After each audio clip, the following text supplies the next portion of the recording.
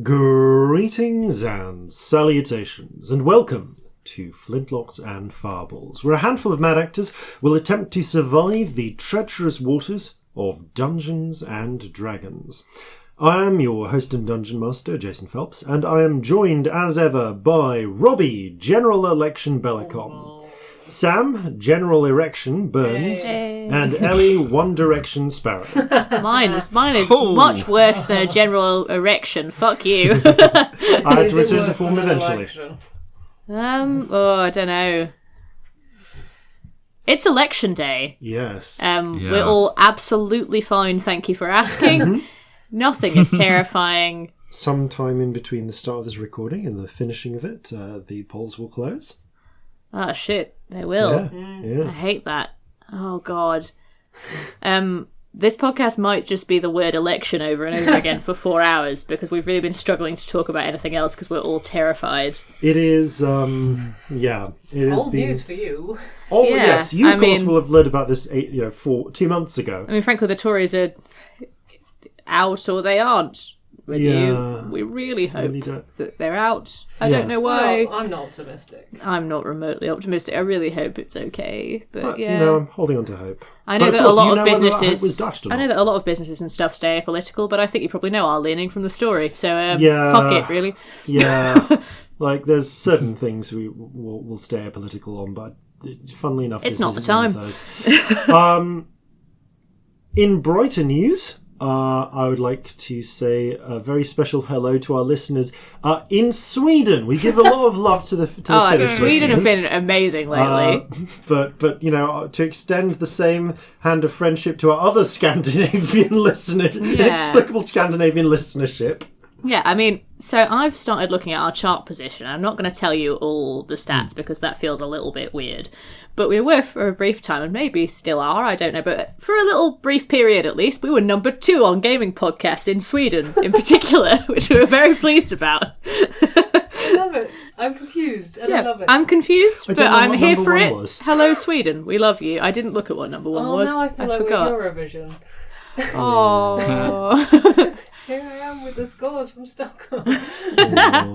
Sweden would get all the points if it was up to me. 2 points. 12 points. Boris Johnson, nul point. Will you get more points if he adds in a fridge again, do you think? I realise that joke's really fresh for us, but it's 2 years. It's 2 weeks old for you. 2 months. 2 months at least. Bloody Yeah, hell, time.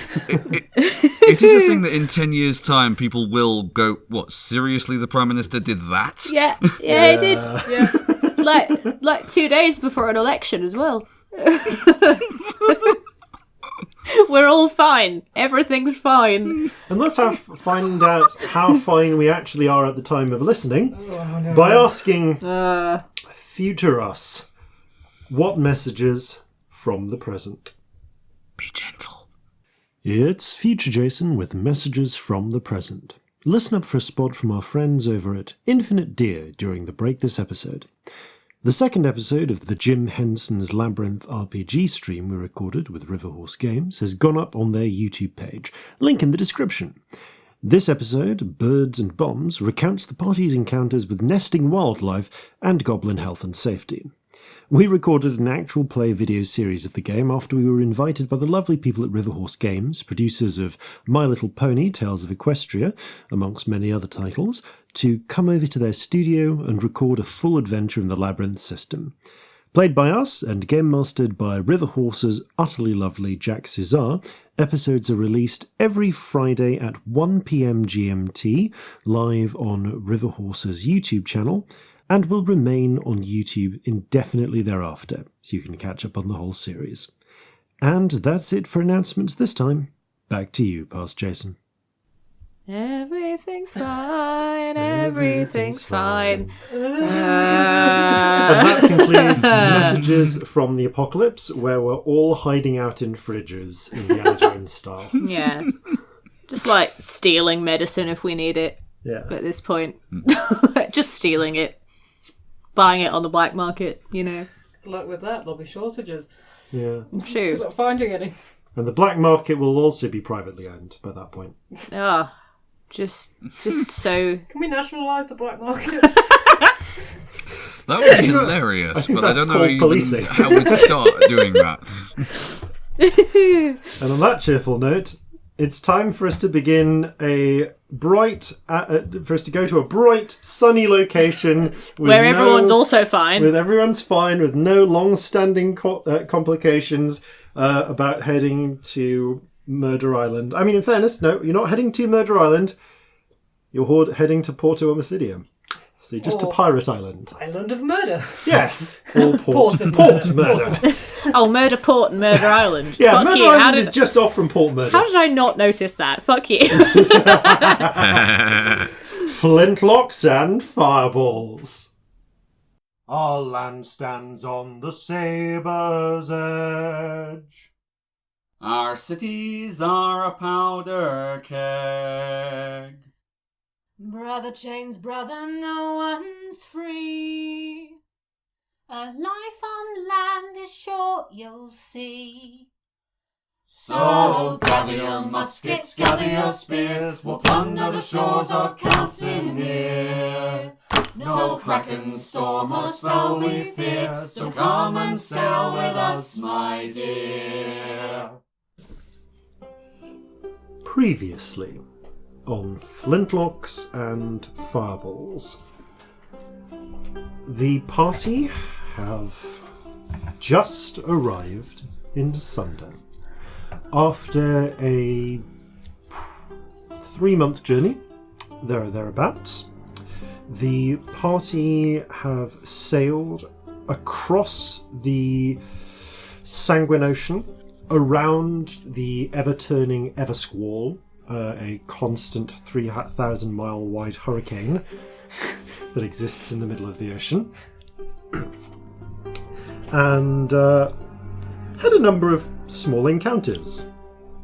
Ghost pirate ship, slave ship, Ghost pirates. freed 210 slaves, got attacked by Sawagin, Bastards. I hate them. Repelled Bastard Sawagin. fish. repelled Sawagin. Somehow, by a mixture of luck and being, frankly, just rather magically powerful, got through all of this without actually losing any crew or passengers. I'm so impressed with this. Which, yeah, I am personally impressed by that. I am very, very pleased with this. However, the latter part of the journey has been somewhat marred by another occurrence as well. It's been just under a week of being confined to cabins for Celestia. And although you have now recovered from the immediate physical symptoms, there are still long-standing effects of your prolonged use of opium, which have yet to emerge. But it is, nevertheless, a bright, sunny day.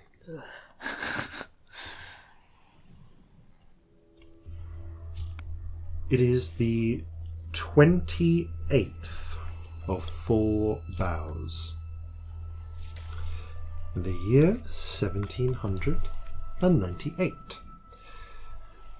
You have made your course to the Carnelian coast, on the southwesternmost tip of West Sunder. Well, not the most tip, but still in the southwest. You approach a verdant archipelago of islands. They are green, many thick with tropical rainforest, jungle. Others, however, especially by the shores, are marked with plantations, sugar, coffee, other cash crops. Also a great deal of bright golden corn and maize. But you sail around them, and your target comes into sight. A verdant jewel amidst brilliant blue waters.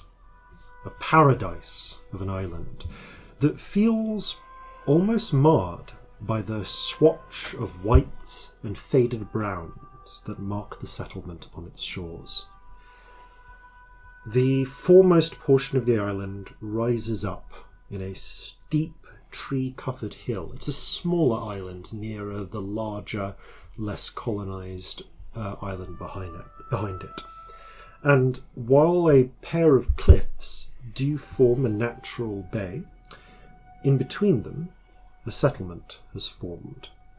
One of those cliffs was at some point reinforced and stabilised with sturdy brick bastions, and a whitewashed colonial fort has been built atop it, bristling with cannon.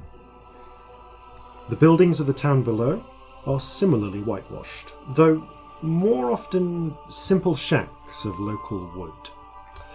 Although here and there a few brick buildings stand out, most notably a large mansion further up the hill overlooking the town. The harbour is comparatively well developed, with mooring for dozens of ships, many of them occupied, and there is a veritable forest of masts, sails furled, and you can see at least 3 dry docks built for maintenance and repair. Beyond this sheltered port, small plantations ring the coastline, where crops are grown against the beaten-back jungle. You are Celestia. The sun is bright. The sunglasses are on. Even through the sunglasses it feels. And this is probably the first time in a week you've been above decks. Much of the crew, and certainly almost all of the liberated slaves, are up on deck to witness the first port that they have seen in months. Yeah, I think I would go up, but stand somewhere a little separate. Okay. Scamp, Corzin, you see Celestia emerge and move off to one side. Alright. Otherwise, essentially Pepper, the navigator, looks to you, Corzin. Ready for us to head on in, Captain? Make it so. Aye, aye. They continue their journey, sailing into kind of semaphoring up to the harbour and receiving coloured directions to go to one of the docks. I'm going to ask Vieg if he knows who the harbour master is likely to be here. Not particularly. I knew who the harbour master was 35 years ago. I somehow doubt it will be the same person. Alright.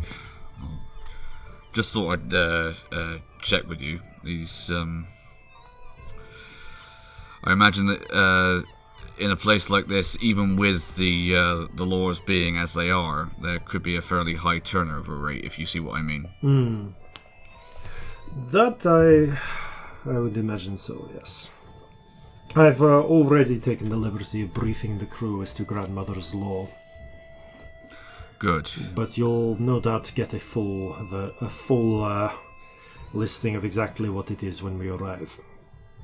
Alright, I want it absolutely drummed into everyone that this is very, very important. Oh, don't worry. I have. Good. Last thing we want is some random getting knifed in a bar and dragging the rest of us into it.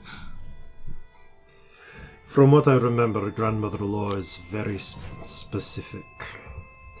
Oh, also, a bit of fighting doesn't break the law. You just got to make sure you don't mutilate or kill. Or imprison. I mean, it is an island full of pirates. There's going to be fistfights.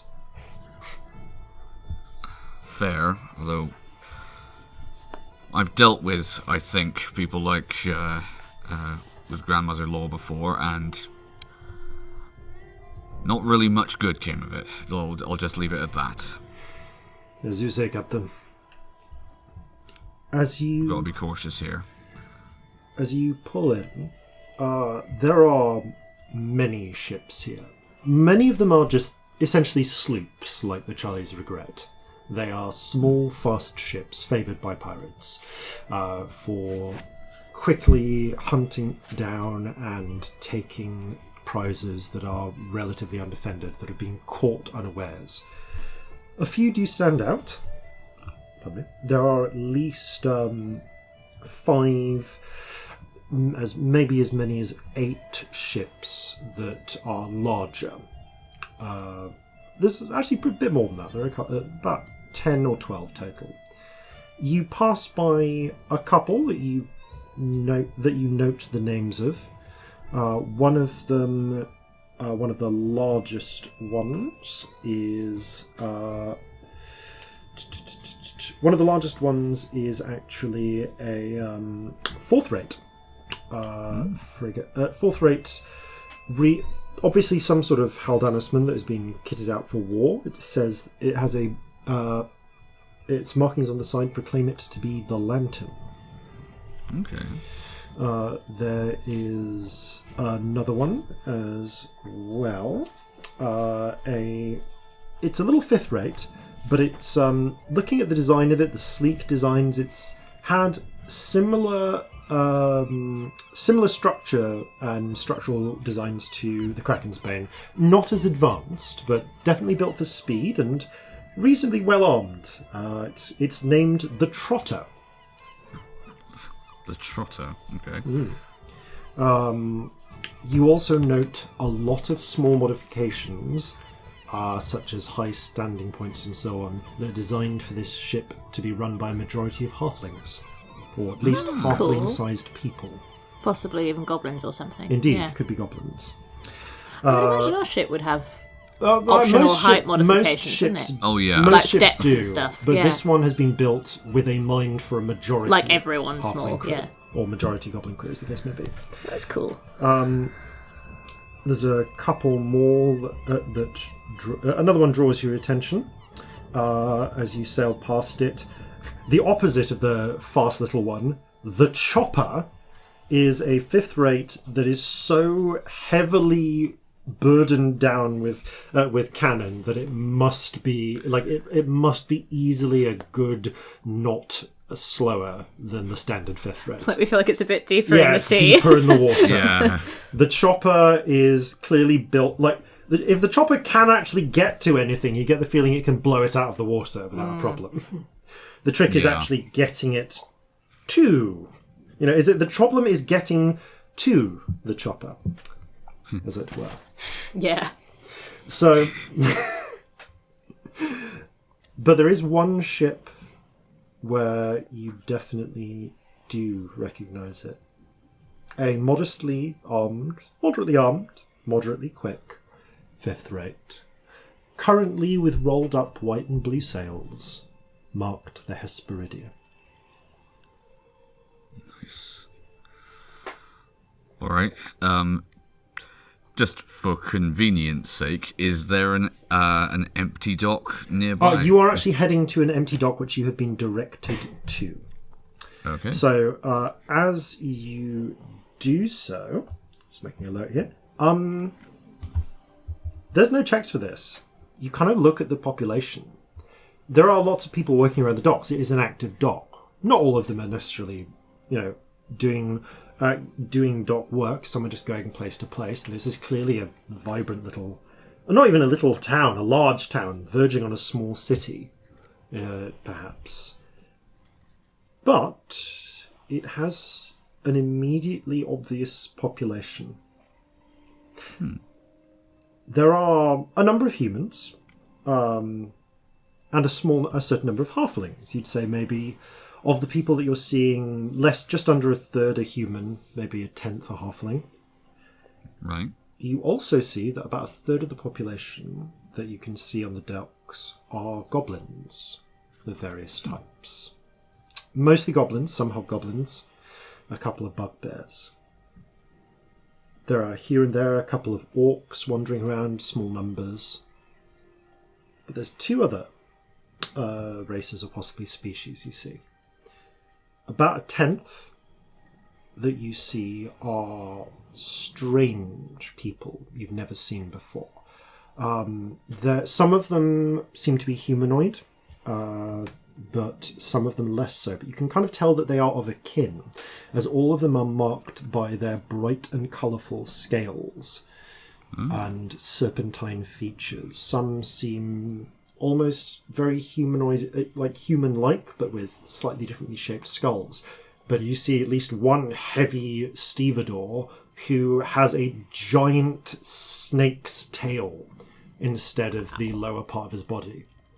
But burly human arms and bright green scales, and sort of slithering along, pushing cargo. That's really cool. And there's another group, a bit over 1/10 of those you see, are tieflings, walking openly, of varying different types, just going about their day-to-day business. And you see one of them is waving you into the dock. A male tiefling, red skin, kind of black bull horns, wearing a kind of light cotton coat. It used to be a richer grey, you'd guess, but has faded with time. It is quite thin because frankly, it's a warm day. It's a bright, sunny summer day in the tropics. However, as the ship is pulled into dock and the various dock workers assist your crew getting down, mooring it into place, the harbour master strides up.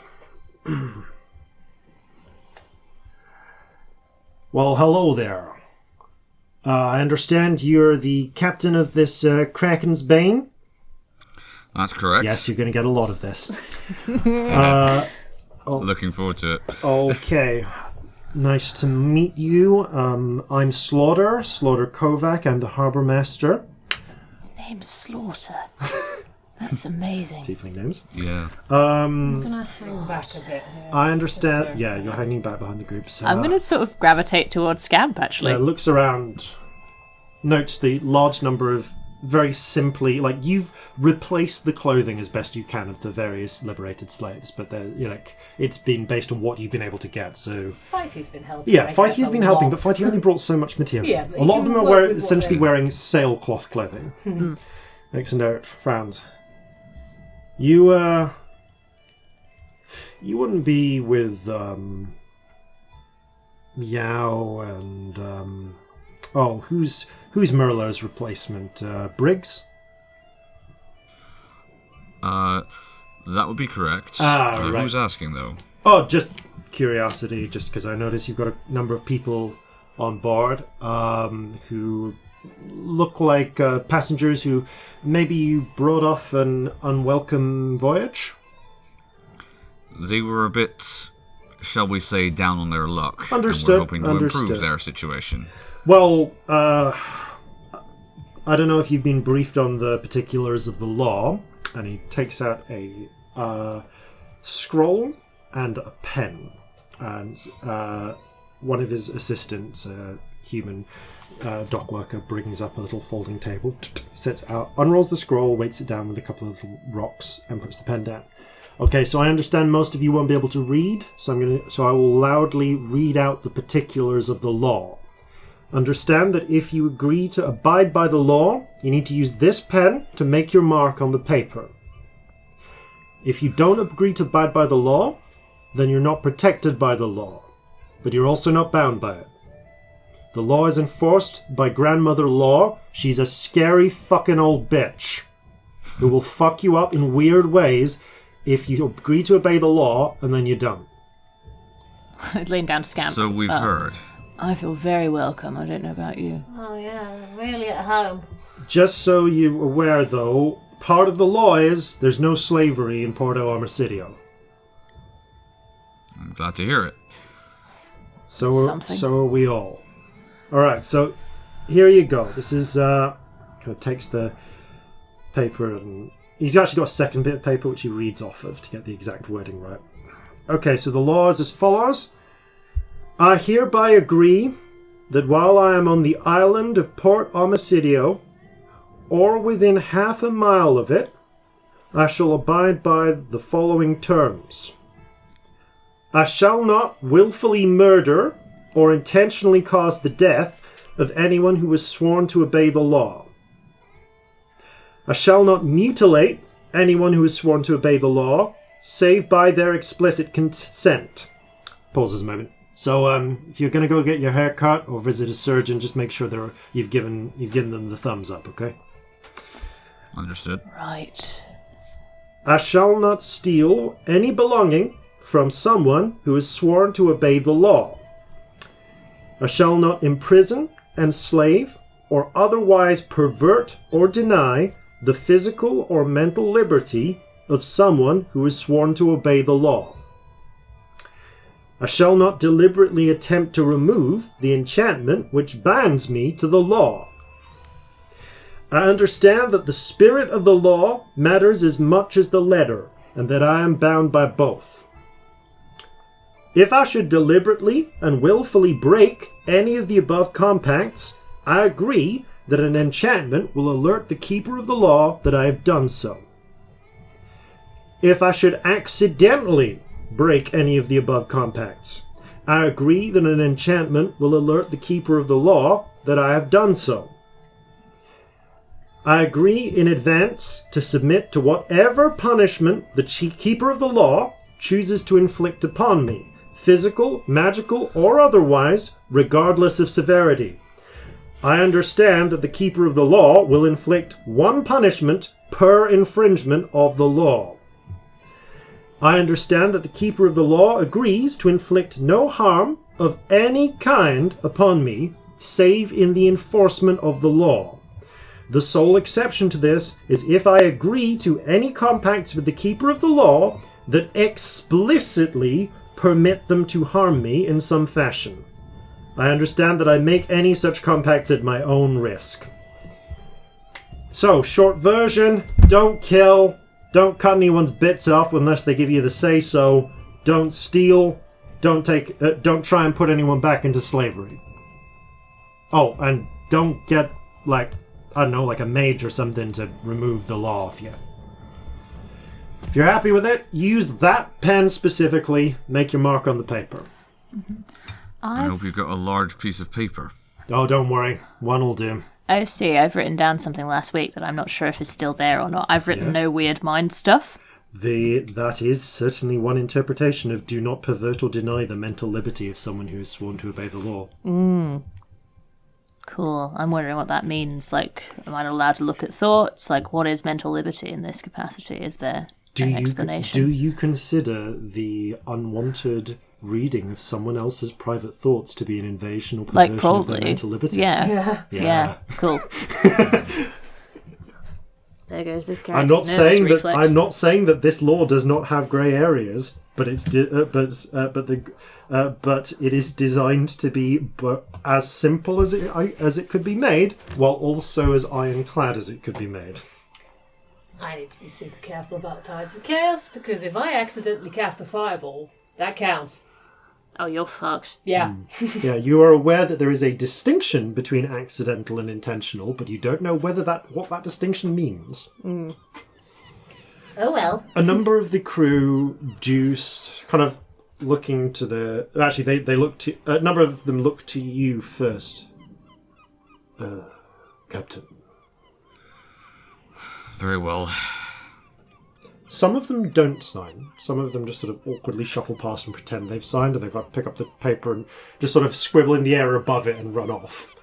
But many of them will pick up the pen, and you watch... would anyone like to go first, actually, before the crew does? No. Okay. I diver for a Corzin long will. time. Okay, Corzin, you go first. You pick up the pen.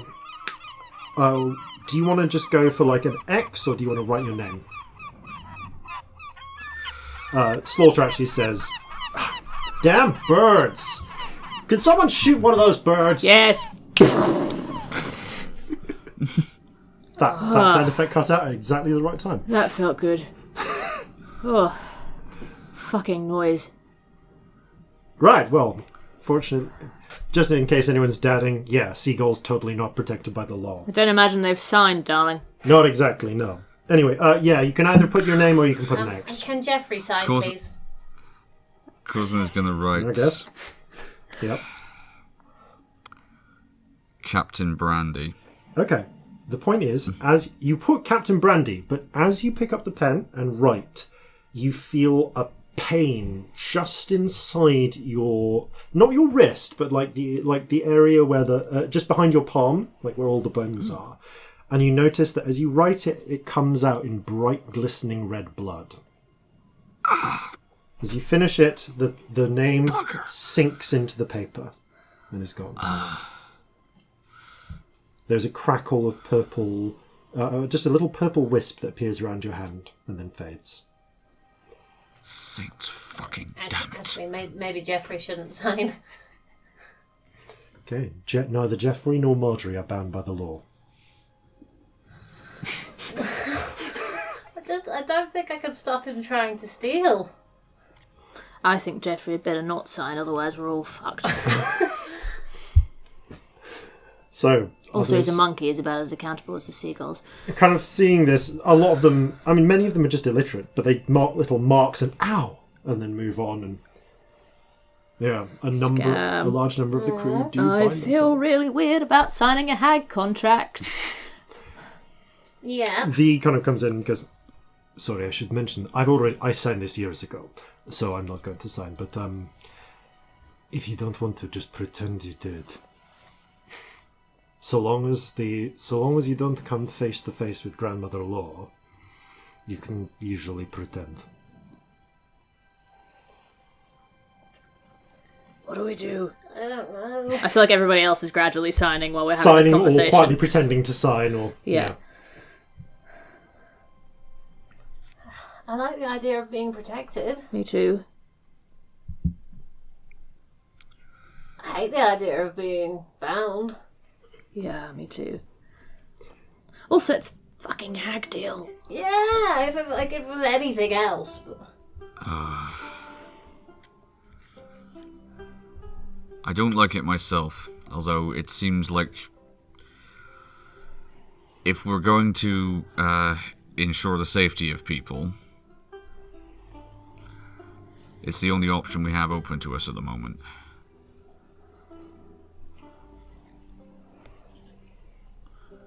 Also, it's just a bit scary, you know? Yeah. Yeah. What if we're in a tight corner and we need to get out and there's loads of things we can't do? Well, Thought magic is my usual way out of everything. Hello, While you're by the here- way. Realise I haven't seen you both in a few days. Didn't do that bit. Hi. Yeah. Missed you. missed you too.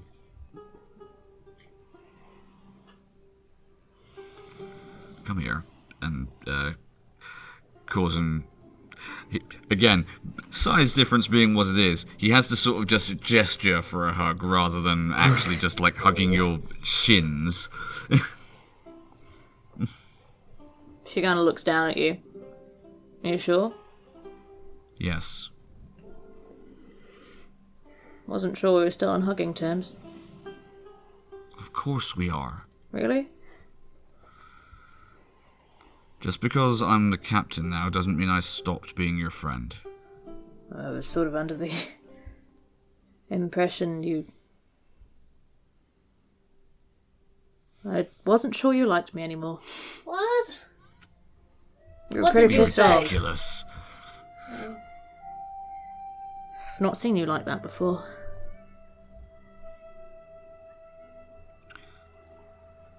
I was concerned, I won't lie. And it's difficult to see someone I care about in that sort of pain. But I hope that if you're up and about that you're through the worst of it. But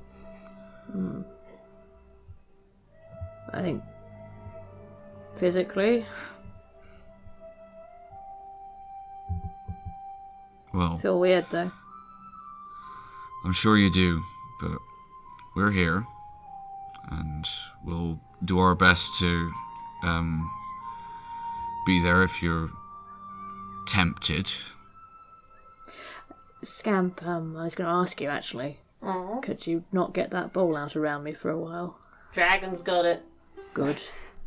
I'll get it back off him eventually, but I promise to use it all immediately, first thing in the morning, to eat all the chocolate when you're not around. Well, you get really fat, but I won't have any opium, so... Yeah, that sounds pretty good. I can live with that. I will take that sacrifice upon myself to eat 3 bowls of chocolate. You're such a good friend. Every morning. Fuck it, the sacrifices they make for me. Corzin, have you seen this? Goodness. They're a hero. Yeah, I mean, that's... I've heard about falling on one sword, but ooh. I missed you. Yeah, we both did. I miss both Everyone of you a did. lot. It was... really bad? It was really bad. I know. Rough as fuck, I shouldn't wonder. I know it's my own fault. No. I said you did something dumb before. I didn't say it was your fault. There's different things. Oh. Sorry, did you... Oh. No, it's not your fault. Yeah, there's a distinction. I mean, we've all done very stupid things in our time, haven't Yeah, we? but a lot of the time you don't know it's a dumb thing. Ooh. You scared us is all. So, sorry if we said the wrong things. You might not have done. I might just have been around people who make me feel like everything's my fault for a long time. Given what I know of your family, that doesn't sound all that far-fetched. Oh. Usually, taking care isn't really up there, and if people are angry, they're just angry. I'm going to sign the thing, I think. Alright. Alright.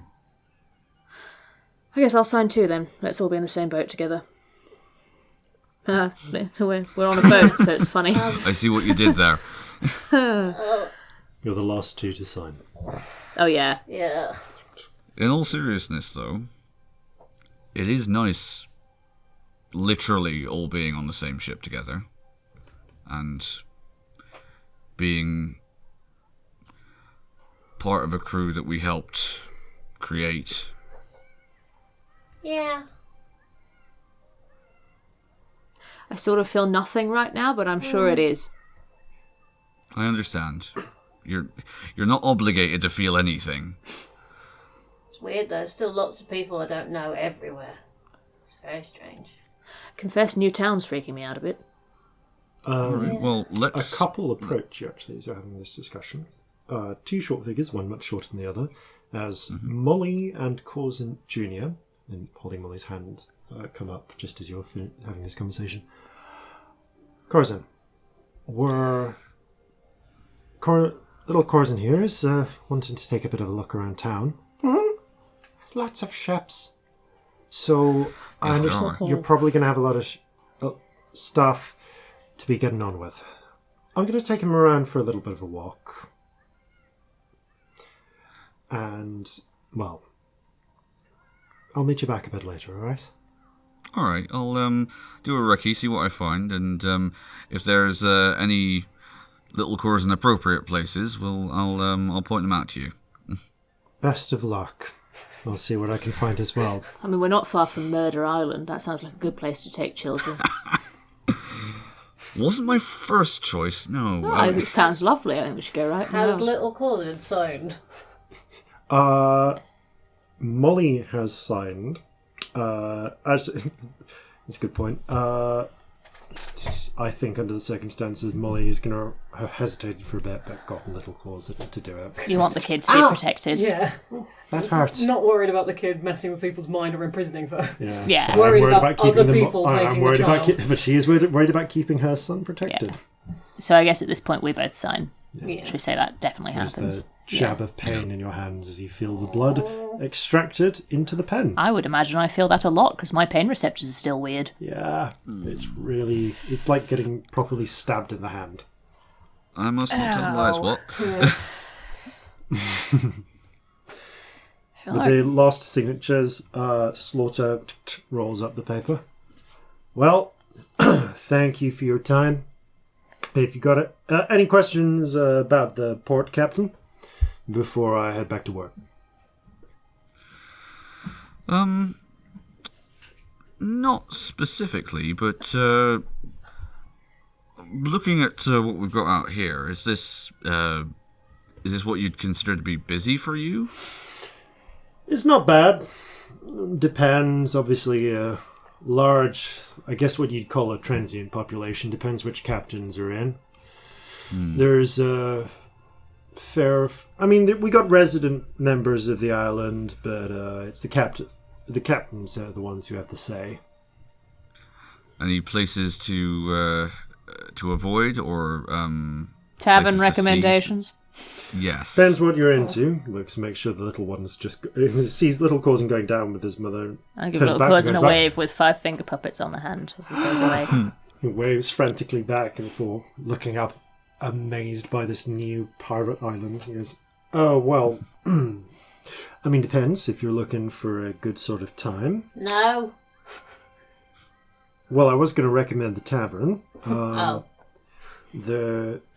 Honestly, probably the cleanest one would be the Merman Milkman.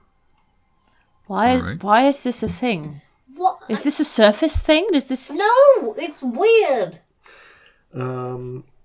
If you're looking for, a good time in that sense, you might try the Longshoreman. All right. Right. Or if you're just looking to spend some of your... If you're just looking for a good time, an entertaining way to lose whatever loot you might have got in a recent haul, there's a casino, Lucky Lucille's. He kind of gestures to different buildings. These are... the Longshoreman and the Merman Milkman are both kind of large, whitewashed wooden buildings. But Lucky Lucille's is one of the brick buildings. Again, whitewashed. It looks to have been an earlier... colonial building. The whole place actually looks like at one point this was some sort of colonial fort or settlement, which then got taken over by pirates. Sorry, I've made myself laugh because I realised the second you said it was a casino, I was picturing it with like neon on it. Then I was like, we're in fucking Regency period. Stop it. That makes no sense. It looks like it might once have been a hotel. Is kind of what it looks like. My brain's just stupid and it made me laugh. Would exist, but not quite. Unless there's been a wizard involved somewhere, maybe. Yeah, the casino just looks like a large building, but you can faintly see a sign over it. Yeah. Are there any? Where would you recommend to trade goods or such like? You want to be talking to Littleman. He gestures to a warehouse. Littleman is the go-to fence for any salvage you might have come across which you don't have the paperwork for. Of course, if you do actually have legitimate paperwork, you'll get a deal here, but you might be better going somewhere else with it. Regardless, if you've got stuff you need to get rid of, Littleman has the contacts to get it shipped elsewhere and sunder. You'll be getting a slashed, a fraction of the market price, but you'll be able to sell it. All right, good to know. Thank you. Not a problem. I shake his hand and move on. One other thing.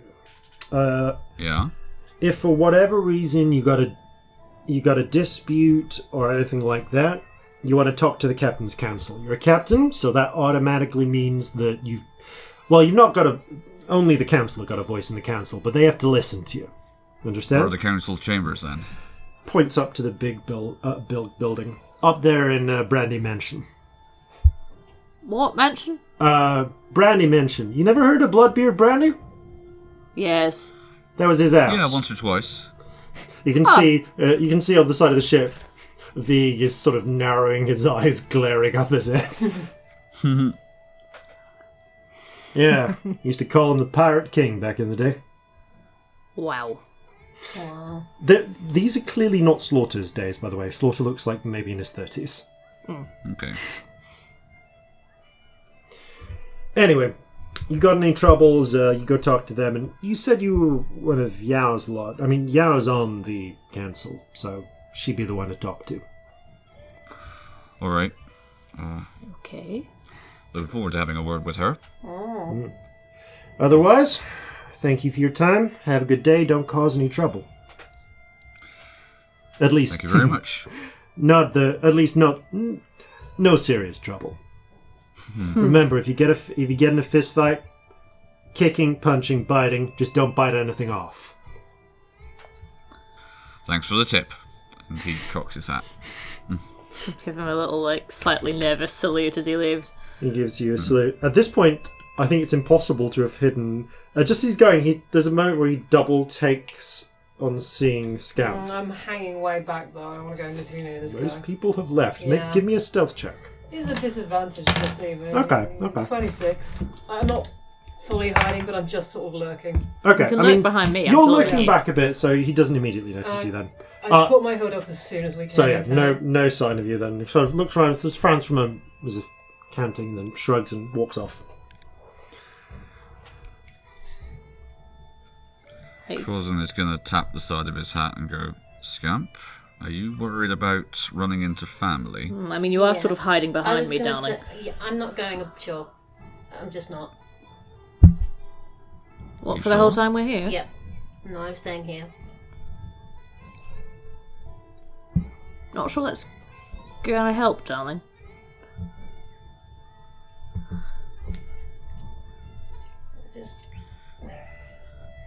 I don't see how it will harm. We might be here for I weeks. understand if you're scared, but we might be here for quite a while. Yeah, that's fine.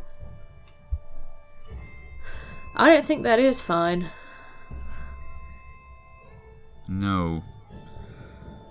If you're scared, I'm not gonna force you to, but I think that No one can hurt you here. It is a thing. you literally signed a contract to that effect. Yep. But also currently no one knows I exist, so Well, everyone on the crew knows you exist. yeah. You've got that hood. It's really good. And if you're out there, you'll have us.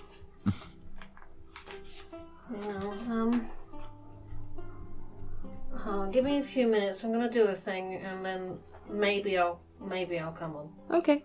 Well, All right. no rush. Can Marjorie wait. be a pigeon by now? Is it Yeah, Marjorie's Right. become a pigeon in this time. Can I You get... remember to deduct the incense. Yes. I can't remember how much I have. I'll rummage in my notes Yeah. in a minute. Can I send Marjorie to look at the bow of every single ship for a name? Roll an investigation check. With Marjorie's investigation. And I'm gonna look through Actually, her is eyes. this something that Corzin would have seen on the way in? Well, You Not can- all of them. You can... no, but roll me a perception check just in case you glanced at it. okay. So I'm gonna look through Marjorie's eyes as I go. And just have her fly 12. past every single ship. Okay, 12. You didn't happen to see it, but yeah, so what was your investigation? Investigation. Is this mine or Marjorie's? 'Cause It's Marjorie's. So I'm for Marjorie's... using her eyes. Yeah, you're using Marjorie's eyes, but Marjorie's the one who is doing So the that's an searching. 11. 11. I'm using Raven stats because that's Cool, the Raven closest stats is I fine. find. So, No, it's terrible okay, investigation. it takes... She's got an intelligence of 2. Yeah, she's got good perception, but her investigation... Isn't Scamp, Controlling Marjorie. Scamp Yeah. is not Within controlling 100 feet. Marjorie. Scamp is not puppeting Marjorie. no fair. Scamp can see I and can hear. within 100 feet. Yes, but But to there's, look at but all there's of them. quite a Yeah, lot of but- boats But around. I'm just having her fly down, Yeah. stop at each one, carry on. Yeah, Marjorie's having to conduct this investigation herself. This will eventually succeed. It's just a question of how much I time will this take takes. as long as it takes. Yeah. So it certainly doesn't happen within the first few minutes. So... I have a little lie down on the deck until Okay, so you're Scamp's gonna. done. Okay, so you're gonna wait. Are the three of you gonna wait until Scamp is done, or are you gonna I head don't on? mind, yeah. Yeah, Corzin will wait, but in the meantime, what he will do is he'll check in with Heinrich, if he's still on board, to see if the journey here has entirely agreed with him. Yes. So Heinrich, Heinz. I said that wrong during the off time. Heinz. That was it. That was it. Heinz Beans. is busy neatly stacking the equipment. Hello, Captain. So we made it to port. How's your first voyage been treating you then? I trust the excitement wasn't too strenuous for you. Yeah, certainly exciting. Lots of blood. Yeah. I mean, I knew you that find it yourself spurted with like that. that, but that's quite happy for Dr. Au. But Yes. yeah, How the have you second been time getting was on with easier. him? All right. Oh, hi. Well, everyone remembers their first time. Everyone remembers their first amputation, their first. Yeah, I mean, I'm. I only thrilled. overheard a little bit of that, and that wasn't where I was expecting that sentence to go. Do carry on. Sorry, ignore me. Hello, Celestia. Hello. I wasn't really expecting. I mean, I'm really thankful for the amount of magic you have. We didn't actually end up having to do any amputations, which means that's still to come. But no, I am certainly learning a lot. You look like you're absolutely fine. Everything is fine. Yeah, same here. Yeah. Can I roll an insight Do you check to need see to? how far? Oh, no, you don't need I want to know to what degree Yeah, he's roll an not insight fine. Okay, that's what. Oh, Heinz. Like, is he about to vomit and cry? Like, Okay, I would be if I was him, that's, in all fairness. 18. Okay, so Heinz is having a bit of a rough time, but you've also watched him work, and while he seems to be essentially having one long low-grade panic attack in the times between crisis, when the crisis was actually happening, he really just buckled down and got to it. So, if nothing else, he seems to be developing the instincts that will help him in this sort of career in the future. From the way it works, isn't it? You're amazing in a crisis, then you just fall apart afterwards. Like, yeah.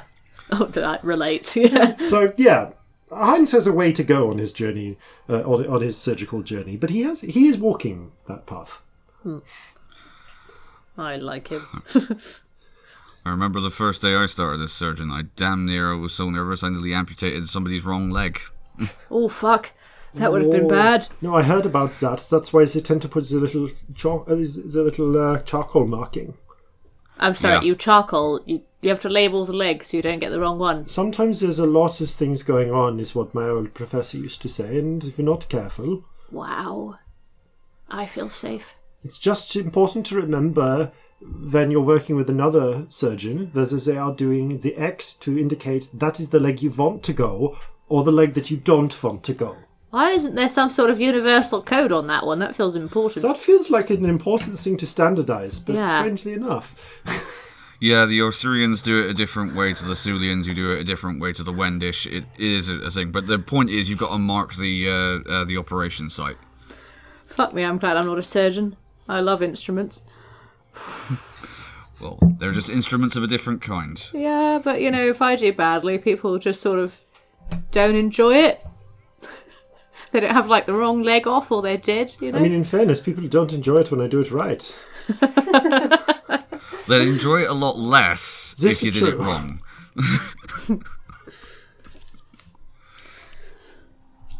So, you leave Heinz to his business. It takes you the better part of 40 minutes or so to do your searching, Scamp. You do spot, however, after a little bit of time, the distinctive markings of the basilisk. She's a quite an old, actually, looking.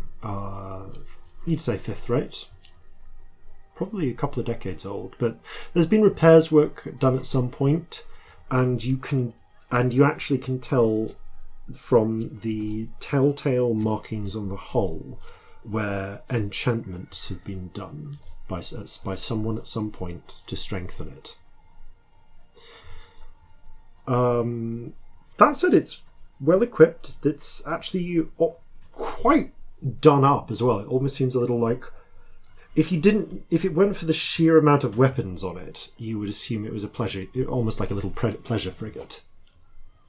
It seems to have been kitted out for at least someone, at least the officers if nothing else, or the captain, to live quite comfortably on.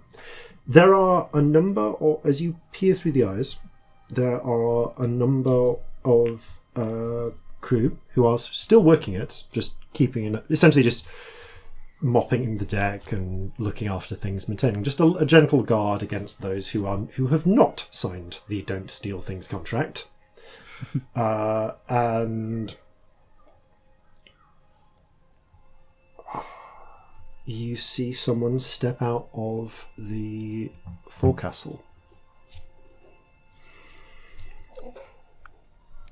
She is young. She's a young tiefling. You would guess early teens. Pinkish purple skin. Curled goat horns. Very short, neatly combed black hair.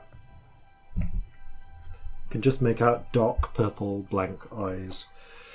A dark purple shirt and trousers, a well-cut navy blue waistcoat, and navy blue ankle wraps that go down at the bottom of her trousers around her cloven hooves. She has a pink silk scarf at her collar and a pair of earrings with pink-cut smoky quartz. She has a book in one hand, takes a walk up to the top of the forecastle, and there's a little fold-out chair that she's brought with her, deploys it, looks out at the bay, notes the arrival of a new ship, takes out a pencil, flips open the book and starts sketching the ship, making some notes, noting down the name. How long do you watch for? Not long. I'm out there almost as soon as Almost as soon see as. her. Let me just roll me a luck check. 5. She starts this, pauses, looks dead on at Marjorie, I'm out of there. and starts sketching a little pigeon. Just sketching an image of a pigeon. You fly away. I'm disconnecting from Yeah, you Marjorie. disconnect. Marjorie's coming back, but I'm not looking anymore. Yeah. And I'm going to go below the deck very quickly. What, you just leave? Yes. I'm going to follow you. Yeah, we're both going. Yeah, you've no idea what But they've we just seen. noticed you disappear. Like, Yes. Yeah. Because you're waiting for me. Yeah. So I'm just getting under the deck. Everything okay? I'm going to stay down here. What, forever? Yes. What did you see? What happened? Basilisks here. Shit. So Right, I'm going to stay okay. down here. So it's still exists then. Did you see anyone on board? I didn't stay long. Was All right. was she there? Violet? I didn't see her. So I'm going to stay down here. It's not far away. Horribly. If you have questions for her, we're in an environment where nobody can hurt each other. She thinks I'm dead. I think. Probably. Maybe. Hopefully. We just don't know, but look,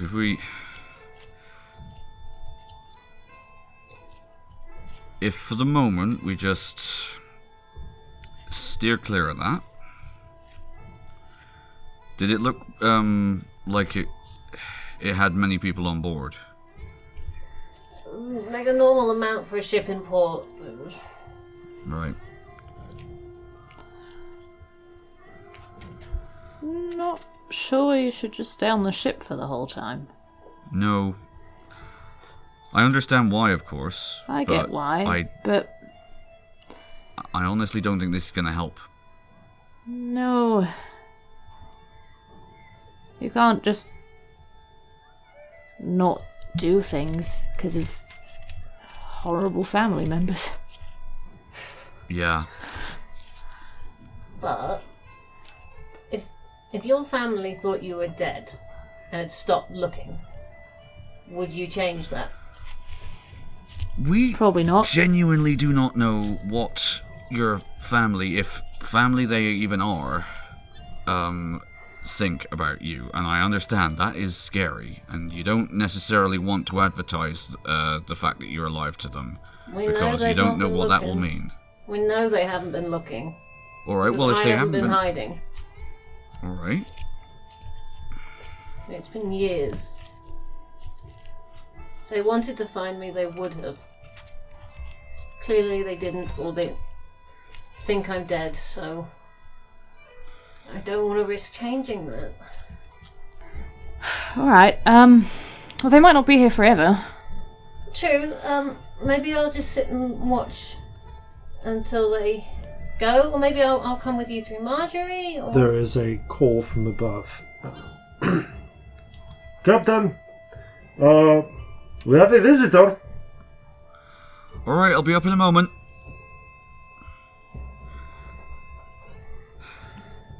Do you want someone to stay with you? No, I'll be Marjorie, and you take Marjorie with you, for now. Okay. Alright. You can see through her, can't you? Yes. And hear. Right. So I can talk to you, but you can't talk back. I don't like this already. Well, okay. Beats having a parrot, I suppose. Maybe we can keep an eye out. Yeah. And if we know that they're back on the ship, or if we know that... Or maybe try and find out, just see if you hear if they're going or anything. Maybe that can be one of our first things. Maybe we'll ask around a bit. Yeah. Yeah. Not in a way that attracts attention. And it might be that, someone mentions something and this doesn't last anyway, but I don't feel safe. I understand. Yeah. I understand. Yeah. I wish we didn't have to come here at all. I know. Anyone who wants to do you harm has to go through us first, you know that. Yeah, and that's what scares me. What if they do? I can't lose you. I'd like to see them try. I wouldn't. Do you want a hug? Yeah, come here. Yeah. We both cuddle you. Yeah. I'm sorry, this doesn't feel fair. No, it's not remotely fair. Maybe we don't stay here that long, if we can help it. Yeah. There's someone waiting for you up there. You should go. I'll be fine. Stick with us. I'll be Marjorie. Is Marjorie back? Marjorie has returned my spell. Okay. Marjorie, you sit there and behave. Where has Marjorie settled? Marjorie has settled on your shoulder. How will we know if you're in trouble? Can you have Marjorie do something other than Can you get her to peck me or something? Yeah, like I think if you're in 100 feet. Yeah. Fuck. I'm now having paranoia that someone's going to come on the ship and try and get you. That's not going to help you worry less. I'm sorry. I'm unscribable. do your spell. True. Celestia. What? The spell's already up, isn't it? Have you done the spell today? Yes. Yep. You I would you have. do it at the end of every night. No, I wouldn't have done because I was in You withdrawal haven't, yesterday. because you're in withdrawal. But I can now. But you can now, so you can do that now if you wish. I can You do take that 10 now. minutes. Would that make you feel safer? If you knew that people couldn't get down the stairs to you and stuff? To be honest, it doesn't make a difference for me, but if it makes you feel safer, I don't like the thought of leaving you, and I'm terrified, Yeah. so I'm going to do that, because then at least Okay. if someone's here, you can go below and they can't get you. Yeah. You can It go, means go you into can- little Stay below. Corzin's room, I'm going to stay because below. that never has a door when I enchant it, so you'll literally be walled off. Also, at least you have somewhere definitely safe you can go, Yeah. if anything weird does. I just hate the thought of you not having a way to contact us if somebody came for you. Yeah. That might be paranoid, but here we are. No, it's fair. You do that, and Corzin, go see the person who's waiting. You're a Yeah, I'm captain. gonna You've got to be polite. Do a spell. You go do the nice things. I'm a captain who's seeing to the needs of my crew. I'm fine. You take Marjorie with you. Alright, then he sort of strokes Marjorie and slowly heads up the stairs. You head upstairs with a pigeon on your shoulder. The fearless captain with a pigeon. I've run about enchanting stairwells for Yeah. a while. I'm gonna sit I always down. picture this spell as a lot of running about. Yeah, there's a lot of running around, sort of adjusting things, setting things in place. I'm gonna look through Marjorie's eyes. The Rainbow Spirit. The Rainbow Spirit has, for the last week, almost been kind of faded out and like just A bit like, over your shoulders. yeah, it's doing its usual Celestia sad, so it's being a blanket draped around her shoulders, but it's Start- not bright. Picking up a bit more. Yeah. There's more being in the sun, being in the light. It seems to be regaining some of its strength. Talk to it. Are you alright? You've looked funny while all of this has been going on. Have I fucked you up as well? Hey. Flickers, brushes a tendril against your cheek. I lean into it. Then you can continue running around as it Yeah. plunges, leaving little rainbow marks in the sides Yeah. of the ship. I imagine it has quite a lot of fun doing the spell, because it's the first thing I've done with it. It's not really been in, active like, a for a week. while. So there's a certain restless energy. Yeah. Corzin, you step up onto the ship where there is onto the deck of the ship where there is someone waiting for you. Kind of engaged in a conversation, looking up at Vig. He turns around and you see the familiar figure of a male halfling, curly grey-black hair, kind of sticky-outy sort of ears, bit of stubble, and at the moment he's wearing a thigh-length russet coat, brown waistcoat, and an umber cocked hat. A bit older, I think a little bit older than you, late 60s, is Captain Briggs. Ah, yes. So, one of my shipmates mentioned they saw you coming into port. Thought I'd come and say hello. Good to see you, Briggs. Hi, Hold on, Briggs. I'm I just- run past to enchant another doorway. Hello, Celestia. I'm busy, but hello. Shakes your, clasps your hand. Look, Corzin, we've known each other for a while. Just call me Bellekom. I'm sorry. Billion. You know, in all this Yes, time, I William didn't for think. short. Yeah, Bellekom Briggs. Yeah. Oh, it's a stupid Billion. name. Oh, it's a really stupid name. It's great. Oh. Carry on. Sorry. I've never mentioned his first name. Right. Grant. Scamp about? The pigeon, They are, but they're indisposed at the The moment. pigeon flaps a lot. Oh. Looks like you've Within 100 feet. acquired a new Yes. pet. You got a ship's cat as well? No, we have other means of keeping the rodent population down. Oh. No, fair enough. But- Well, you've certainly got our attention.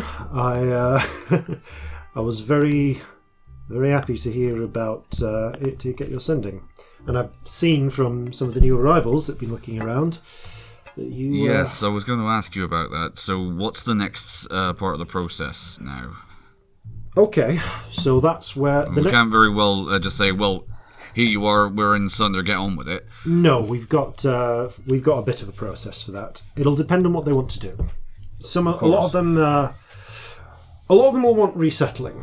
There are safe places we know in both sides of Sunder where we can get them to go to. We'll keep a portion of a lot of what we steal along the way for paying for them to get somewhere started. Some of them will want to stay on though. I'm hoping. I was hoping so. That they'll want to stay on with our wing of things, not to be presumptuous. But they might. No, that's fine. But they might. A lot of them might want to go over. Might see things more Violet's way, and I don't blame them. I was going to ask,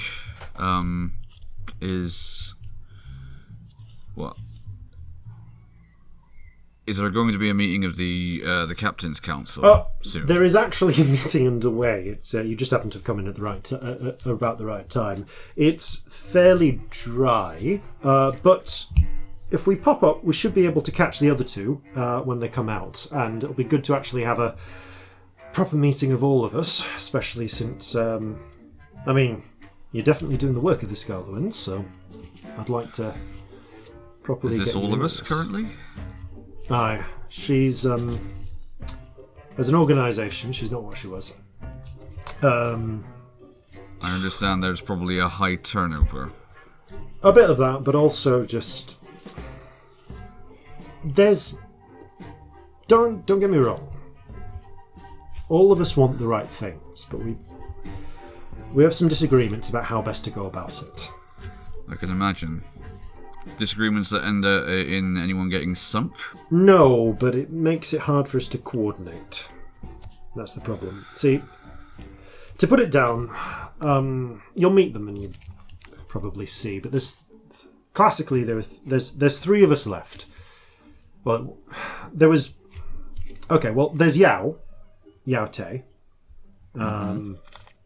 She's been here the longest. She inherited the ship off Chen.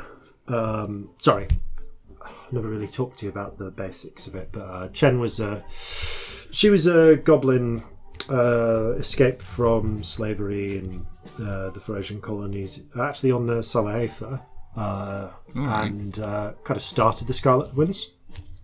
This were all donkey's years ago, but I would have been but a lad at the time. Shakes his head. I can remember hearing a story about that. Aye, well, anyway, she led it for a long time, and she was there at its height back during Brandy's alliance. But after Yang kind of broke, after Yang kind of broke the alliance apart, membership started to dwindle, and then it's frankly impressive that we kept it together the last 30 years. But it's gone down and down, and for the last 8 years or so, it's just been the three ships. Yao, Violet, or I guess you're here now. You can call her. We call her Violet because it's what she used to go by, but I think her actual name's Val. Tiefling name Valesi or something. Not Tiefling, Midmirish. And all right. Well, it was Merlot as well. Obviously until Kion frowns a bit, but now it's me. They know me. They have no issues with me taking over, which is fortunate. Good. But yeah. But basically, there's the kind of some disagreements. I'd say that Yao is she's an idealist,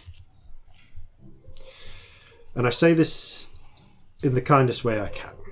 She wants to save everybody.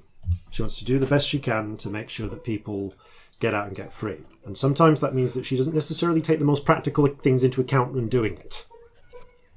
I can understand. But she's the best at resettling people. A lot of the people that you freed, she's going to be shipping them out, trying to get them to places where they can find new lives. Which one was her ship? Hers is the Lantern. Points to the fourth red. So then there's Violet. Whatever, I can't remember. Violet. She's mellowed in recent years, but a lot of liberated people will go to her if they want to strike back. She's more concerned about punishing the people doing the enslaving than necessarily... I mean, she cares about freeing people, but she'll prioritise... She's more one for trying to prioritise damage. So that would be the chopper then. No, hers is the basilisk, he points. Well, Sorry, that was an out of character mistake. Oh, you've seen the chopper, have you? That's Uva's. Yeah, whose is that ship? Uva Weiss. He's big orc chap. You'll probably see him in the pub. Actually pretty influential, but very, very straightforward, to put it politely. All right. He's an orc who believes you can solve problems by blowing your way into them, and that's very much his approach to how he's outfitted his ship as well. We like to joke that if he could ever actually catch up with anything, it'd be dead in the water.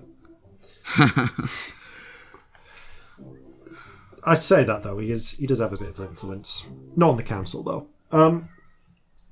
But no, and then of course, well, I kind of follow with Merlot's idea that you've got to have enough material to do the job, and also a lot of the people who come work for us have not just been liberated slaves, but also just people who support the fight, but are also usually just pirates as well. So we kind of care about making sure that we come out of this with something to live on at the end as well. Of course, it's no use doing what you're doing if you can't survive to enjoy it. Well, exactly. Here's the thing, we all care about the mission, but sometimes the disagreements about how we go about it is what makes it hard to coordinate. With a fourth ship on, maybe we can start making some difference, which actually does bring me to that. When I've got the others around, I'd like to propose something. I asked you for a favour. I was going to have you go on patrol with me and do a raid, but you've already taken a good step, and depending on how many people want to sign up and crew, I might have something else in mind. I'm going to work on it. We'll have a chat about it. Something more daring and heroic. Aye. Going to engage in a bit of a grand theft. Well, that's pricked my ears up. Celestia runs past doing a spell and just a little look at the idea of grand theft, and then carries on. What's the largest thing you've ever stolen? Oh. This ship. The largest single thing? Largest single thing. Can Celestia run past? This, darling. This thing you're standing on. He grins. Want to do it again? I suppose, yeah. What? Want to do it again? Yes. Well, I'm sorry, Absolutely. I'm not the captain. Abso-fucking-lutely. I'll get the detail. I'll be working on the details, but that's the short of it, and I'll talk about it properly once we're together. Take a bit of time to walk around the town. So any business you need, you've just come up, but when but if you can, meeting will be over in about, I want to say, hour and a half. If you meet me up at Brandy Mansion in an hour or so. Right. Is there anyone else while I'm here that I should be aware of? Aye, a couple of others. I'm new here. I don't want to put a foot in it. No. Fair enough. Question before you move on. Who will be at Brandy Mansion with you? It'll be me, and it'll be the council, basically. Scarlet Wind Council? No, the Captain's Council. But also the other two members. The other two will be there. Okay, relevant to that, you're kind of in this area doing the castings. Captain's Council, 5 captains. We get the new one gets elected. I say elected. You kind of stand behind your candidate when it's time. All the captains get a vote, and then after that, whoever they vote in represents. So we hold 2 of the seats. Yao has 1. Violet has 1. The other 3 are a curious bunch. They've been pretty long-standing. So there's Hans Holloway. He's an all-right sort of chap. Captain of Jester's Over. You see what I said before, that the Basilisk looked like it could conceivably be like a nice little travel yacht, frigate. You see something which was definitely at one point a pleasure cruise boat. Oh, right. Which has been turned into a warship. That's the fancy lapdog. The fancy lapdog? I shit you not. It's Hans's ship. Believe it or not, he was a very successful pirate. And actually, that's why he's mostly here, because he already made his pile. Doesn't actually do that much piracy now. Just likes to spend it. Just mostly sits around spending it. But he's the most reliable member of the council because of that, for actually turning up. A name with a story behind it, I'm sure, the fancy lapdog. Pretty much what you'd expect. But mind you, a lot of ships have been taken in by the fancy lapdog before getting blown out of the water. Then there's the captain, the Trotter. That's classic halfling family, Buckminster Chipperbrook. All right. Yeah. You know the Chipperbrooks from Cairnon? Yeah, the Stone Chipperbrooks. Ah, right. Yeah. So Buckminster is he's a violent little bastard. You get the feeling that it's little as in like a couple of inches shorter from halfling standards. But he's got a bit of a sway. He's quite big on a bit of a glory hound, you know? Alright. A sort of person who might not be opposed to a bit of daring do, as they say. If it's daring enough and he thinks the odds are right, yeah. Huh. Then there's Klaxka. Klaxka Atlee, if I'm pronouncing it correctly, I think. They're them. They're one of the Yonti. All right. So they're points towards the various serpentine figures around the docks. So the Yonti,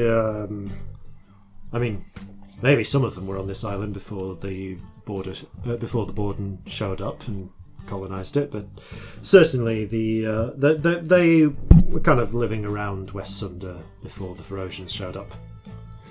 So there's a community there. Klaxka looks after them. Bit of a very practical sort of person. Not necessarily much given to emotion as an individual, but will do whatever they think will benefit them and their people the best. I see. You'll see all of them when you come up. Should time it in time for the council to leave. All right. Well, I look forward to meeting them. No. I imagine it'll be a short meeting for most of them, but it's good to... What are they discussing usually? Like how treasure is being distributed, or that's generally between captains. Whose pitch is what? But more that sort of thing. Honestly, it's quite dry administrative stuff a lot of the time, because the grandmother's law takes care of a lot of the actual law, the actual day-to-day policing and so on. But there's still arguments about fences, property ownership, all of that admin stuff, you know? I was going to ask you about that, actually. Where does she hide herself away? Oh, she's deeper into the island. She's got an old Yonti, I think it's an old Yonti temple there. Lives in it. Big old white pyramid. Oh, good.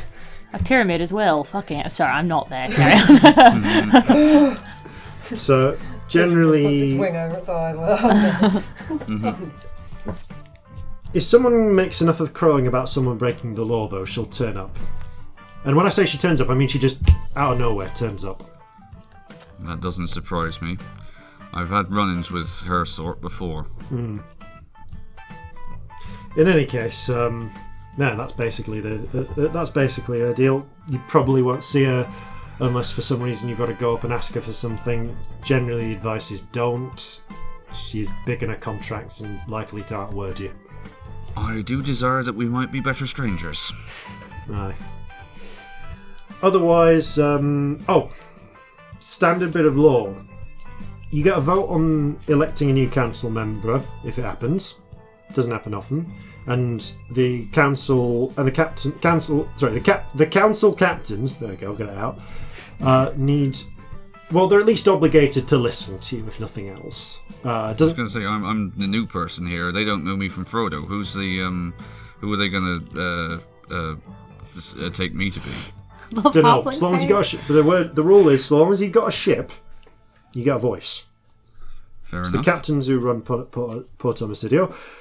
However, the side effect is, as long as you are in port, if the port gets attacked, you have to defend it. That makes sense. Who's generally the most likely to attack it, though? Every now and again. Every few... Your Assyrian Navy get Assyrians bit... will do it. Ferocians will do it. Sometimes one of the trading companies will send some privateers out to try something. It's an actual serious attack is pretty rare. Every now and again someone might try a raid, but that's what gestures up to the ports.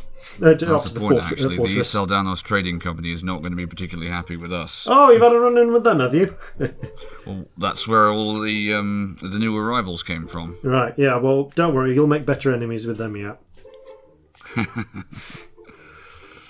But no, the fort's... the fort helps a lot as well. But no, sure, who mans that? We do. There's just basically... So... We get a certain amount of, call it tribute, call it tax, whatever you want, from basically two different sources. Frankly, a lot of the reason why the council are the council is they own property here. So, right. Hans and... Hans owns Lucky Lucille's. All right. So he takes a share of anything that gets gambled away. So what you're saying is piracy of a different kind. Exactly. Then there's Buckminster. Buckminster owns the brothel, the longshoreman. Mm-hmm. I understand that Plexka has a number of interests, but then on top, and we all kind of contribute a bit in. It's kind of an obligation if you're on the council a bit. But then also on top of that, we also get tax of a sort from the Isle of Salahafer. It's about 80 miles north of here.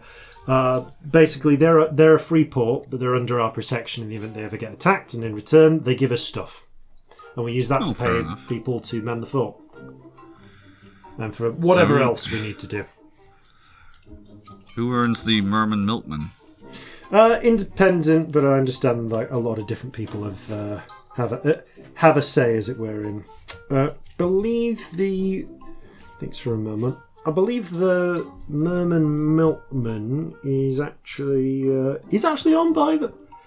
You know, I do think the landlady actually owns that one. Orcish woman by the name of Ethel. All right. Well, maybe I'll have a drink there later. I do. It's a nice place. If the fighting starts, don't worry about it. Just clear off to one side, let them beat it out. As long as no one nicks anything, it's generally fine. And for more beating out, just go to the longshoreman. Hey! Corzin snickers. Celestia runs past. Hey! As the jokes just said. Anything else? Because otherwise, I'll get back to my own business, and I'll see you up at Brandy Mansion. No, that's fine. Thank you very much. All right. Gives you a bit of a salute and makes his way on. And if I could see, if you can, the rest of you of the three of you is invited as well. Thank you. Walks off. Yeah, that's happening. I'm going to assume, Corzin, that you relay me with everything that I was busy casting a spell for, because I think it's boring otherwise. Yeah. Also, Scamp, I assume, was listening through Marjorie that whole time. Oh, yeah. Corzin is going to go back down briefly to where Scamp is Same. and say, right. How are you doing? On a scale of 1 to fucked. I don't know. Okay.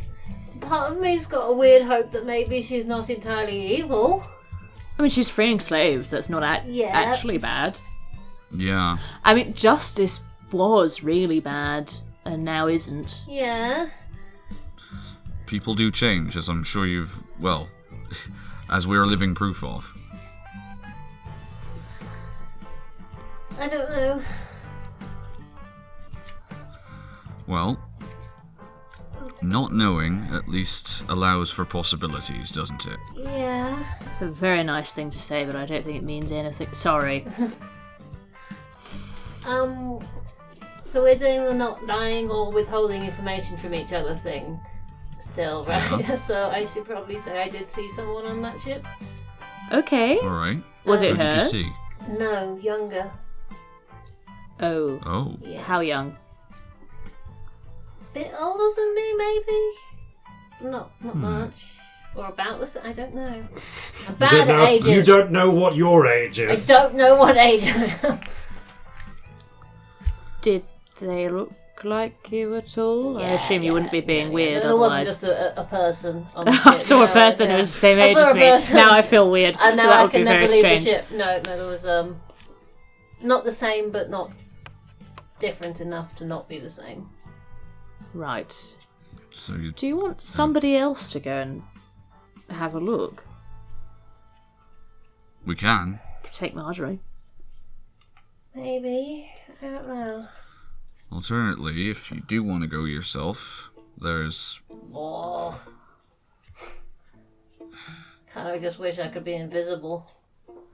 That'd be lovely. Can you? How long can you be invisible A for? minute! Ah, not feasible. Right. Like, several times, but still, Oh, like you get what, 10 minutes total, something like that. if I'm lucky, use everything. Maybe. Use everything with 10 minutes of your day. I mean, in the right circumstances, that's all you need, but I quite understand. I mean,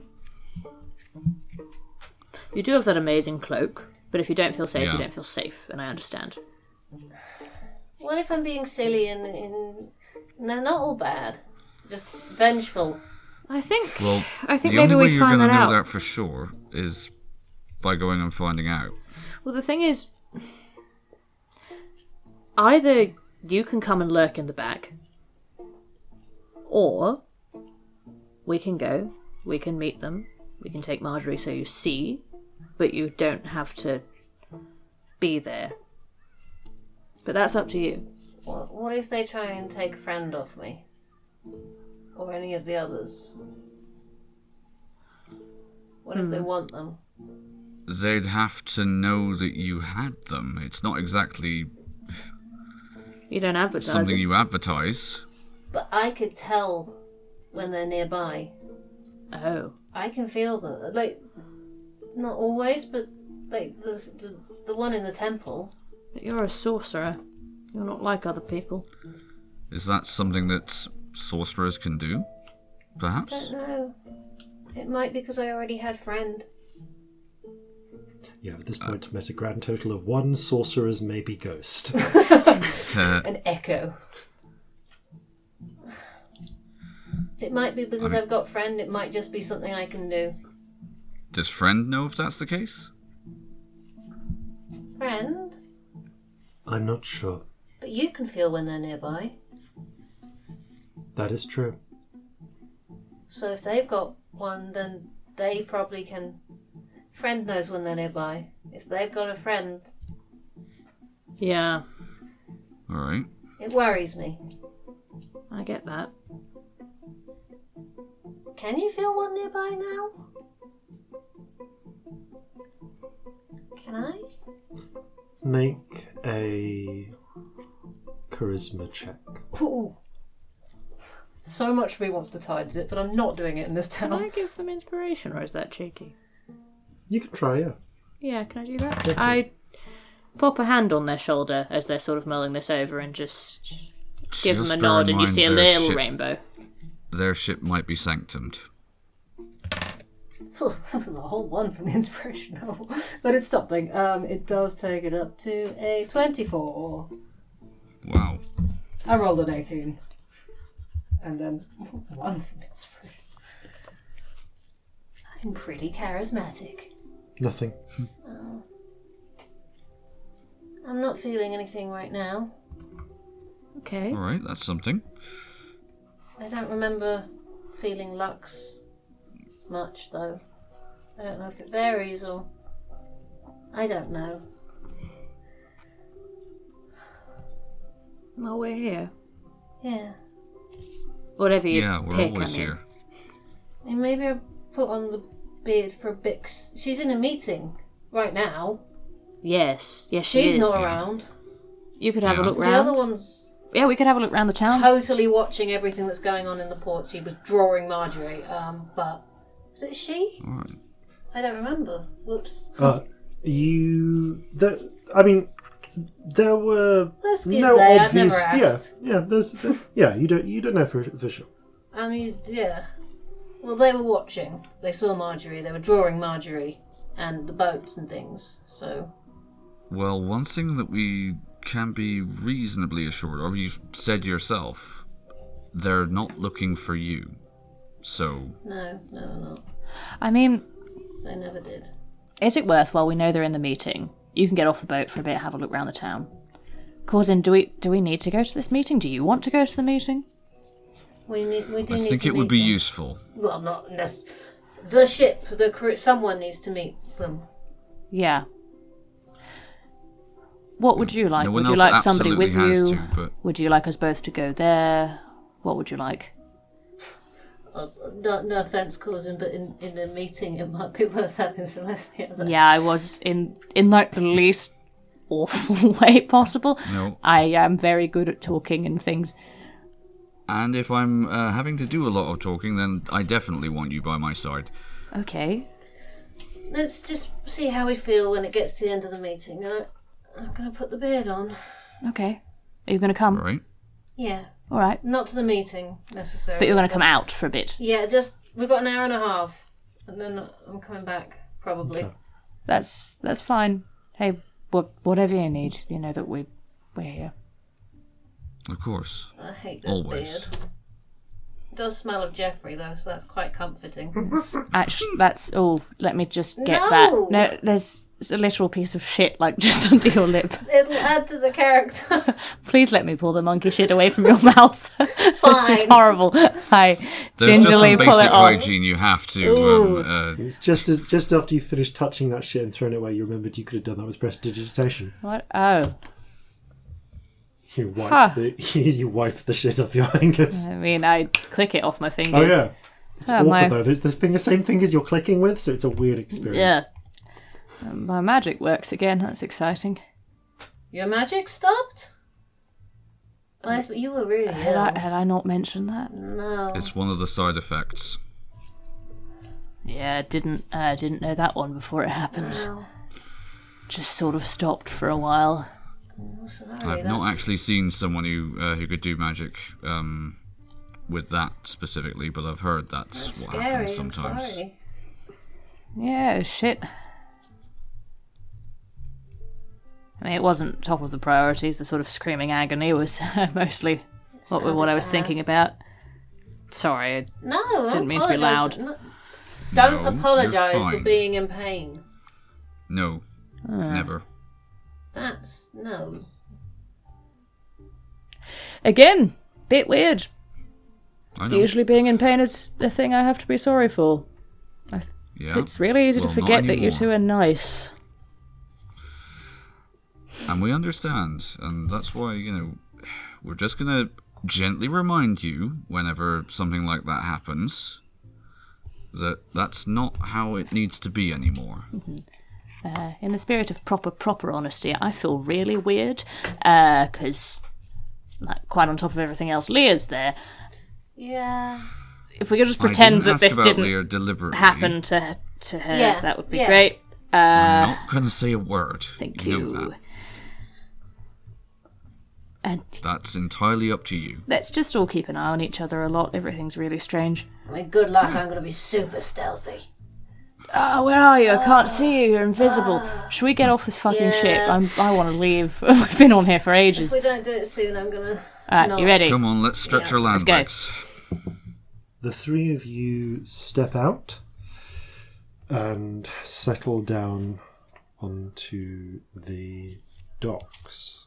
There is a almost strangeness to just being on land again. You've gotten used to months of everything gently rocking. I feel land sick. I hate it. Don't worry, that doesn't last as long as seasickness. How does trust that me. even work? Why is the floor You get moving? acclimatized to one thing, it takes a little while to readjust to the other. Honestly, I don't think I have any more vomit inside me, so I think we're probably alright. Alright, well... Didn't know I could vomit that much, it was exciting. Anyway, let's go to this meeting. No, let's have a look around. Well, yeah, let's have a look around. Okay. Stealthily. So, out of character, Yes. General Pirate Council meeting is going on right now. Yes. Then Scarlet Wind meeting later. Yes. I had merged those in my head. You will have the Scarlet Wind meeting immediately after the General Council meeting because two-thirds of the Scarlet Wind captains are in the General Council. Yeah. Yeah. Should any of us be looking at this General Council meeting? You don't know if it's open to the public. Oh, right. Cool. Yeah, probably not then. Awesome. Also, it was really I'd boring. imagine not. Sounds dull. Let's go and look at what's round. Yeah, it's Let's look at this Yeah. weird, mermaid milking merman with milk. Why is this a How thing? do you milk a Merman merman? Milkman, that's a hard thing I mean, to say. You approaching the Merman Milkman, you do see a jolly-looking figure with a humanoid top half, a tail bottom half, holding who is inexplicably there's a little pond with a stool in it, with a milking stool rising up out of the pond. So their bottom half is in the pond, but they're sitting with just a little bit on the stool and milking a cow. And there are some jugs Is this of like milk a next to them. franchise or something? I have questions. They seem inordinately pleased with their job. There's a creepy expression. I've never... I hate it. I grew up around farm workers. I never saw someone that happy milking a cow. I just... Fucking hell. Oh. I'm too tired for this shit. My head hurts. Should we go in the tavern? It's usually a good place to start, isn't it? Milk Okay. the cow, put your glasses on. Right. You step in. Despite the music I'm about to play, it is there is not anyone currently playing music, as it is the middle of the afternoon. But it Yes, I am. is a Quite. fairly open design of tavern.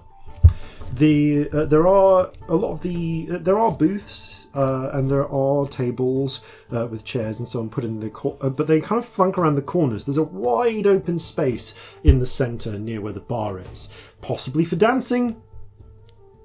And but there are a number of chairs lined up by the bar as well. And you do see a barmaid behind the bar cleaning some tankards. She is a rather elderly orcish woman. She's very large and has silver pigtails and a green floral dress that looks weirdly nice, actually. Not that there's anything wrong with her wearing a nice dress. It's just that you wouldn't expect it to have come from this island. Is the feeling it looks Like she's a bit posher than her surroundings? more like she seems to have bought some very nice, probably stolen fabric and turned it into a dress. Ah. And as you enter, she looks up, goes, "Well, hey there. Hello. Welcome to the Merman Milkman. What can I get you?" Have you got anything weird and local? We've only just got here. Weird and local, is that okay? Yeah, we're a bit She- new. We've never been to Sunder before. Reaches down behind the bar and pulls up a little jar, a little bottle with some sort of inky black liquid in it and 3 very small shot I'm going glasses. very stealthily. I'm trying not to be seen at all in the camera's face. Okay, are you walking into this establishment? Yeah, but I'm going to duck behind some tables as soon Okay, as I'm going to say that you're walking into the establishment. Just look at the door. I'm going to say that this negates the disadvantage she normally has to seeing you. Okay. Roll stealth anyway. Do I still get advantage on the stealth? You still get advantage on the stealth. 21. Okay. Seems a bit distracted. Notices Celestia first. Use the opportunity to slip. Through quietly staying low behind the counters and making her way over towards one of the booths where you're out of immediate sight. So she gets out two little shot glasses. Would you be Essel? I would. Oh, yeah. Celestia Stardust, nice to meet you. I put out a hand. She shake it? Spits into her hand and then shakes yours with the hand that has the spit in it. Thanks. She wipes her hand. She takes it out. She actually spits into a corner. Then you notice that your hand is a little black, and there's a bing of a spittoon going. And she picks up a little bit more chewing tobacco from a tin, which she opens and starts chewing. Have I seen chewing tobacco before? Roll a history check. Nah. No, it's all been smoke. It's the first time you've seen chewing tobacco. Like 10? Yeah. It's the Do first I know time- what it is? 10. You've heard of it. You've never actually seen anyone chew tobacco before, though. Ah. Fun. Yeah, she chews the tobacco and pours you a couple of shots. I'll be a silver each. I'll get 'em. Old Brandy's blood. Brandy's blood. Is it actual blood? Should I be concerned? What are we talking here? There's a mixture of grain alcohol, some of the local berries, and just a little bit spiny octopus venom. Is that bad for a person? Would Only Corzin if know you about have the more effects than of... 3 shots. What happens if you have more than 3 shots? You'll be passed out for some time. Wow. Okay. May vary depending on your liver. 1 shot, 2 shot, 3 shot floor. Yes. So you've heard the song. That's a You don't song. There are new songs here, aren't there? Oh, sure, it goes like this. 1 shot, 2... She is tone deaf. 2 shot, 3 shot, Lord. Brandy's blood leave you wanting more. That was It's a beautiful. short song. It is short. I love her so much. Thank you for serenading me. We only met a minute ago. I appreciate it. There's a little pianoforte in the corner. I've never felt more English doing this voice next to her. It's hilarious. Locals are I very promise friendly. you, during our adventures in Sunder, I'm going to offend so many different localities of the US. How many Americans can we make sad? That's people from America. We love you, by the way. love We're you, super but- joking. Yeah, They're just yeah. This is going to be pretty dodgy. I mean, it's only as bad as if we had French people listening. Yeah.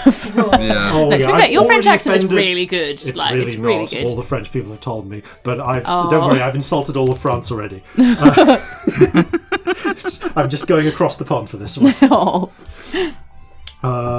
Yeah. So she pushes forwards the 2 shots. And Do I shot it? Do I sip it? What do I do? You shot it. We take payment in advance on this one. Okay, I pay for them. 3 coppers each. So yeah, you pay 6 I coppers. pay, yeah. Yeah. Do you shot it? Yeah. Roll me a Constitution save. Clink, glug. Oh, hun. As this is technically poison, You have advantage. I mean, you actually have that advantage for all alcohol. yeah. It's not good. It's a 6. Okay, that's I'm going to pass out the second we're in 16. Sunder. Ooh, 16. Okay. I feel like You I'm kind a of- bit fucked from withdrawal, and that's why I do badly. 16, Corzin, you're Also, immediately you've never- buzzed from this, and like a dull, like a numbing sensation fills your mouth a bit. It's not too bad, but That's Celestia, really weird. you immediately, your tongue swells up, and you're just immediately half cut. Or I can't feel my face. Fucking hell. Oh, That's usual. I think I need to go shave my tongue. Is my tongue 2 sizes too big? It feels like it is. It is stained black. It's like you've been chewing the same tobacco that Ethel has. What does it taste like? It's kind of sambuca-y. It's black sambuca, but with octopus Oh, venom. aniseedy. Yeah. Have I had aniseed before? I probably have, haven't I? Yeah, that's how you've had. It tastes like a really strong sweets or something. Well, I'm twatted. How strong is this? Pretty strong. Recipe was made by a dwarf. That does make dwarven. sense. Yeah. Woo. Fun thing that I've learned in my time in recent months. Once you start distilling alcohol, you can really make your alcohol to any percentage you want. It's just that most laws restrict you to like 40% tops. So the main reason why dwarven alcohol is so much stronger is legislation difference. That's amazing. Not just like relative levels of tolerance. And there would be legislation difference because the tolerance is because different. of the tolerance difference. Yeah, because like way higher percentage would be safe and people wouldn't go blind or die. Yeah. Oh, that's gonna play merry hell when automobiles exist. Oh my god, that's so difficult with alcohol driving laws. Just outlaw drinking and driving completely. Like, Yeah, I think you'd have to. Yeah. Yeah, Be you the can do safest it way. differently for different people. Yeah. Well, thank you for that. Right, it's very popular with Yunt. Yeah. Really? They're like dwarves when it comes to alcohol tolerance. Huh. Good to know. Oh. I'm glad we know what they're called. Yeah, that's the Nice. Yeah, a lot of folk used to call them lizard folk, but that's their name for them. Oh, I feel like that sounds like it's probably offensive, to be honest. Yeah. I'm glad you told us. I was going to try and find a way to subtly ask someone what the proper term was without being a dick, but that's a lot easier. Wow, I'm pissed. Whew. Wasn't quite prepared for being this drunk. She scrubs always heard stories about them, but I think today's the first time I've ever seen one. Continues scrubbing tankards. She'll come here after sundown. Quite a lively sort of scene. Would it All right. be a place one could play music if one was so inclined? Sure. Great. See if the town likes guitar. I think we've made plans for later then. Maybe. Oh, how do people do 3 shots of this? With great difficulty. I can barely see. I've only had one. What do we do now? Well, I'm going to wait before I have another one of those. I need to be at least vaguely conscious You're about like this. a third of me. How is your tolerance so much better than mine? It's not remotely fair. No, Surely I I've think got it's more genetic. maths, you know? Yeah, although the halfling metabolism's a lot faster. You also come from a particular halfling culture where you start drinking quite early, and it's a fairly large part of your culture. So you just have like a built-up tolerance. Oh yeah, I know I didn't drink for a long all your time. life. Yeah. I was maybe a glass of wine at a social occasion at quite a late age until I came onto the surface, I think. Yeah, Which I think is fairly obvious. I don't think that's a spoiler. Yeah. You want the lunch as well? Yes, please, actually. That'd be good. great, actually. What's on offer? Well, you looking for a bowl of brown or some fancy?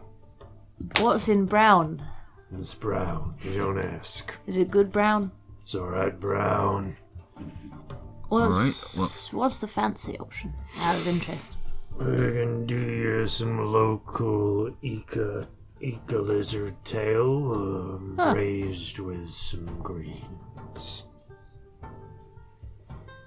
That sounds quite good, actually. Two, Yes, please. one for both of you. One each. We've got a friend coming. Could we get a third one? Sure Thank you.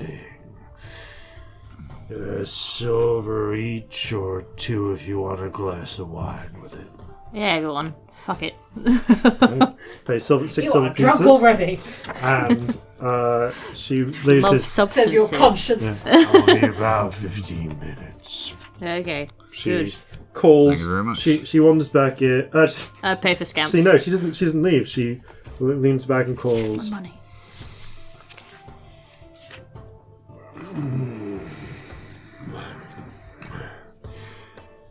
Otto! Otto! Yeah? Give me 3 tails. Hey! I love her. Lizard tail for dinner. It's a thing here. Oh, Should get a local table. Cuisine. Yeah, we should do that. Yeah. You find a booth. Do you join us? It is Yes. the booth where Scamp is already hiding. Yeah, we do that. Yeah, I That was makes going to sense. look You around don't and see know where which Scamp one was. that is. I will join you though. I feel like we sit at a table and you just pop up and I'm like, oh, hello. Are you here the whole time? Yes, I'm going to stay very low now. You're very good at hiding. I got you some food. Oh, thank you. No worries. It's lizards. Thank you. Don't tell Marjorie. She'll be very upset. Marjorie's definitely here. Oh, shit. About 15 minutes later, I stand by that. you are actually I'm get pissed. 3 quite thick lizard tails. They're like about the size. Like imagine like a bratwurst, which is much thicker at one end. Mm-hmm. There is bone in the middle. I feel like somebody from the Underdark would not be freaked out by this. But they appear to have been grilled. They've got an interesting sort of sauce with them. Kind of you can see quite a few chili pepper that's like flakes in there. There are some. They look kind of like somewhere between leeks and cauliflowers. They're kind of weird. You're not really familiar with them. Ooh. I mean, Just a local green. surface green. Yeah. Is what I see. I don't know what Would anything is. Corzin have seen this? Oh, roll a history check. Actually, no, roll a nature check. Of all of the people here present, he's one of the most The likely to only have one done. that would have done, yeah. I don't think he has. That's it's a whole 7. Yeah, you've never heard of them. You've never seen these before. This is something from the New World, apparently. Must be native to the continent. They're a fun shape, I like them. They're a nice sort of crunch to them. Yeah, and the sauce is quite spicy. The wine is decidedly average. It's like pitcher wine. It's wine, yeah. It's not quite box wine. Yeah, it's not quite but- Posca, but it is, which is the awful stuff that was the common drink of choice during the Byzantine Empire, which you cut with sugar, with so much sugar and honey to make it palatable. Oh, wow. God. It was the cheapest of the cheap stuff. Oh, I bet you get a banger of a hangover with Oh that. yeah, like I swear there are like written accounts of how bad the hangovers were in Posca. But yeah, no, this is just like it's table wine, you know. But it's quite a nice little hot meal. Oh, nice to eat something a bit different. As you're eating, some people do come in. Actually, members actually of your crew. This is my first day with an appetite Yeah, in ages. Yeah, I eat fast. It's the first day I'm hungry. That's they good. crowd around the bar, and Ethel starts taking orders and shouting them Slump to right Otto. down. Ethel actually went into the back and brought out the feud as well. So you've not seen Otto. Otto doesn't exist. You just hear shouts from. It's just Ethel throwing her voice. She's a ventriloquist. Just see her talking out the corner of her mouth. Oh yes, Ethel, I'll get the face. Or if we see Otto, but then he doesn't speak well, Ethel's drinking water. Otto politely waits for the devil to finish drinking. Yeah. Celestia, roll me a luck check. Oh God, what for?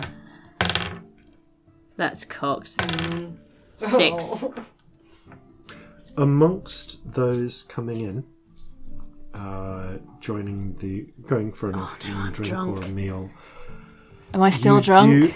Yeah, you're still drunk. Oh, You've just had a shot of Brandy's blood. And then wine. And then You've not wine. eaten properly for days. True. I have just had a meal, but You had a meal yeah. and it's helping It a bit, but takes you're a little still a while. bit. Oh yeah. Yeah. You're like, well, you guys are like 35 minutes into your hour and a half. But you do see the long blonde hair and blue coat of Leah Leodon arrive. Going to see if she notices you. I don't hide, I just sort of freeze. Yeah, she comes in and is kind of talking with a couple of other just sailors, presumably members of the Hesperides crew, who've come in as well. And as she's talking, she's halfway through. Well, then I said to Celestia. Hi. There's a slightly unreadable look for a moment before draws in a breath and comes over. Hi. You don't have to stop on my account, darling. Don't worry, I won't. If you could just order. Yeah, thanks. Turns back. But how are you doing? Fine, yeah. How are you? Well, the sun's pretty good out here. Was very happy to hear the news. Yeah. Actually managed to Well done. Do some good, you know? Well done, the three of you. Yeah, it was a good Disguise. a good haul. Oh, right. You and your dwarf companion. Yeah, that's the one. Adult dwarf. Yeah. How was the trip? All right. Bit of a rough journey at one point going around the Everscore, but first time I've done a long journey like that. Huh? Yeah, no one told me there was just like a storm that just lasted forever. It's just one of those things you know about, so you don't think to mention. 3,000 miles. It's crazy. It's like people know about Haldanos. It's just a Yeah, it's unless part of the unless it world. comes up, you don't really Yeah, mention it. yeah. Ran to That's some important, actually. How long have you Sawagan- been here? Just about. You actually made really good time, I have to say. We've only been here about 6 days. Our ship's really fast. I mean, in fairness, we were going to make a short stop off, and then we were going to do a bit of a detour, but you kind of got us in time before we did the turn, so Yeah, came lucky here that first one. instead. Yes. Really, because otherwise we'd have had to turn all the way around. And Yeah, I mean, we had people to bring back before we go anywhere else.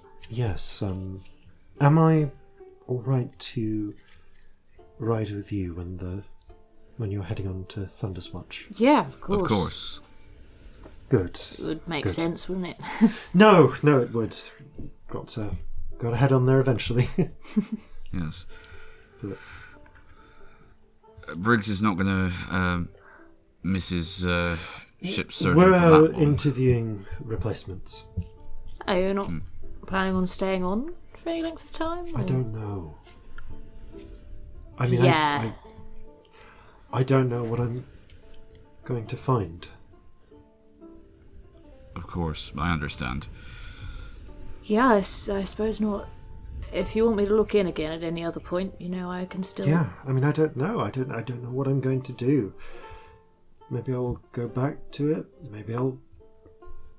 I mean, I have a bit of that money saved from that time that you gave me a share. I think you did give Leah a share Yeah, I of did. some treasure at one point. I might get some training with an actual surgeon, rather than the on-the-job stuff I've had. Yeah. Try and brush up my skills a bit, wherever I end up. Don't fancy being an artist anymore then. I do, but if I'm going to be doing this, kind of need to be good at it. That's Maybe fair. both. Who knows? I don't know. Surgeon artist. I've heard of stranger things. Oh, yeah. I mean, I've got a long life, hopefully. I can just definitely have time to do both. Yeah.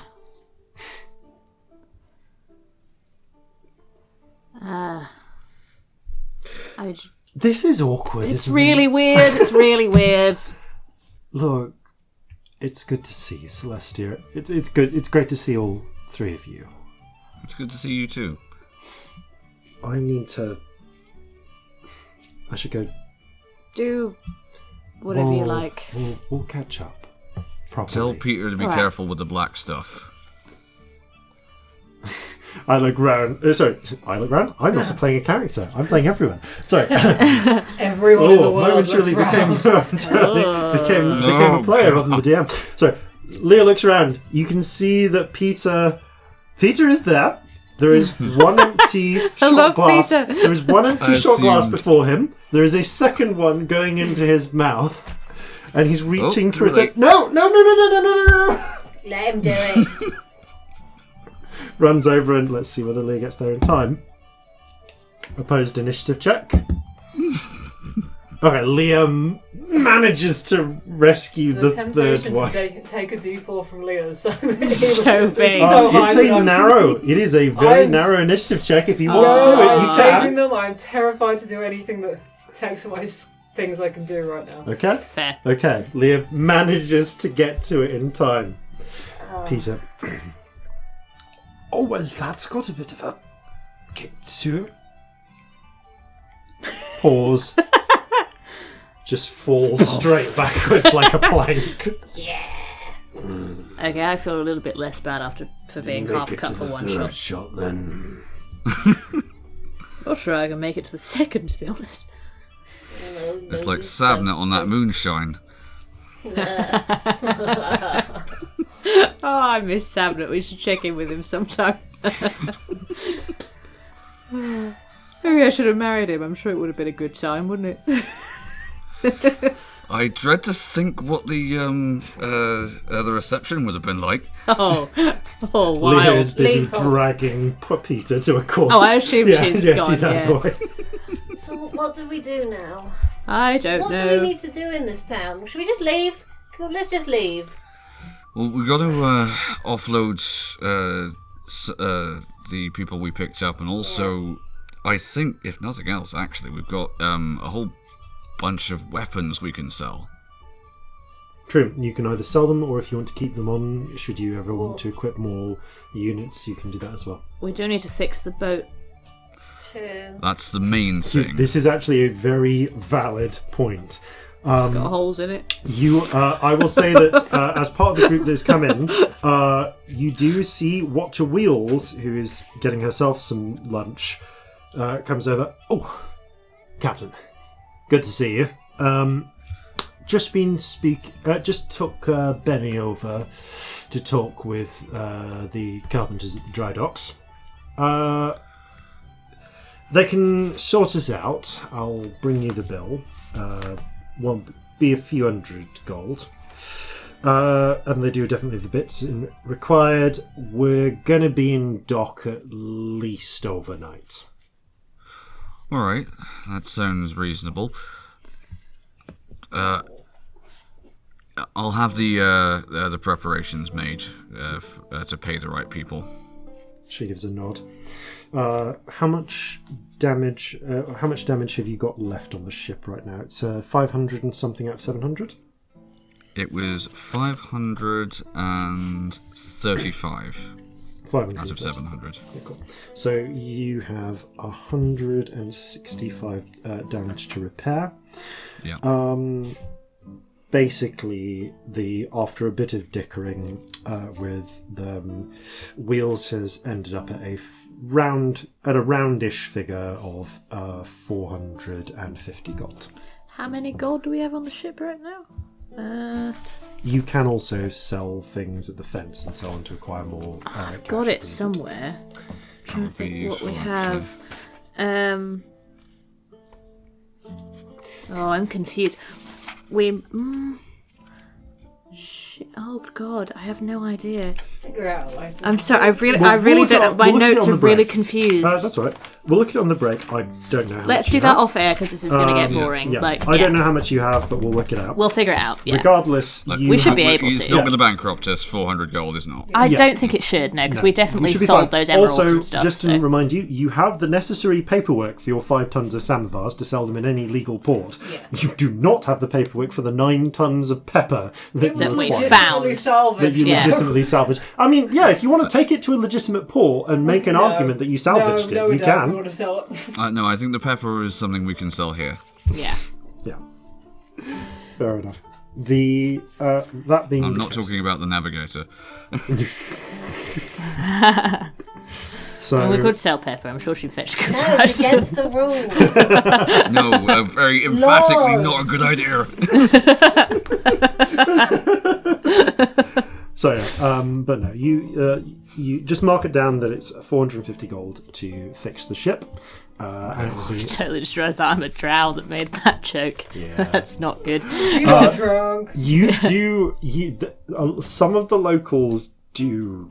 I didn't say it notice. loudly. I know, but just walking around, some of the locals don't recognise you. Don't seem to like.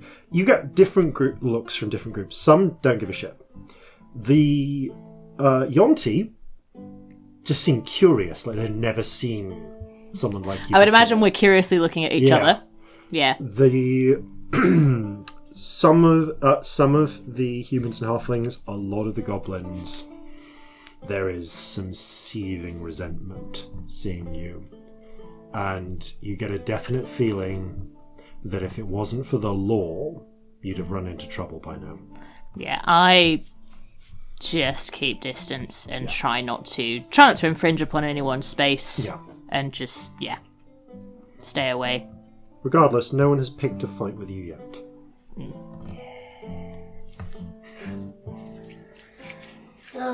So we sell the pepper, we get the ship sorted, then we leave.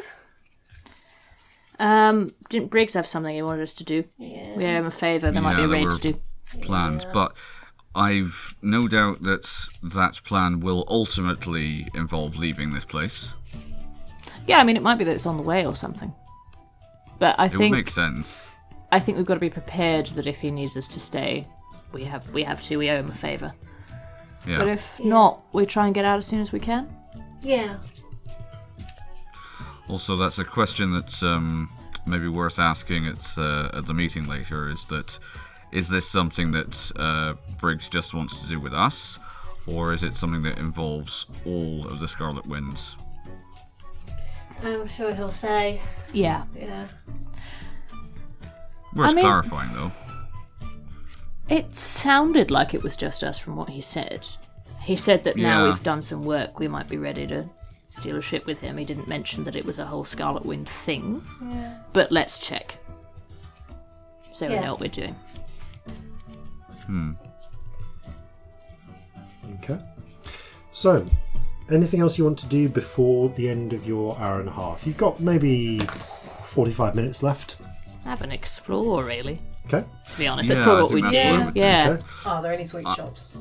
Yeah, Make an investigation check. Oh, dirty 20! Okay. I rolled a 19. Dirty 20. So, You get to play again. so there's not a sweet shop, but they do grow literal sugarcane. Can I buy some sugarcane? Yes, you can get kind of like ground up sugarcane drinks. They I just do want a have piece to chew on. like yeah, no, Really absolutely. good. Oh, it's so good. You spend a copper piece, you get several like just bits of sugarcane that you can take I'm with gonna you. get a and chew bit of on. sugar cane. Yeah, like honestly, it's like a copper piece for 12 like solid sticks of the stuff. I spend a silver! Can I have one? You acquire a bushel of sugarcane. It's I carrying get a some for bundle of little sticks. Okay, I'm not so stealthy Yeah, right there's- now. you provided Scamp is willing to share some, you Yes, are everyone easily help able to get some from yourselves. that bushel. Oh, okay. I don't think I've had these before. This is good. No. Very I sweet. just once when That's I where was a sugar kid, comes yeah. from. Nah. It's a lot. I quite like it. This and things that look like turnips. Sugar turnips. Yeah, but beets. They're called beets. They didn't grow canes like these near me. They grew beets instead. Fun fact, actually. Fun fact. I'm gonna say fine. In our world, sugar beet extraction doesn't happen until the 1860s. Fair enough. There's a German chemist who invents it. Does it? Yeah. Oh, cool. But sod it, I'll say there's a particularly sweet variety of beet near where you grew up. You can't get proper sugar, but you can eat them and they taste sugary. Are they like the little red turnips? No, they're like this big, like the size of Corzin's head. Oh. Fun. You do have a small head. It's very little. Well, relatively speaking, in this group, I suppose it's a normal size head for you, isn't it? absolutely. You do have a big head, though. I mean, I feel very big next to both of you. I feel like a fucking giant. I mean, I never feel quite as big as when little Corzin talks to me. Then I'm like, I'm an actual giant. He's so tiny. Scamp. Oh no. You feel something. What is it? You've gone all weird. You've gone all Is there somewhere I quiet. can hide? Can I hide, please? Where would you like to hide? Anywhere. Is there an alley? Okay, Crates or the you are boxes I just went- inside, but Oh, you it's could still try inside. and you're still having dinner. Oh, but well, you. speaking I of thought we'd somewhere gone to else is explore. sugar. Oh, yeah, went- sorry. we No, went to get you've gone to get sugarcane, sugar. yeah. You've gone to get sugar. So you are walking around. Yeah, no, there's alleys, there's lots I of will shacks and so on. You duck immediately behind duck. something. Give me a stealth check. 19. Okay, you feel. Okay, you slip into an alleyway quickly. Behind a couple of shacks. But yeah, you feel something from the docks. It's a familiar feeling. You can feel it's like... It's... Again, like you felt... When you felt... around Ascidian. Like when you felt... near Lux. But because you're not in that weird empty space that you were when you went to find a CD, there is that interference in the way. So it's very, very faint. Because you rolled that high check earlier, Yeah. you can just sense it. Friend, do you feel that? Just. Didn't until you mentioned it, but just. Hate this. I hate it. You get a message. Where have you gone? Are you okay? I can feel the thing. What thing? The pull. Oh, like you did in the pyramid? Yeah. Faint near the docks. I don't... Well, that's As terrifying. Yeah. you are discussing this, so you are kind of in the main kind of. Using message. It's you are- message, yeah. There's like a little marketplace. I kind of like, assumed near that the I'd seen the docks. direction they went in and I just messaged there's kind of a that way. marketplace with various bazaars and stalls and stuff near the docks, just people selling the stuff from around the market or some of the stuff that they've looted or even just made. There is a functioning economy here after all, even if it is a kleptocracy. But as you, Kind of like Port Royal, isn't it? yeah, it's 80% very of it Port is- Royal. Is bars. Yeah. It wouldn't survive without the pirates, but there is some sort But of... there is actually an economy here. It's just very heavily based off theft. But the Corzin and Celestia, you do see coming up the down the pier, accompanied by a couple of just tiefling sailors, is the same young tiefling girl. With I mean, obviously we haven't seen her the before. curled goat horns. Yep. Again, just dark purple and navy blue clothes. Pink silk scarf at her collar. She's got a little book in her hands. Looks to be a sketchbook. You can see there's a pencil tucked Can we into like the immediately band. tell? Yeah, you can There's a resemblance. immediately tell the family resemblance. I'm going to immediately message to Scamp. Scamp, darling, the other young ones walking off the ship. They're actually walking towards you up the market, into the marketplace. Do you want us to stay and see what they're like? Do you want to leave? Do you want us all to leave? What do you want? I'm going to stay here. Okay. Marjorie will sit on your shoulder. I don't know. Do you want us to talk to her? Talk to them? We don't actually know. No, not yet. Okay. No. All right. I'm just going to block this alleyway. Okay, you just sort of casually lean in I'm front of going it. to look through Marjorie's eyes. Yeah. I feel like me and Corzin kind of pose just like a casual conversation with each other. Okay. Margarine nuzzles up against Corzin. Alright, so where around here do you think would be the best place to go and sell some of our cargo? Well, I don't think the brothel's probably the way to go. Just got an inkling there. No, There's a market or probably something? not. I don't know. Hello. I mean, The girl raises her hand and wears.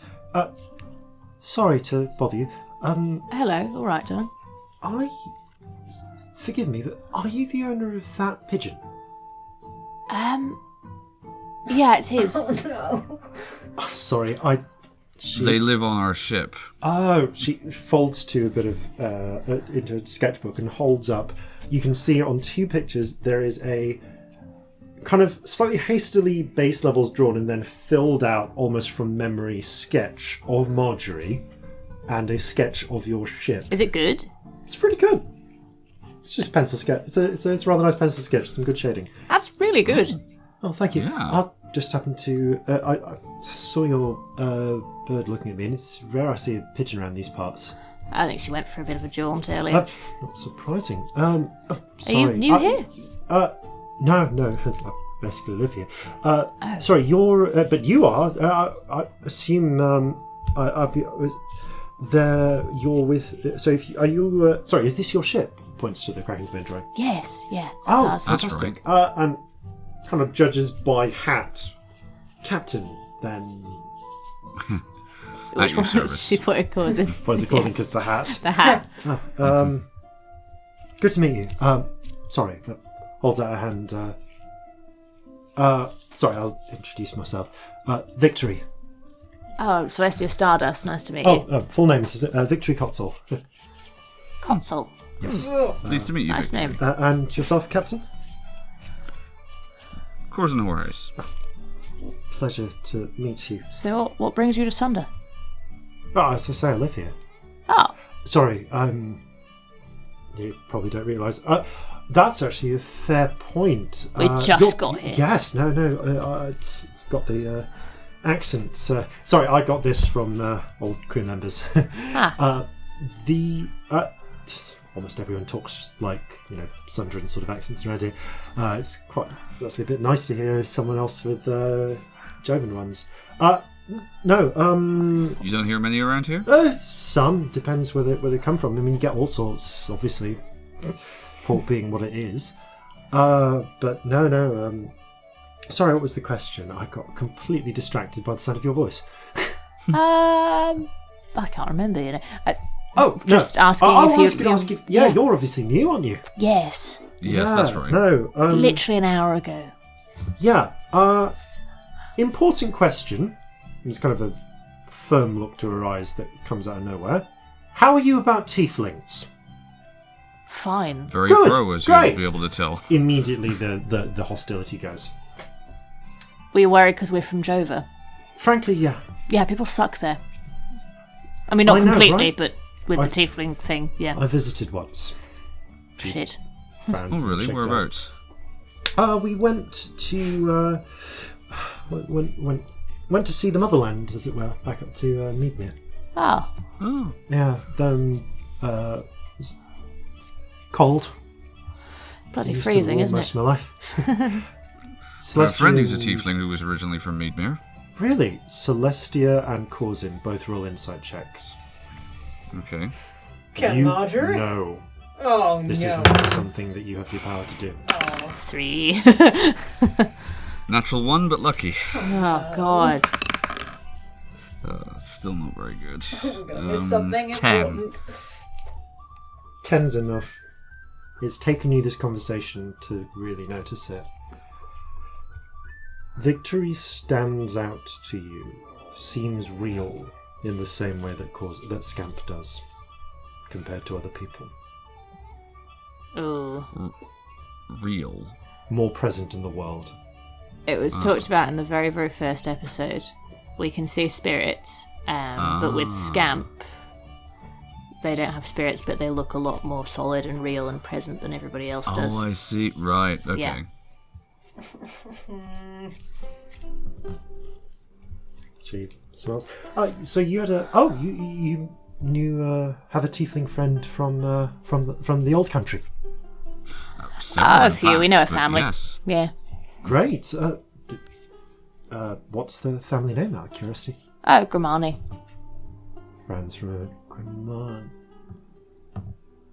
Did you, Have you heard of know someone by the name of Vengeance? No, I don't think so. Oh. Quite a big family, I think. No, fair enough. Sorry, just thinking of stories. Shakes her head. Lots of different clans, of course. Yeah. Back in the day. Oh, I hear that. No, absolutely. Just on the off chance, you've never heard about any other Cotswolds? Not a familiar name, no. No, it wouldn't be. How do No, you just on the spell off that? chance. I'm not actually from the surface, though, so I'm not sure I'm the right person to Oh be no, asking. of course. Sorry, I've read about. I've never really spoken. But no, Kotzol in JavaScript. There's all Various note pauses, we taking. all write it down. We'll correct our spelling. Yeah, oh my In my god. case. Yeah, I hadn't even written it down because I was like, I so don't know how to spell that I'm not even going to attempt it. Meagerish name. Yeah. Fair enough. Yeah. No, I live here with my mum. Ah. Is she one of the captains? Yeah, of course. A lot of people know her as Violet. Real name's Vasilisa, but she's actually in the council. Yeah, no. I live. No, on I think the, we've been told. Yeah, I remember. Yeah, well, of course you've had the thing. No, I live on the. We live on the Basilisk. She points. Oh, that one. Fine ship. Looks nice. Yeah, it's not a bad ship to grow up on. You've been on there your whole life, then? Since I was baby girl. Huh. Oh, fair enough. Interesting way to grow up. Sorry, curious type. No, it's fine. A lot of people live here. Second generation, some even third. I mean, this place started out. It's just sort of a pirate town. I guess it still is, but with the law, there's kind of there's safety, you know.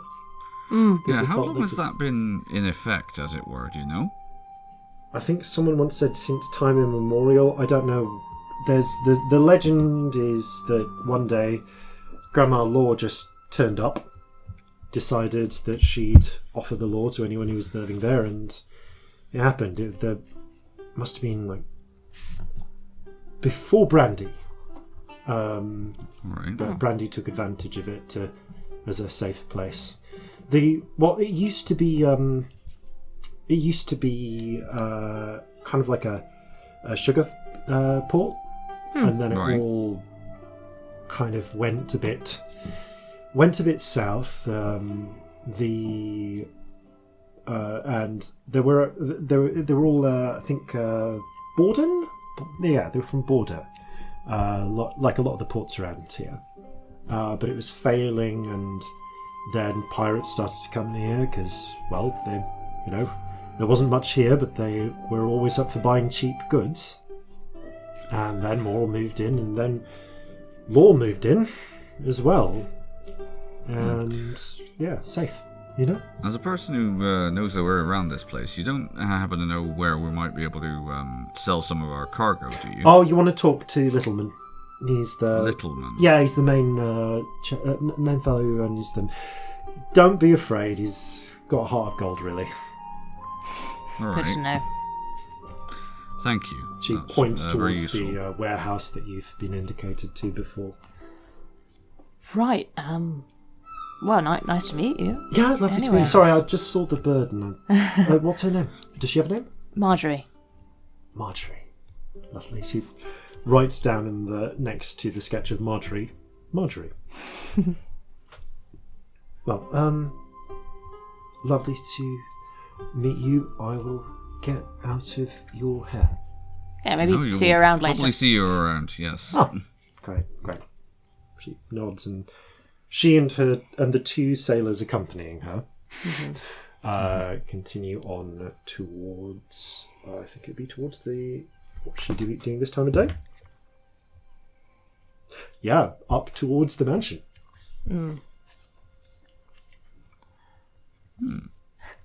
You know when, like, your friend's ex has been nearby and, like, you've had a really casual conversation, then they leave and you turn to your friend with, like, wide eyes, like, that's what happens. Like, you get this look from Celestia. How what do we do with that? Seems quite nice. Yeah, I have no idea. Yeah. She seems so normal. Yeah. Yeah? She draws. Yeah. Very well, or so it would seem. Did I, by the end of the conversation, clock on to You were, by the end of it, clocked on. Yeah. Corzin? Yeah, I know what you mean. She's more... What? She looks like you. Well, I don't mean bone structure. It's something that's... it's hard to put this into words, but you know how we can see spirits? Yeah. Well, there are some people who, even if they don't have spirits, they look like they're their they've outline's got something more of that defined. about them. Yeah. You say there are some people. I've only ever seen this with Scamp. Yeah, you've only seen this with Scamp. It's like you're brighter, Yeah. and she had the same thing. And I mean, that tree that time, the tree spirit said you were one that burned from within.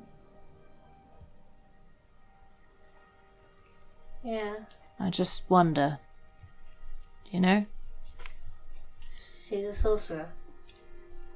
That would be my Possibly. guess. Obviously, we don't know. Once she gets more than about 60 feet away, that sense goes. Too much interference. And she's the one with the skull. Ah, can you feel it? Yeah. Okay. Yeah.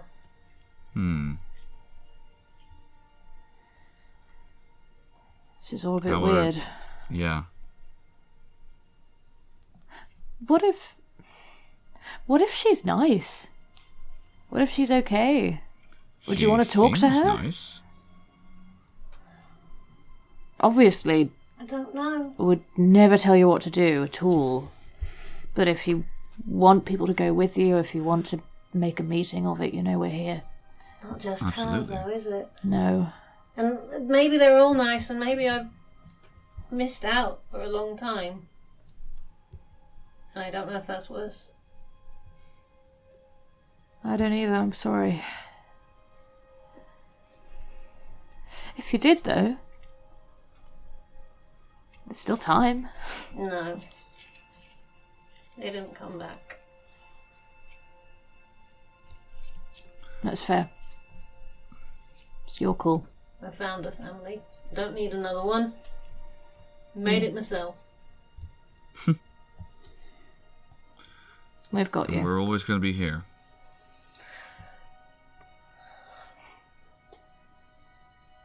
Makes sense that we ended up together, doesn't it? Yeah, we're all a mess. Except Corzin, he's got his shit together. Corzin's fine, yeah. Thank you, I What think. you have now? When we met you, you were a mess too. Yeah, you sucked when we met Yeah, you. you give all of us hope. Yeah, I mean, if you could come back from being that fucked up, I mean, it's going to be fine, really, isn't it? I'm joking. Don't look at me mostly like that. joking. There was the whole Ghost Island thing. That's That mostly was- what I'm thinking yeah. about, where you nearly got us all killed because you're a dick. Ghost Island, Pirate Island, Murder Island. We're visiting all the islands. You got a bit more sensible after that, though. I realised that... Well, look, Celestia, I know that you don't particularly go in much for religion, especially after recent events. But I realised that the higher power that works in my life that I'm concerned with most of the time is not the Regent, it's... Well... It's my family. I kind of love that. It's pretty excellent.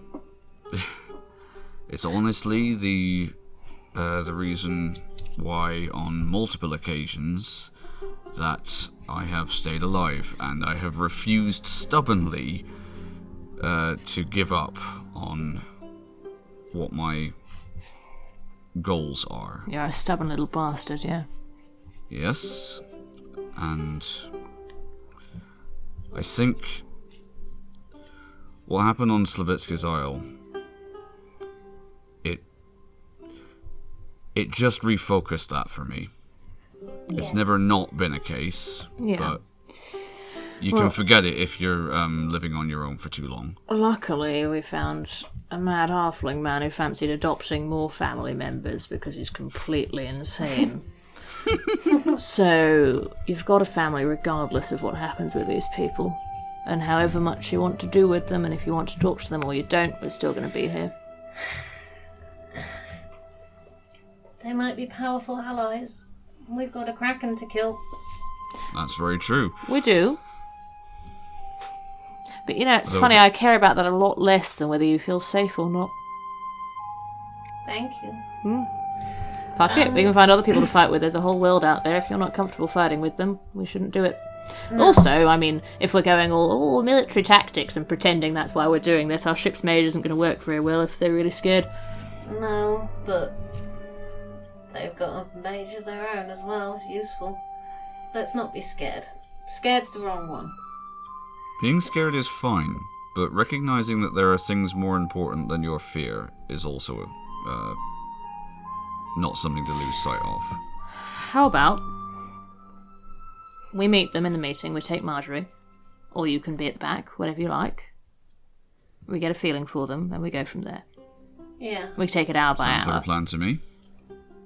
You can be as near or as far away as you need, because you'll still be able to see. Yeah.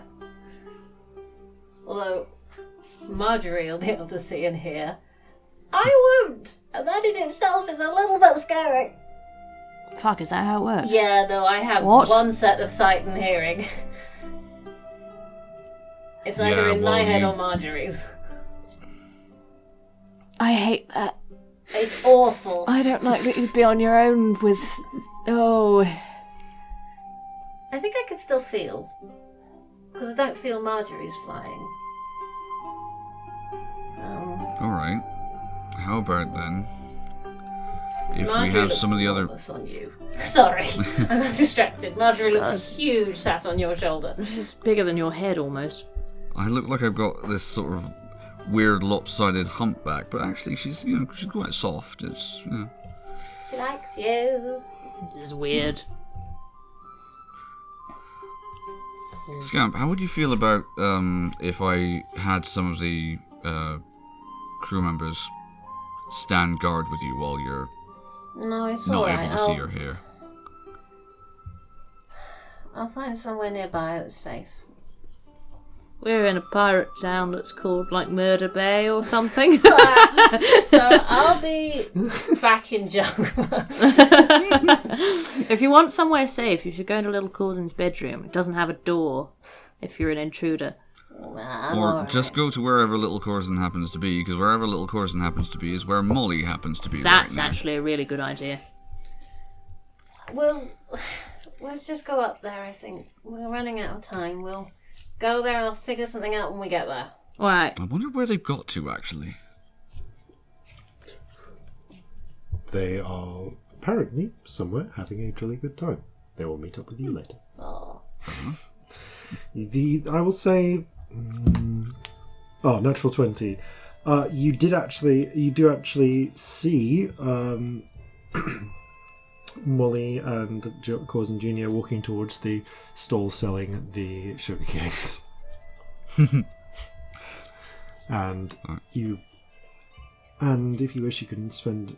You've probably got about 10 minutes left. You can spend a little bit of time hanging out with them. But eventually... Scamp. Yes, sorry. Do you think if I cut a tiny bit off this sugar cane, you could have Marjorie fly it over to them? Yes. How far away are they? Other side of the square. Great. I'm going to do something when it gets there. Oh! A little puff of purple smoke. Sugarcane appears. Hello, Marjorie. Hello! I do in minor illusion. Hello, little Corzin. Hello, Celestia 3 Marjorie. Oh, bugger, you've busted me. Turns and waves Told at you he you. was a smart one. I wave at him. Well, he shakes his head and comes round. Good to see the three of you. Nice to see you too. How are you doing? All right, going to take this one up to see the fort. Ah, nice. Oh, excellent. Looks like you get a good view from up there. Yeah, I'll join you there later. I give him a gives you big a hug hug. and Yes. give him a kiss. Not in front of Marjorie. She's very esteemed company. Marjorie kind of ruffles her feathers, raises her head in a noble manner. Give him a hug. Give him a hug, Marjorie. Marjorie flies over and stands on Corzin Jr.'s head. Tries to wave her off, she just solidly stays balancing on top of his head. She's like as big as him almost. Yeah. She's actually having to flap her wings a bit to stay there. Oh, Eventually manages to batter off. I had like a returns. proper street pigeon with like crazy eyes and Yeah. a club foot. Yeah. Yeah, this is like a nice little wood pigeon. Yeah, this is like rock dove, Yeah. angry London pigeon. Yeah. I Pigeon love that you her. look at it and it goes, "What, mate?" Oh, I love her.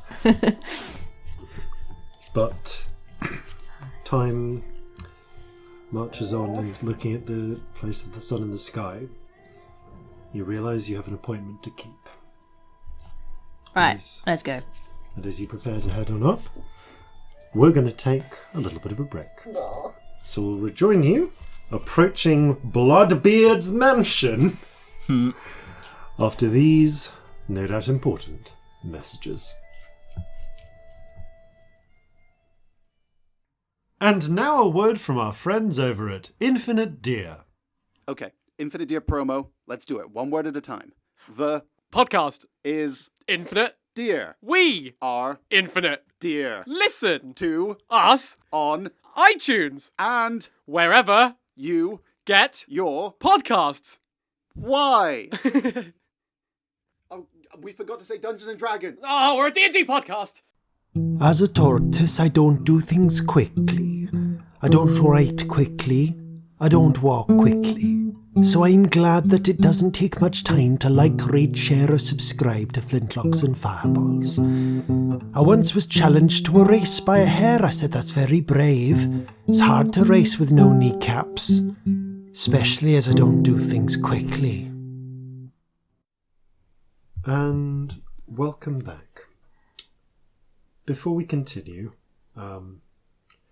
small public service announcement. So during the break, we had over here, in the past, we had the first of the exit polls kind of come back through, and It's really bad. yeah, Odds are high that they were that somewhat it's accurate, but probably it's still the end bad. of the NHS. Yeah, and so Among Yeah. many other things, that's the thing that's Months. looming largest in my mind. leaving but- largest in minds, but there are so many others, and we're not going to go into them. There Yeah, are- we had a chat about it on the break, and basically we decided that rather than staring at our phones in anguish for the next, however many hours, we would come back and play, because 5. The next 5 it's 5 hours. hours. At least. At least. It does sometimes. It might take longer, sometimes it does. But we figured rather than sit there and stare at things that we can't do anything about, we kind of took some time in the break. We had a long break Right now. to make sure that our mental health was okay, so please don't worry about us too much. But yeah, we figured that what else is there to do in this situation than come back and play D&D rather than just stare at it all happening. So if we're a bit weird, that's why we just thought we should tell you, because we figured you'd probably put 2 and 2 together anyway. But Yeah. it's a bad day, but we want to play because we can't really think of anything better to do than tell a good Playing story in D&D this with friends situation. seems like the good thing right now. Yeah, Yeah. Yeah. Best thing and to stories are important and And lovely. we'll start planning Yes. to dismantle the government tomorrow. Yes. Tonight Yeah. we're D&D. Yeah, I mean the results aren't actually out, but No. it's looking bad. Yeah. This could be a comedy rather than a tragedy. And on that cheerful note, let's continue. I know it's unusually somber for us, but... Let's go and meet some politicians. Oh, God. Oh, my God. Can you imagine if this was happening when we were doing the Sulian Revolution? Fucking hell. Oh, God. I mean, the problem is that for the people it's being released for, it is. Jesus. How to cast all the fireballs. Yeah. I know what next... episode 75, I think, has just come out. 76 will have come out after. Oh, God, that was with, Jacqueline and So finishing the revolution. Yeah, next episode, I think. Jesus, they're listening to some pretty prescient stuff at that point, yeah. Ouch. Ooh. Well. Yeah, you're all okay. Continuing onwards, it's time for us to continue. Flintlocks and Fireballs.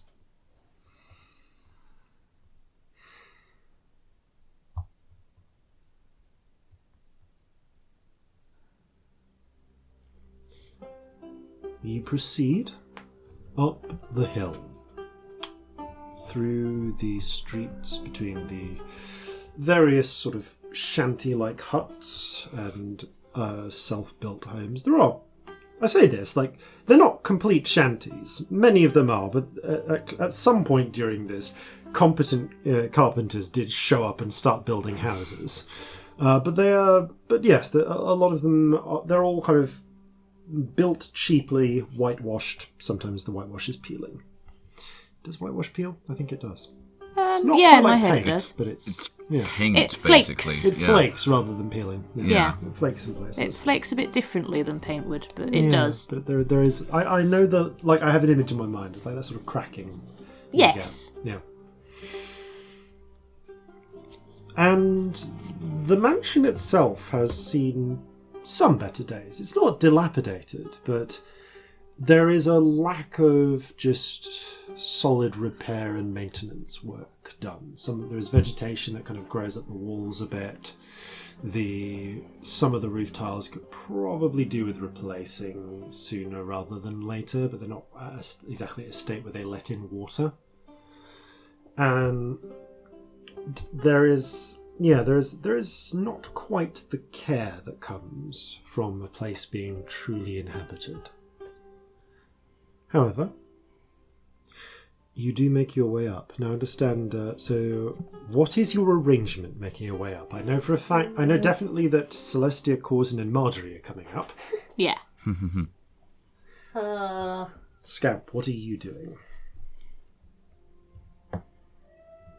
Honestly, I thought I'd get here and I would know exactly what to do.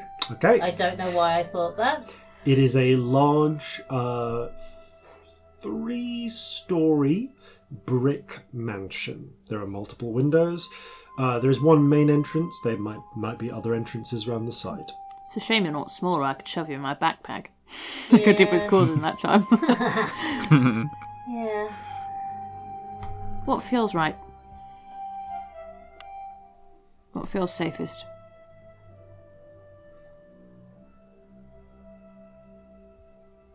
I don't know.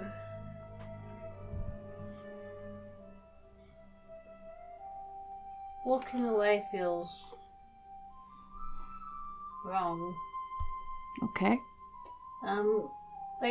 Not going in with you feels like I could be leaving you in danger, which is, I don't think, true. I don't think that's the case. I think it's probably going to be alright. We're protected by the law. Yeah. Yeah. You could be nearby somewhere, if that makes you feel weird. Yeah, just stay. You're also welcome to close come by. in, but up to you. I haven't really seen many dwarves around here. I might be convincing. I will... Okay, you have, in the time you have walked through, seen 3... maybe 3 dwarves. There's certainly not a sizable dwarf population here. It's fairly cosmopolitan, so there are dwarves, but... I think with that magic hood you might be alright. Maybe. Maybe I'll come in and just hang way back. Yeah, hang way back and be a bit quiet, maybe? Yeah. Hey, love you. Marble. Yeah. Corzin will squeeze their hand. I'm picturing putting a hand on their shoulder, so similar thing. Okay. Ready? Yeah. Let's go. Okay. I lied. I'm so not ready. Let's go anyway. It's okay, I'm not sure a person can ever be ready for this. So the three of you are walking up. Yeah. Okay. Walk up you do. The mansion looms above with a strange sense of foreboding for you, Scamp. I hate it. For the rest of you, it's simply a large building. There are a number of individuals in and around the building. By the looks, just people in common sailor's clothes. There are a couple by the door who have, just at their belts, heavy clubs. The rule, after all, is don't mutilate and don't kill. But there is a place in the law for beating people senseless who intrude on your property and then removing them. Clocking somebody on the head's okay. Yes. As long as you don't do any permanent injuries. So, they do see you approach, and they're actually a pair of bugbears. Quite heavy set, lightly furred goblinoids. And one of them looks down at you. And it is down at you because these bugbears are 6'5", 6'6", respectively. They're very tall. They're very tall people. They frown. You are Captain. They leave it trailing. Yes, I'm the captain of the Kraken's Bane. We were told to expect you. Enter. Thank you very much. Thank you. Thank you. I've missed the dwarf voice. Yeah, it's been a long time. One of them frowns and It's sort just of Scamp, but a bit lower.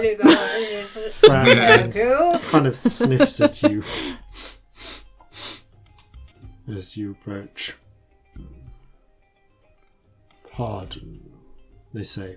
They're all speaking Jevon. Do you have a monkey? Yes, somewhere. Jeffrey? Hello. Yes, Jeffrey is my monkey. The bugbear reaches into a pocket, ruffles around, and produces. They've just got like a little bag of nuts. They pull a few out and go, monkey. Jeffrey crawls out of Celestia's backpack. Takes I roll my eyes and click my fingers a few times so the shit cloud comes out. and crawls away. Jeffrey, come Marjorie disdainfully pecks a few of the bits of nuts. Cute monkey. In you go. Jeffrey, stay close. You can come under the beard. Jeffrey Would comes the type of monkey that Jeffrey is be native to where they would come from?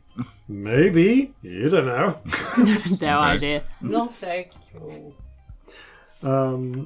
Thinking about the climate zone, I'm pretty sure that primates aren't a thing in this continental region necessarily. But they might be in Haldanos, however. That was what I was referring to. Yeah. I feel like that would make sense, yeah. Like they didn't seem surprised by the existence of the monkey. They certainly appear to have smelt one before. However, you step into a wide atrium. This is decorated in that classical sort of colonial mansion style. There are two curved staircases. There's no need for two staircases, but they do match each other. They curve round, leading up to a wide gallery above. There are numerous, slightly mismatched paintings all beautiful, all obviously very wealthy, very expensive. And all probably very stolen. And almost all certainly very stolen.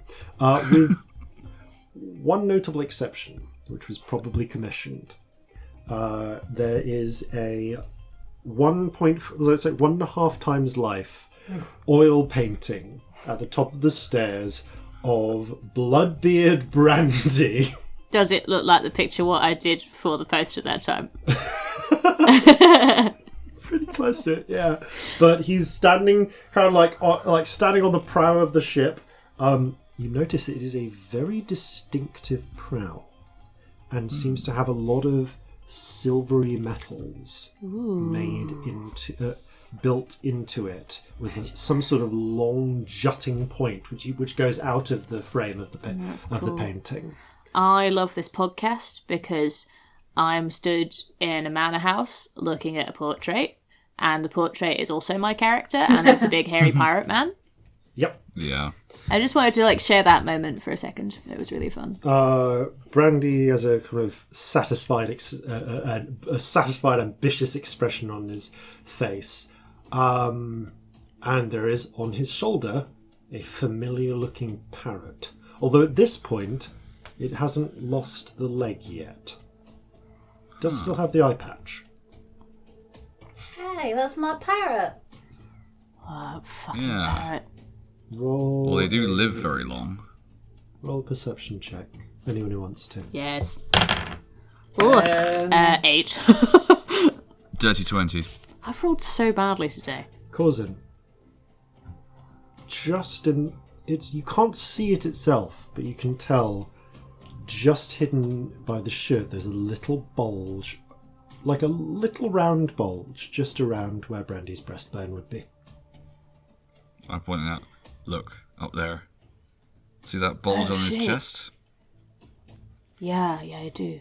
That'll be right. Yep. Figured as much. Do you think it's the same one? I don't know. I don't know, we could find out. Can you? I don't know if I can scry on that while I'm using it. Well, You've never tried. You could try scrying on the one that he had, and if it failed, Or if maybe I that's just 'cause you're- am in a bubble looking at myself, looking at the eye, and it's like weird, crazy mirror stuff. Yeah. Well, we'd have to think about the wording of it, perhaps. What'd but, happen if I then looked through the eye to? Ooh, I mean, there You was turn the yourself time. inside out. There was the time you did that with Olga's. yeah. But if I did it with mine that I was looking through, then that'd be super weird. I think that's when you got your first awareness point, wasn't it? You know what would happen? The DM would explode. I don't No, say I that reckon in I could do character. it. I reckon it'd happen. Oh, he'd be Something fine, interesting would yeah. happen. I knew I was in for this sort of shit when I put that artifact in. When you gave us Future Vision, you knew what you did and you were prepared. Definitely. I do not underestimate you as a DM. You are terrifyingly prepared when it comes to these things.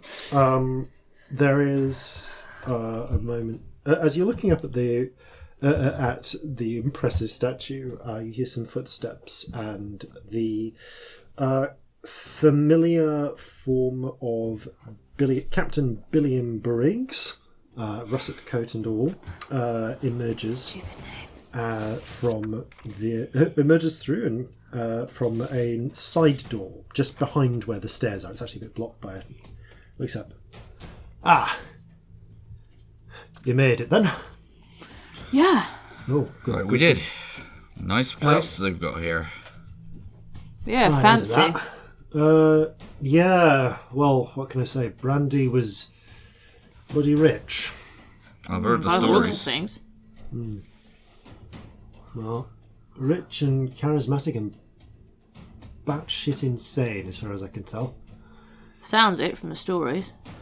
Well, let's put it this way: he was enough of a figure to to manage to forge an alliance of 50 pirate captains. 50. That's wow. At its height, at the Battle of Celestia, that's what they had. That's a lot Bloody of pirates. That's a lot of pirates. That wasn't Scamp, right, why are you? I'm incognito. Okay, what's your incognito name? I didn't think that far ahead. Really? How often have you worn this disguise? Does your dwarf not have a name? Did you never come up with a name? No, I just panicked every time someone asked. Eurist. There's a dwarf name. Well, that's a pretty common dwarf name, so that'd work. There we go. I thought of the first dwarf that came into my head. It was Benny's boss. All right, I thought then. Benny and I was like, I can't be Benny. Benny's here somewhere. Yeah, that'd be weird. All right, then Eurist Talking of it which, is. though, we should try and track him down at some point. Yeah, maybe we should do that later. Check he's not here before we leave, you know? Exactly. Yeah.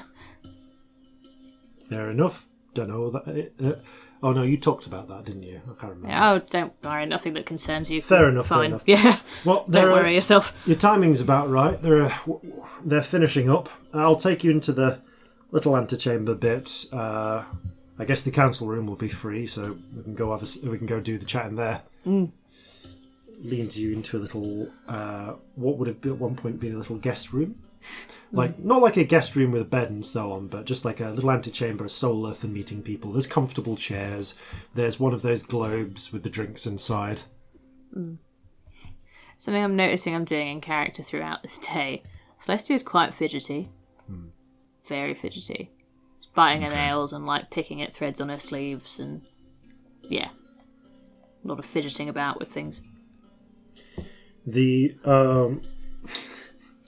Billiam cracks open, opens up the little globe, looks back. I mean, 2 of the council are ours. I doubt they're going to mind. What do you fancy? I've got rum, brandy, brandy's blood, the old 4-shot drop. Was it What's 3-shot the drop? 4-shot drop? Sorry, 3-shot floor. That was it. You know the you saw the painting, right? Remembering, you looked up the painting. Yeah. The picture of Brandy has 4 pistols on like a couple of bandoliers. You never had the old joke was he'd have all 4 of them. He'd fire 3 of them, and he never needed to go to the 4th one. Oh. 3 shots. Oh. Yeah, 1 shot, 2 shot, 3 shot floor. There was a song, I can't remember the tune. Someone sang it to us before, but I still don't know the tune if I'm honest. Right. I'll just go with the rum for now. We had some of that Right. before we got here. It was I'll have a good, but brandy it's for strong. brandy. Feels apt. Pause you, Brandy. That's quite drow, Anything that. for you, Eurist? No, thank you. How do I look? Is anything showing that shouldn't be? Can we genuinely have a look and see Make if... an insight check. Yeah. Make a deception check, I think was what we Oh, decided. God. I can't roll insight today, gang. Well, mine was 21, which is almost as Oh, I'm glad. well as That's I a possibly 3 can. from me. Dirty Hey, you look, 20. you look fine. You look great. You can see a few bits that could do with improvement, Corzin. All right, just tuck that down, Okay. and he sort of whispers in there, "Wrap your tail around your middle." Oh, right. Tail. Whoops. Oh, yeah, shit, dwarves don't have tails. Not generally. And he sort of pulls the hood up a little bit further to hide the horns more appropriately. To the There's point a where s- it looks like the beard's padding it out rather than the horns. Ah, fun. There's a pair of double doors, and just as you're making this, the doors open, and you can hear, they're pretty solid, there's some good soundproofing, because you can now hear a conversation, including as a group of people begin to emerge. So, let me see who you would hear first. The first person to emerge is a... What's up? Here we go. Is an orc. Grey skin, small protruding tusks, brown eyes, and you can see his head's been shaved, but he wears a broad-brimmed brown hat with a large, ostentatious white feather on it. He's got an open cotton... He's got an open cotton shirt and thick black cotton trousers, stuffed into shiny black boots, and finished off with a classic scarlet frock coat. Although perhaps more for show than anything else, he does have a couple of pistols at a belt and a cutlass at his side. And as he pulls the door open, he drawls, "Well, it's been a pleasure, but I think we're about done for today. Bellekom, and you must be the new captain." That's right. Cocks his hat. Corzin Horhace at your service. Captain Hands Holloway. Fancy laptop. "You take care of yourself now." Gives you a wink and strides off. Thousands of miles away, Sabnet is jealous for some reason. Sabnet goes weak at the knees and doesn't know why. What is this? Why? He has hat envy. A moment later, a much shorter figure emerges. "Oh, hello there!" Halfling. Bit shorter than Briggs, taller than you.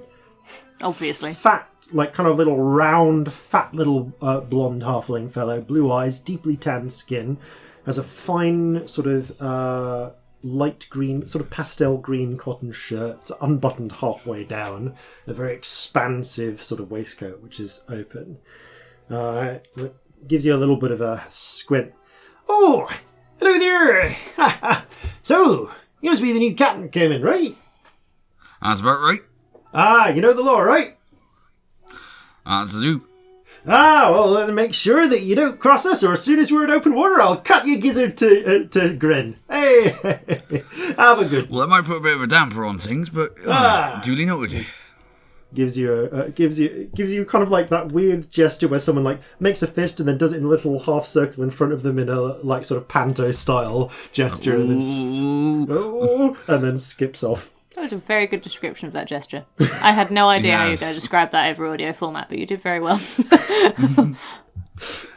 Corzin would match it slightly hesitantly. There's a third figure emerges. They are lithe. They have a humanoid body, but with some distinctions. Fine earth-coloured scales cover their skin, with bright orange mottled highlights. They are hairless, of course, and their fingers and neck are slightly longer than would be normal for a human. And instead of a head of hair, there is a cobra-like hood. That's so cool. They have again, broadly humanoid skull, but with a somewhat serpentine cast to it, and a flat nose and thin slits for nostrils. They wear loose-fitting clothes in bright colourful blues and reds, with wide-ended sleeves and wide-bottomed trousers. And at their belt, you can see there is a thin sort of épée type sword. Klaxkar steps in, stops, looks between the four of you, inclines her head to Briggs, then looks to you, inclines it as well. Klaxkar, they say. Corzin Horhace, pleased to meet you. That remains to be seen. They turn and leave.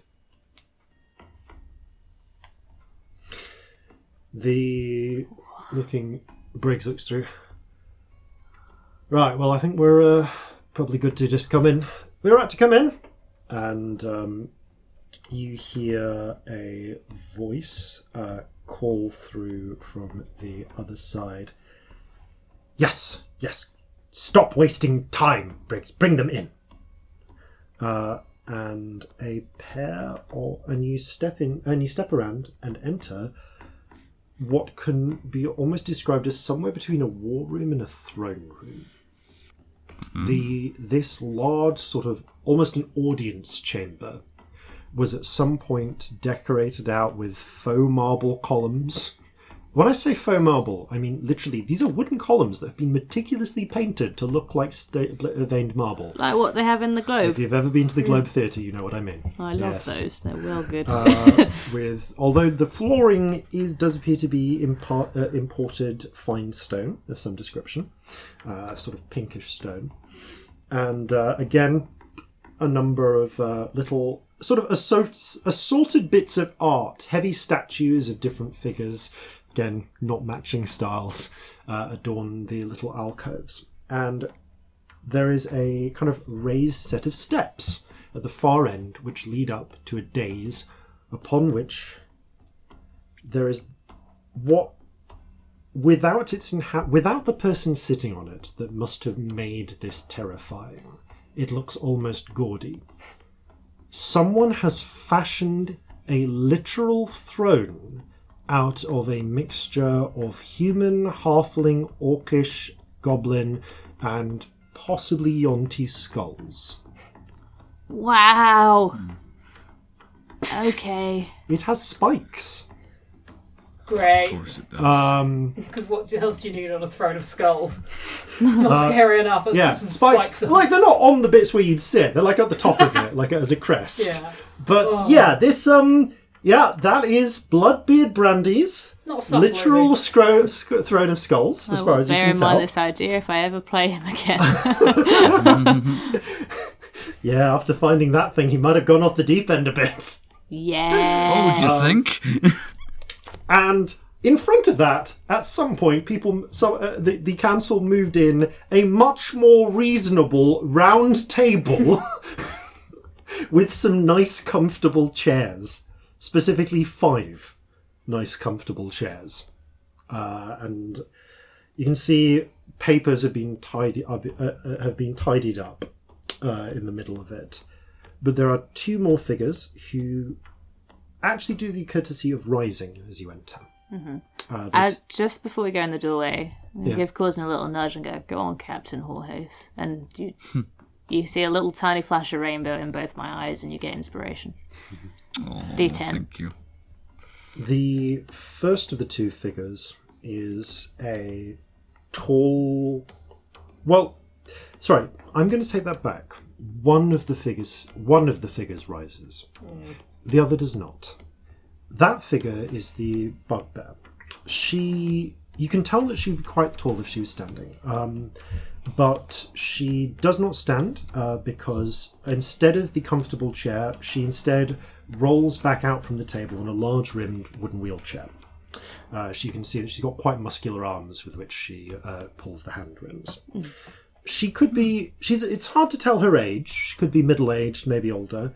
She has soft reddish fur and black hair, although the front part of her hair and fur have been shaved, with the long hair tied back into a queue, much as the goblin sailors aboard your ship in their sort of Tang maritime fashion.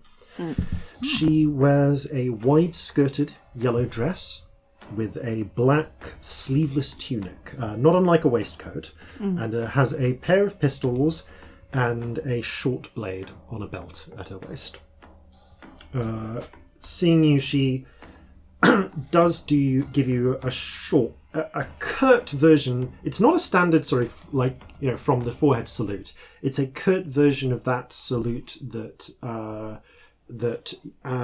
Aojin and Shen Yu have done, where they place their hands before them, one atop the other, holding vertically. It's just a very quick bop, and then relaxes.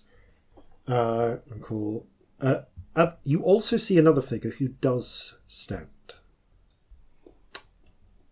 Celestia, and to a degree Scamp, you have seen this figure before.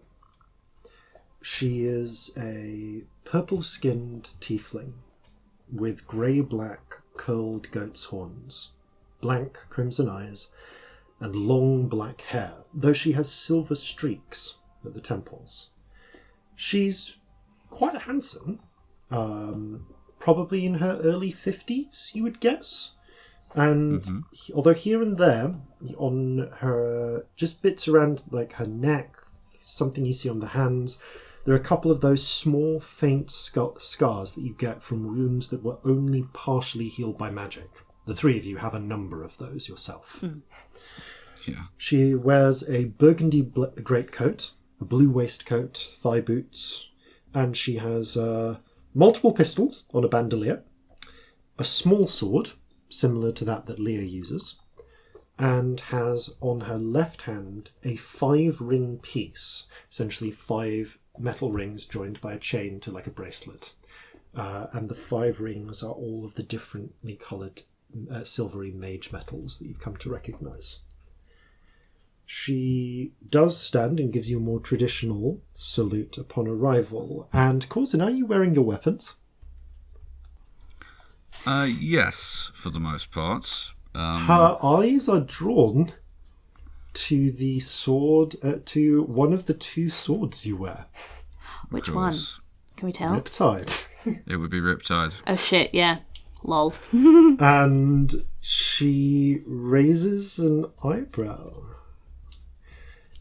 Well then, you must be Captain Corzin Horhace. That's right. Violet, I presume. I go by it a lot, but please, call me Vasilisa Kotsol. And my somewhat terse companion here is... At which point the bugbear interrupts. I can introduce myself. Yaote. Sit then. She nods to one of the chairs. We're not in session right now. No need to stand in ceremony. Would it be like normal for other people to talk out of character? I can't tell. Other people to talk? Like if I introduced myself, would that be weird? You don't know. You don't know what the social circumstances are. Roll an insight check. But like, are there other people around, or is it literally this just is literally them?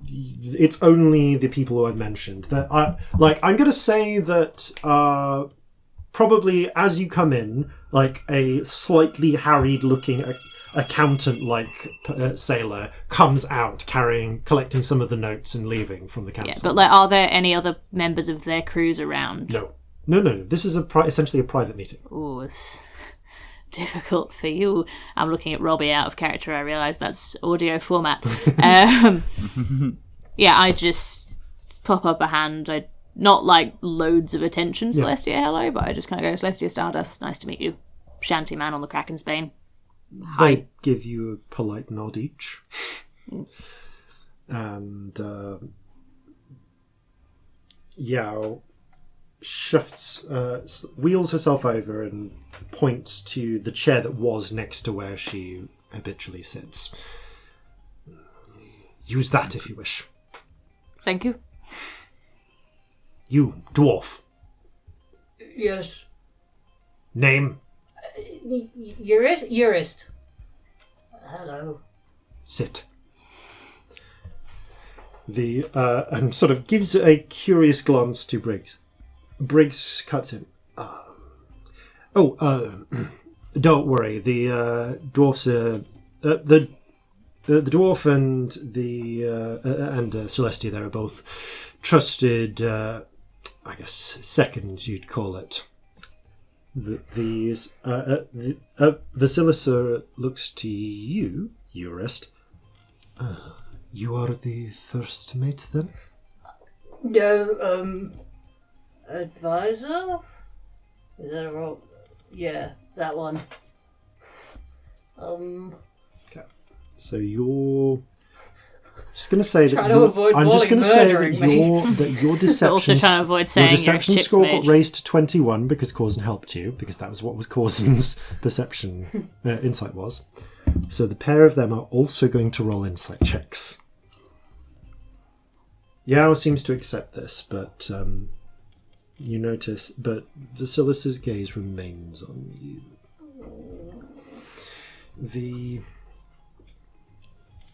That said,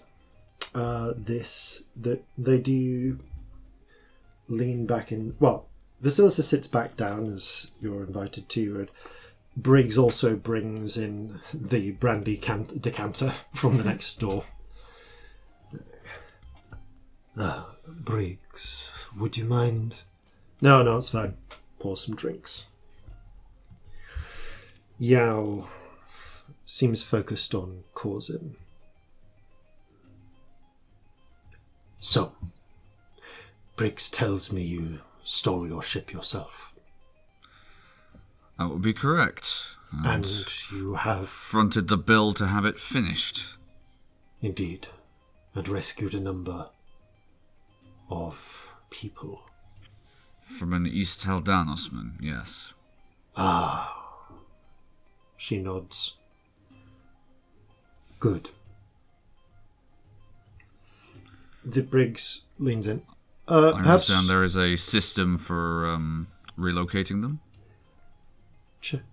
Yao nods again. Very well. I will take care of it. There are a number of friendly townships or isolated communities that we work with. If need be, if they are able to return home, some, when we are able to acquire the funds, we can pay for passage back. It is not always practical. I understand. Some may wish to remain with the ship, and they are most welcome to. Vasilisa, who's still studying Eurist, turns her attention away from Eurist for a moment and asks you, "And what did you do with the slavers who held them?"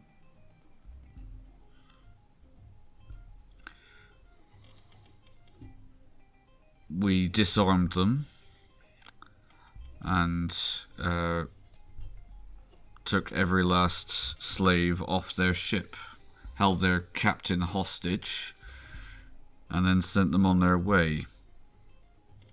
Conjured a dragon to freak him out. A dragon? An illusion dragon. So you have a ship's mage, then?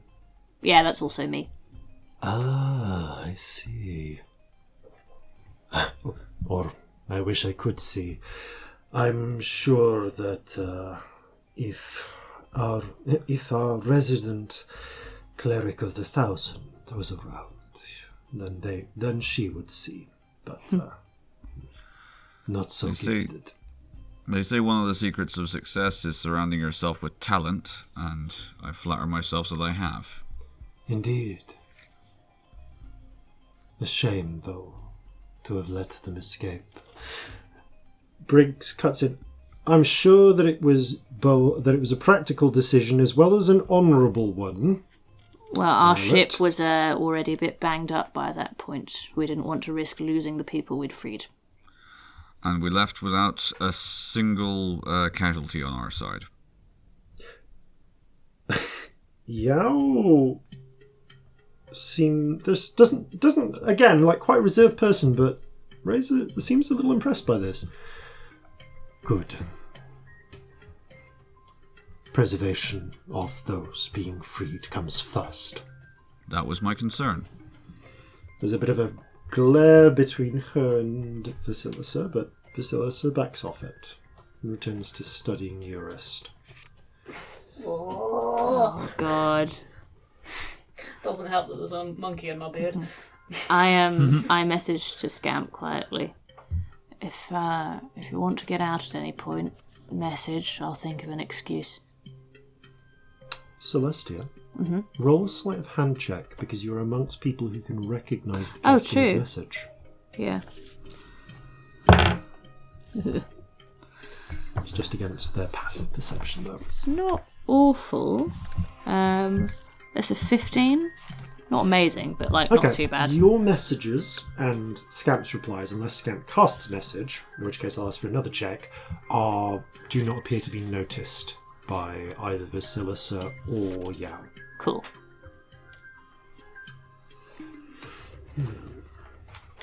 They study for a moment.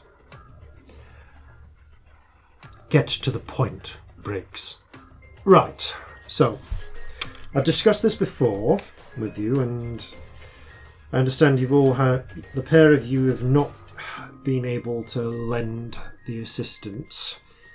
The Yao shakes her head. My ship is needed to ferry those who have been freed. I am not yet in a position to risk those on board in such a dangerous endeavour. Equally, Basilica calls up. I feel that perhaps you should just burn the whole damned shipyard. Get it out of the way, but... Fine, there is some merit in what you say. However, I myself am not so willing to go all in this matter. But you've laid the plan out for our new arrival. I understand that we are looking at a new member of the Scarlet Winds. Yeah, interrupts. Prospective new member. We must all agree. And forgive me, you have not yet proven yourself to me. You don't know us yet. That seems reasonable. Briggs lays out, pulls a couple of pieces of paper out of his jacket and lays out some objects. First of all, map of Sunder. He points down to the southwestern edge. Right, so here we are, Port Omicidio. You can see we've got Port Zanzara nearby, Salahafe, Bellarossa. Now, my thought is an ideal target would have been maybe Al Cacao or Manawati nearby, because we want to hit the Ferocians for this. Sorry, you might not be aware of it. The Borden, the Tyrian-style colonies around here, they don't practice slavery. Right. But however, the Ferocian and the Sulian ones do, especially the Osirian ones as well. Get the feeling that the news hasn't quite reached the Sulian colonies about the changeover. Or if it has, they're waiting for it to be enforced. Right. No, that was one of the other things on the Haldanis, man. We took their colours from them because Sul is no longer a slave-trading nation. You watch as Briggs slaps the table. There is a smirk of amusement from Vasilica. So what will be your target? What? Medina al Chocolat? Briggs nods. Aye. Go north from here. It's a fair bit of a trip. It'll be a fair few days' travel. The exact numbers when we're ready to make the journey. But it is actually on the route that you are gonna have to travel if you want to get to Thunder's Watch. So it's something you could do and then Could do it on the way. Carry on. Exactly. See, part of what I need your ship for is naval support, but also passenger duty. See, I have a few friends who I've made contact with now that I've got back, and there is a particular shipyard in Medina El Chocolat where there is a fine new frigate underway. It's a merchant frigate, kitted out for trade. They'll probably be making they'll probably be intending to take a nice chocolate cargo back towards Jova, then picking up, additional labour and making the return journey. So why don't we take that off their hands? Sounds great. From what I understand, it's barely 2 weeks from completion. So it's essentially, by the time we get there, it'll be all ready to sail. Just, won't have had the final paint job, as it were. I'm beginning to see why you brought me in on this. Exactly. It's a particular sort of job with which I have previous experience. Well, that was my thought. Now, I wouldn't have gone with this originally, but then I heard that you brought that you freed all of those slaves. So, we've been about 2 dozen short of a full crew. And with 200 people on board, I reckon the odds are high that 20 or 30 might be willing to sail with us. We're not going to press gang, obviously, but, it shifts the odds enough in our favour that we Worth can asking. put together. Yeah, Exactly. if anyone wants to. Exactly. The Vasilisa speaks up. There are always those who wish to strike back against those who have wronged them. We should support them however we can. Yao cuts in. Or let them go. That is their choice as well. Of course. I think the point is choice. Well, Yeah, if exactly. they're free people, they have to make that choice, don't they? Yes, they do, and obviously. But I reckon the odds are high that we'll have enough to form a crew. So, it's a good ship, standard 5th rate, very few guns on it. But that is the reason, and you get the feeling that this is, from the way he looks at Yao and Vasilisa, this is part of a long-standing argument, why we keep a war chest so that we can afford to outfit something like this with proper cannons when we get it. Anyway, the plan is, we go in there, we get that ship just before it's ready.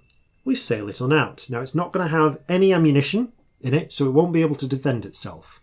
They'll have the cannons on board already, the basic ones. We'll add more when we get around to it, and it will be in a state to sail. However...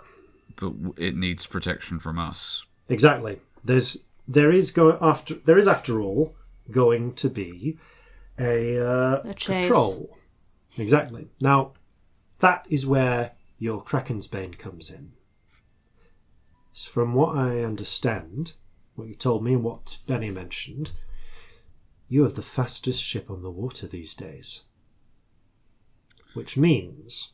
I'm not saying we take on their entire patrol and sink them all to the bottom of the sea. Again, small chuckle from Vasilisa. But what we can do is you and I can take the Esperidia, you take the Kraken's Bane, we'll fly the Scarlet Sails, and we hold them off while the new ship makes its escape. Then my lot will peel off. You buy us a little bit more time so that we get a lead on them, and then you can sail off And catch up with you. and catch up with us, which is not something we'd otherwise be able to do. Sounds reasonable. How many ships do they have guarding the place? Should be about 3. Ooh. Standard frigates, so 5th rates, and they won't all be in the same place. They've got quite a lot of they've got quite a lot of coastline to patrol. The problem is once one of them is alerted, the others will come in. But we might be able to be gone by that point. Aye. Possibly. So my thought is, bit of false flag. We go into the port, or we dock somewhere nearby and proceed overland. We get our prize crew, into the docks themselves. We sail it on out. Then we meet up. Then we get our ships ready and going. I understand you've got some Marines. That's Yes. right. Good We have ones. 2. There's a few different ways we can go over that. We can do this, and I'll go over the exact planning with you separately, provided you're on board with the mission in principle. Because it might be, one possibility is we might have to fight our way in through the streets, in which case we'd be going up against 30, 40 private security, and that's when we need the Marines, and maybe to hold off the town guard, that sort of thing. So that might be an armed affair, or it might be a case of infiltration. You 3 are especially good at infiltration. Vasilisa pipes up. Are you? Again, studying Scamp. I hate this. I understand. So you are one to advise on infiltration, then, jurist? Yeah, yes. We've all done some infiltration in our time, yes. Yeah, on that note, Who hasn't? if we were to hit this after dark, could we just sneak the ship out under cover of darkness? That's entirely valid. As I say, I'll go. I'm willing to go. I'm entirely willing to go with that. I have the details. Not on me. Most of them are back in my stateroom on the ship, but we can go over them together. Sneaking it out doesn't feel like a bad idea. Exactly. Either way, though, what we do have to do is we need to get the 125 crew needed to sail the ship onto the ship. Because we can't get it out, short of doing a tugging, the way that we did with the Krakensbane. The easiest way to get them out, the only way to get them out, is to get the crew on the ship and then have them set sail from out of the docks. Yeah. I think it would have to be night, wouldn't it? Night would be the best time to do this sort of thing, aye. Also, it makes sense from the point of view of the visibility is going to be much reduced at night, and they will be less able to fight and fire effectively. Maybe some sort of big distraction on the other side of town, so that the watch are elsewhere. Might be the best way. As I say, I'll go over the exact We'll think about it. details with you. But I guess the question is, are you on board on principle? In principle? Yes. Yeah. This is the best. The best I can say is we're likely to face.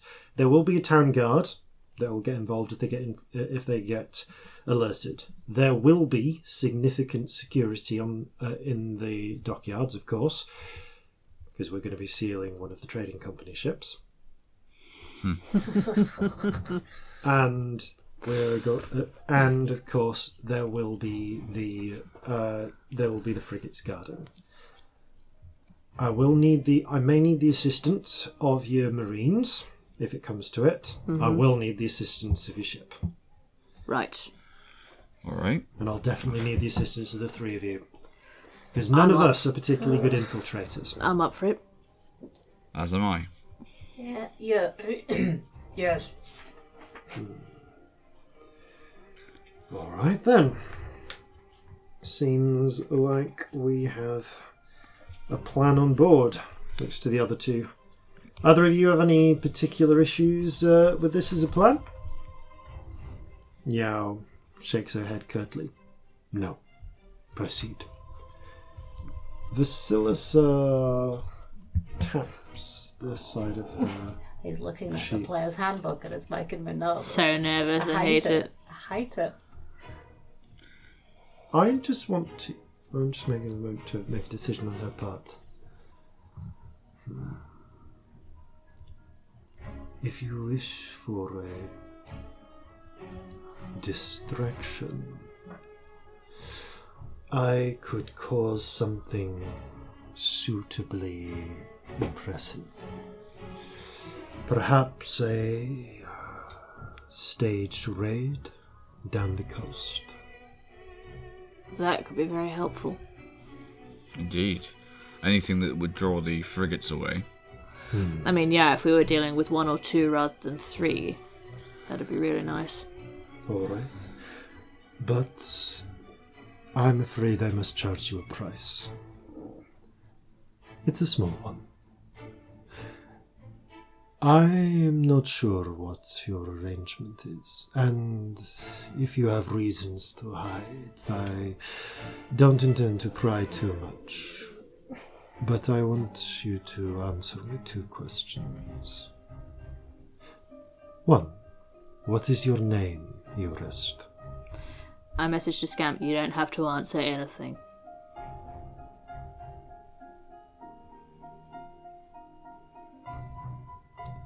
Do I get to hear the other question? Yes. Are you intending to betray us? No. And you, Captain Horhace, you will vouch for the integrity of this person who hides in our presence? I owe these 2 people my life 12 times over. Very well. You're going to roll an insight check just for her to see how much she believes you.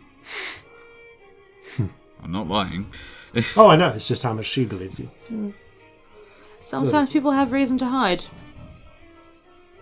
She frowns. They do, but they should not have to. No one should have to. I quite agree.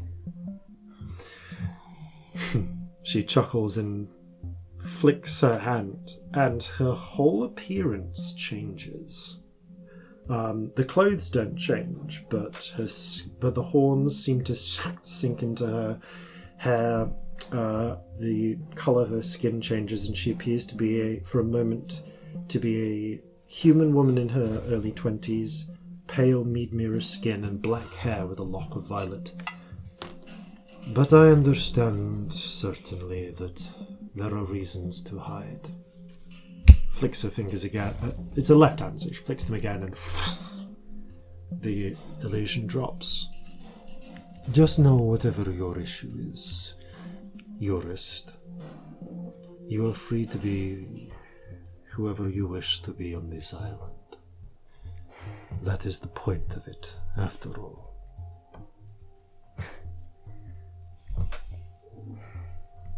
I'm not going to press. Besides, I shall make sure to light up the nights on the time of your raid. That would be good. That would be much appreciated. Just, you're a mage, yes? Yeah. You can send? Yes. Send to the basilisk. Send to me a signal that will reach my sending room. Great. Corzin will turn to Celestia pointedly and say, do you think that you would be able to do a sustained wind spell if we were able to get you on board the ship? Yeah, of course. Really? Sustained wind as well. You have a woman of much talents with you. Indeed I do. Yao pipes up. Stop trying to seduce the drow. Get on with it. Celestia looks like... Scamp's broken. The best way I can describe how Celestia gets when somebody flirts with her and she doesn't know what to do is Hugh Grant. She the hands go in the pockets and she gets all upright and English. There is an eye roll from Vasilisa. I am not trying to seduce his ship's mate. I just, think of it as a sort of job. Sorry, I shouldn't try and poach your ship's mate from you. But what can I say? I recognize fellow talent. Yeah, you magic person yourself then. Indeed. I wave a little hand as though indicating her rings. She holds up the hands. Yes, well, that little parlor trick was how I learned. Ah, fair enough. You're Jovan, I assume, by the accent. Well, not so much yours, but it's... Yeah, this isn't a Jovan accent, but it fits in. Yes, but your companions... Yeah. No, you understand then it is not easy for tieflings to get into university there. No. Yeah, people suck. They do. It's getting better in places. It is. Really? Tell me more. The political upheaval in Seoul recently has set a lot of wheels in motion. I mean, there was the first out tiefling mage in the army lately. She immediately turns her attention away from yours to you. Who? Oksana Orlov. Commandant. Oksana Orlov. She seems to be saying the name as if to memorize it. Yeah, she decided to be open about it. How has she War been hero. received? Well, as far as we can tell. The papers have been nice. We haven't been there for any of it. So, we haven't seen it directly.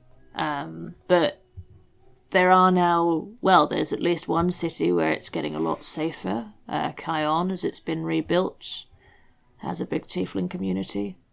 Everybody's actually doing all right there, by the looks of things. Yeah. Well, I hope that it lasts for them, and if it does not, they are welcome here. I will always fight that this should be a safe place for my kind. And I will kill anyone who stands in the way of that. They will not respect you unless you show strength. If they thought they could, they would kill all of us. It's also the strength and kindness and mercy. I believed that once, Eurist. Briefly. Maybe you should give it another go. Yeah, looks up. Are we done? As far as this is concerned, I think we've got everything. Good. I must go eat. Captain. Celestia. See you. Eurist. She wheels herself out. Vasilisa also takes a moment to stand. Sorry. I have had these arguments before. Usually with my daughter. You've got a daughter? Yes, Victory. Although I have to say, I am sometimes... Well, it varies which of us takes this side. I think we ran into her. She draws, doesn't she? Let me guess, she drew your ship and went up to show it to you. Yeah, very and our pigeon. This the is pigeon. Marjorie. I hadn't this is- wanted to never mind. ask, but... She's a friend. Hold Marjorie protectively, while trying to keep my hands inside the cloak. Yeah, you're kind of like using the cloak to This push is how I around. buggered it up in episode Yeah. 1, trying to use my hands. Yeah. Yeah, you're not doing anything intensive enough to require a sleight of hand check here, but there is a sort of... Well... No, she will do that. And yes, I apologize if she got it. Well, I doubt she got in your way. She's a smart She was girl. sweet. She is. She seems like a good kid. She is. And Yeah. Welcoming. She's- Told us a bit about the town. she nods.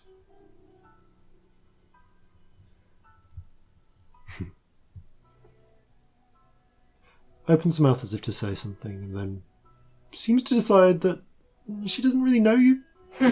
Closes whatever revealing moment she might have had. What were you going to say? Sorry, I'm really nosy. You don't have to say it. Make a persuasion check. Oh, 18. Oh. Just being sentimental about my daughter.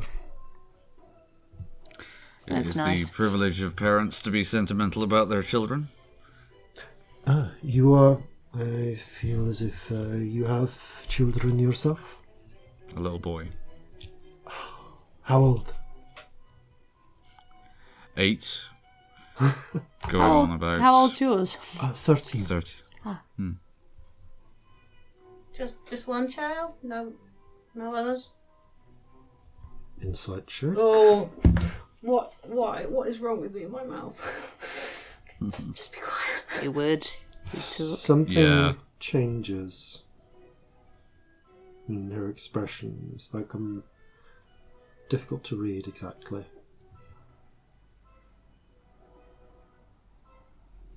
I have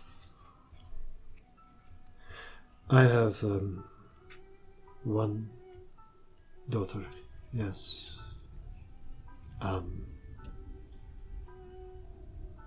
Sorry. I'm sorry, I didn't.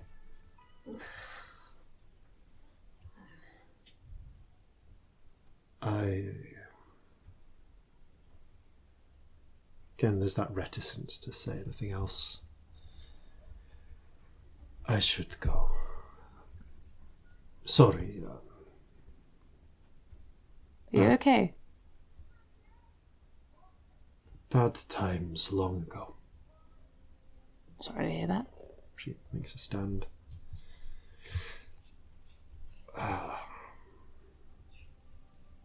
Just gives another long last look at you, Eurist. Anyway. Forgive me. Did not mean to bring the tone down.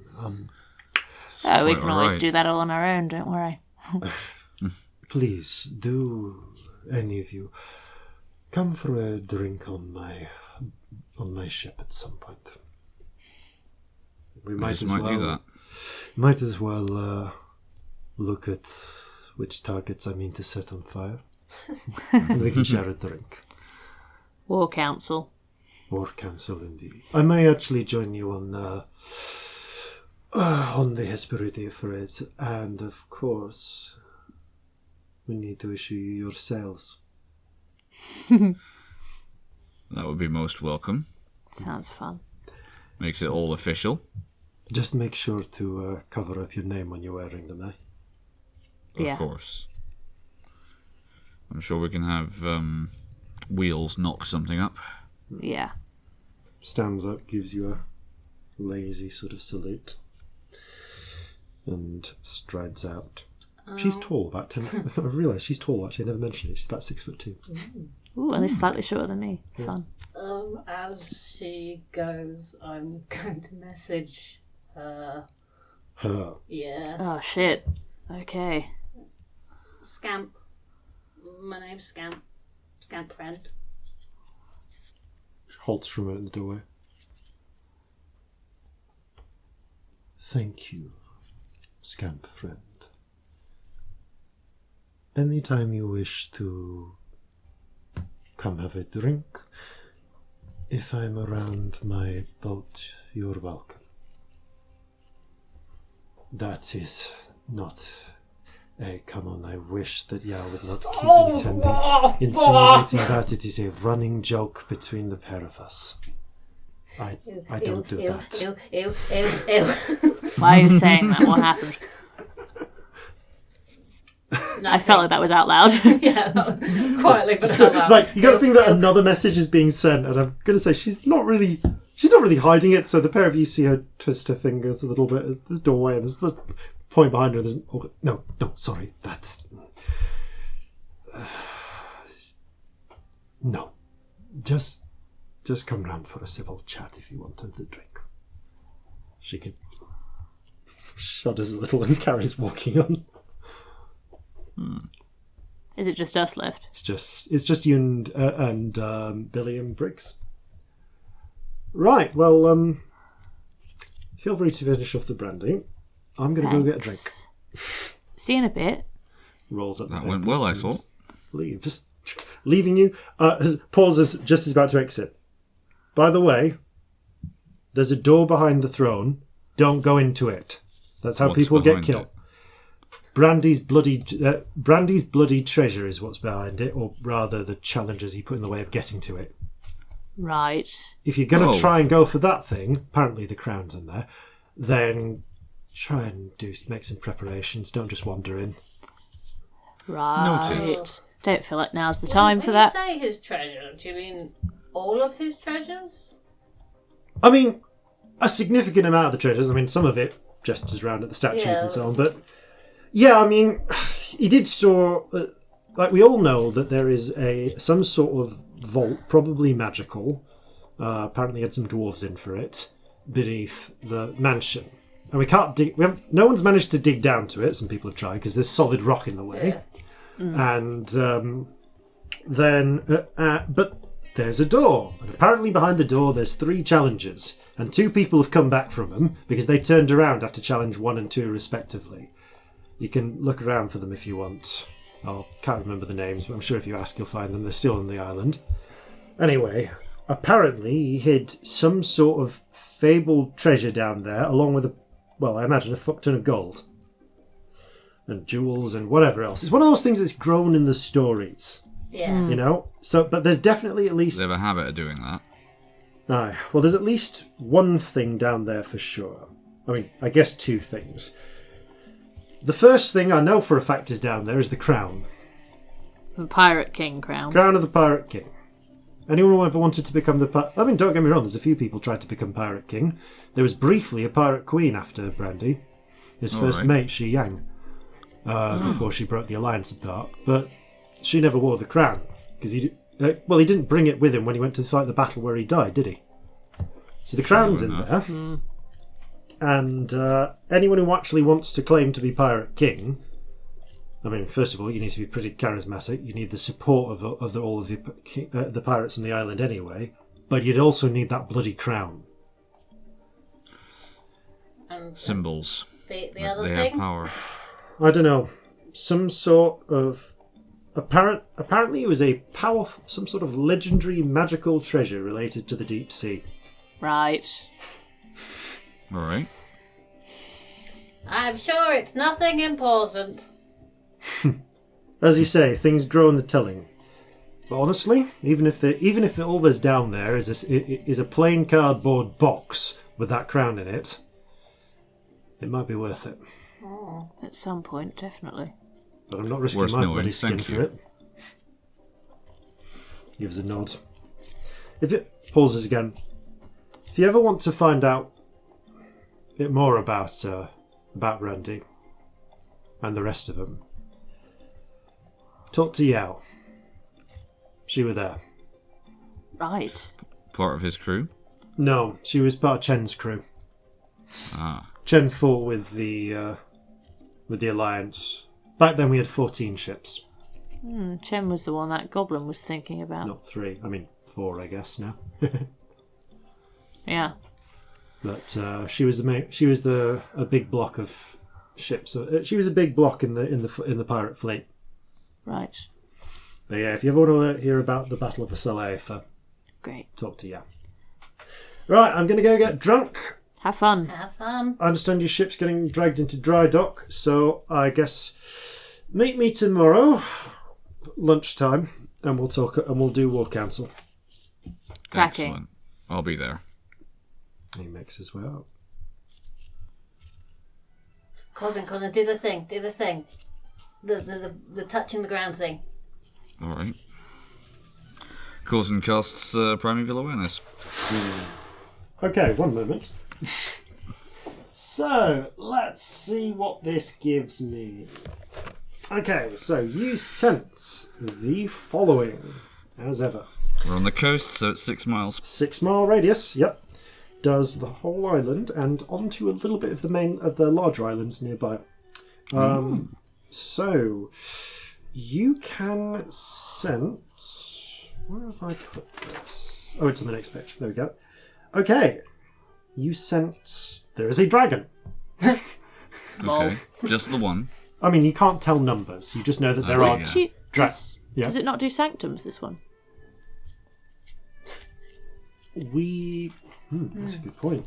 No, we've established that it will go through lead, but not sanctums, haven't we? I think so, but I can't remember. I believe we have. Yes, because it sensed things it sensed the contents of Destin's vault. Yes. Yeah. So, that But you it do not also sense a didn't dragon. do some other things, yeah. Yes, you do not sense a dragon because the dragon's still in the hole. We need to, deal with that. He did say anywhere in Sunder. I don't think here would be the best place. Why not?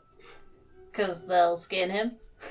Yeah. It's a small island. They will skin him, yeah.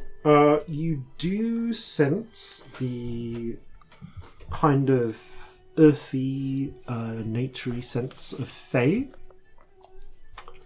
That would make sense. You sense a certain fell, brimstone sense, which you feel instinctively as Infernal? fiend. Oh, fiend. Never found out what these fucking fiends are that keep going up. And you feel the presence of a roaring storm, and because we've established that is the one that you can tell numbers, you can feel it twice. Oh, it's down there. What, another one? Another one like that. Oh, well, this one isn't Brandy's. Is that Yeah. mystery solved? What do we even do with another one? Well, I think I would make excellent. Don't give it to me. Do not let me have it. No. That would be bad. Corzin would be good with one. Yeah. How long does this stay up for? I It will is double for check. 1 minute minute per per level spell? of the spell slot Yeah. you expended. So what level spell slot did you expend? I just used the first level, so it's a minute. Okay. Yep. After a minute, it fades. Nothing changes during that minute. Nothing does it? changes during that minute. Okay. I just feel like with your strange magic things that happen every so often, plus the side effects, that'd be Oh, it nuts. just seems like a bad idea. That'd be doesn't it? so bad. Whereas Corzin seems sensible enough to have one. Yeah. No offence. None taken, I'm not remotely sensible. Your faith in me is touching, but this does raise another question, though. If you got one here, and there's another one that Brandy had, who else has these? How many are there? I mean, we know Clara's got one. Hang on, we've been through this. We talked about how many there were. Oh, Because it was a whole thing. There's one in the vault of an eccentric collector. There's one somewhere else. Definitely a whole thing. We did this ages ago, though.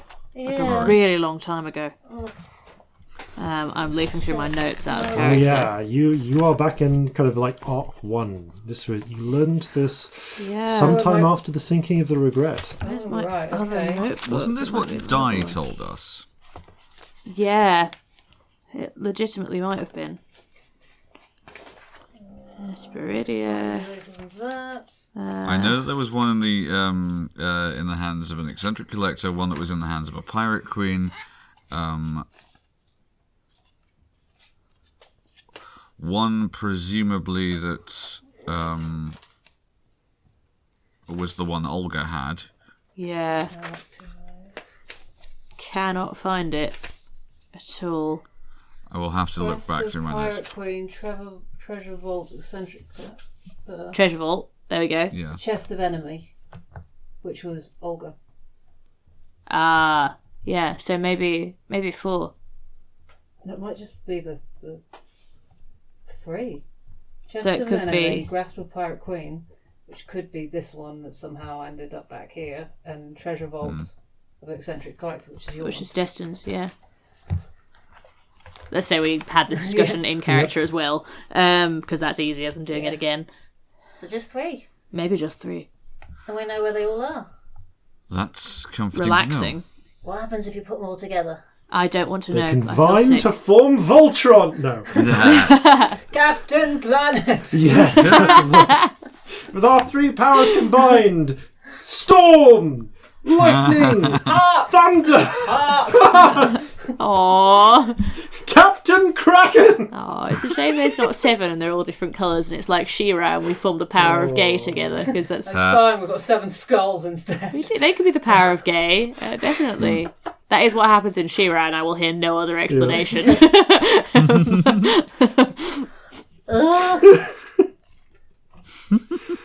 Imagine if we had 2 of the 3 that are in the world. Be ridiculous.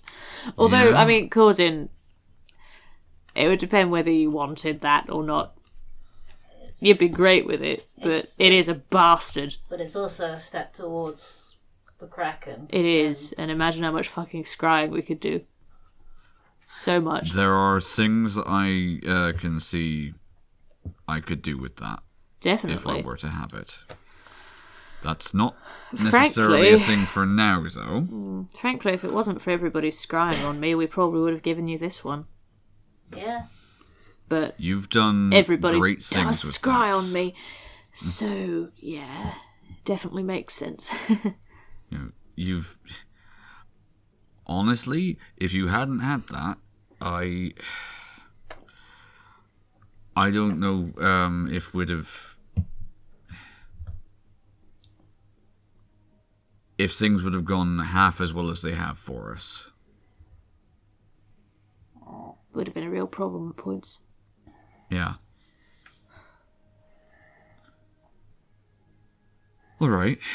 Well. So, Passing over all this shit for a second. Scamp. How are you doing? I felt like you needed the distraction, but, seriously. Yeah. I don't know. That's okay. Not knowing is fine. I'm not sure I would really know how to feel in your position. It's a lot. But she's not, like, playing people alive. She's not proper So that's evil. that's a start. She's wrong about things. Hmm. She's not evil. She strikes me as a person who's had a hard life and has had to make a number of very hard decisions. It makes sense as to how she's got there with the stuff that she was saying. It's not like my mother levels of terrifying evil. It's like she's not Quilena, which was my fear. no, but it's not either of those. You know, it's Rips off her head. like Scooby Doo. But the thing is, it's not like that. It's somebody who's had a hard time and they've coped with it in a certain way. Is what it looks so like. much easier if it was. I know. Because I could just go, okay, well, I don't want fuck you that. then. Yeah. I want to talk to her. Maybe you should. But how? I want to talk to her, but I don't want her to know.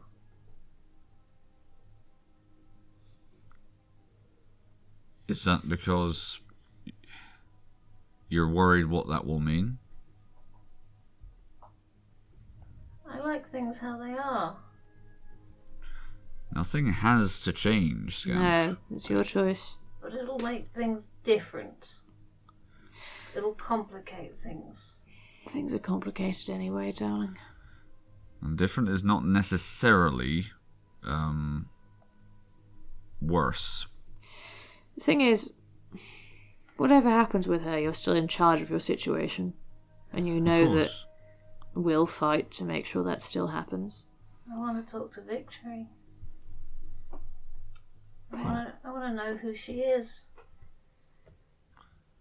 I think you should. She's out and about, or at least last we saw. Obviously, we're happy to go with you. Or be nearby. Yeah. I don't even know how I do it.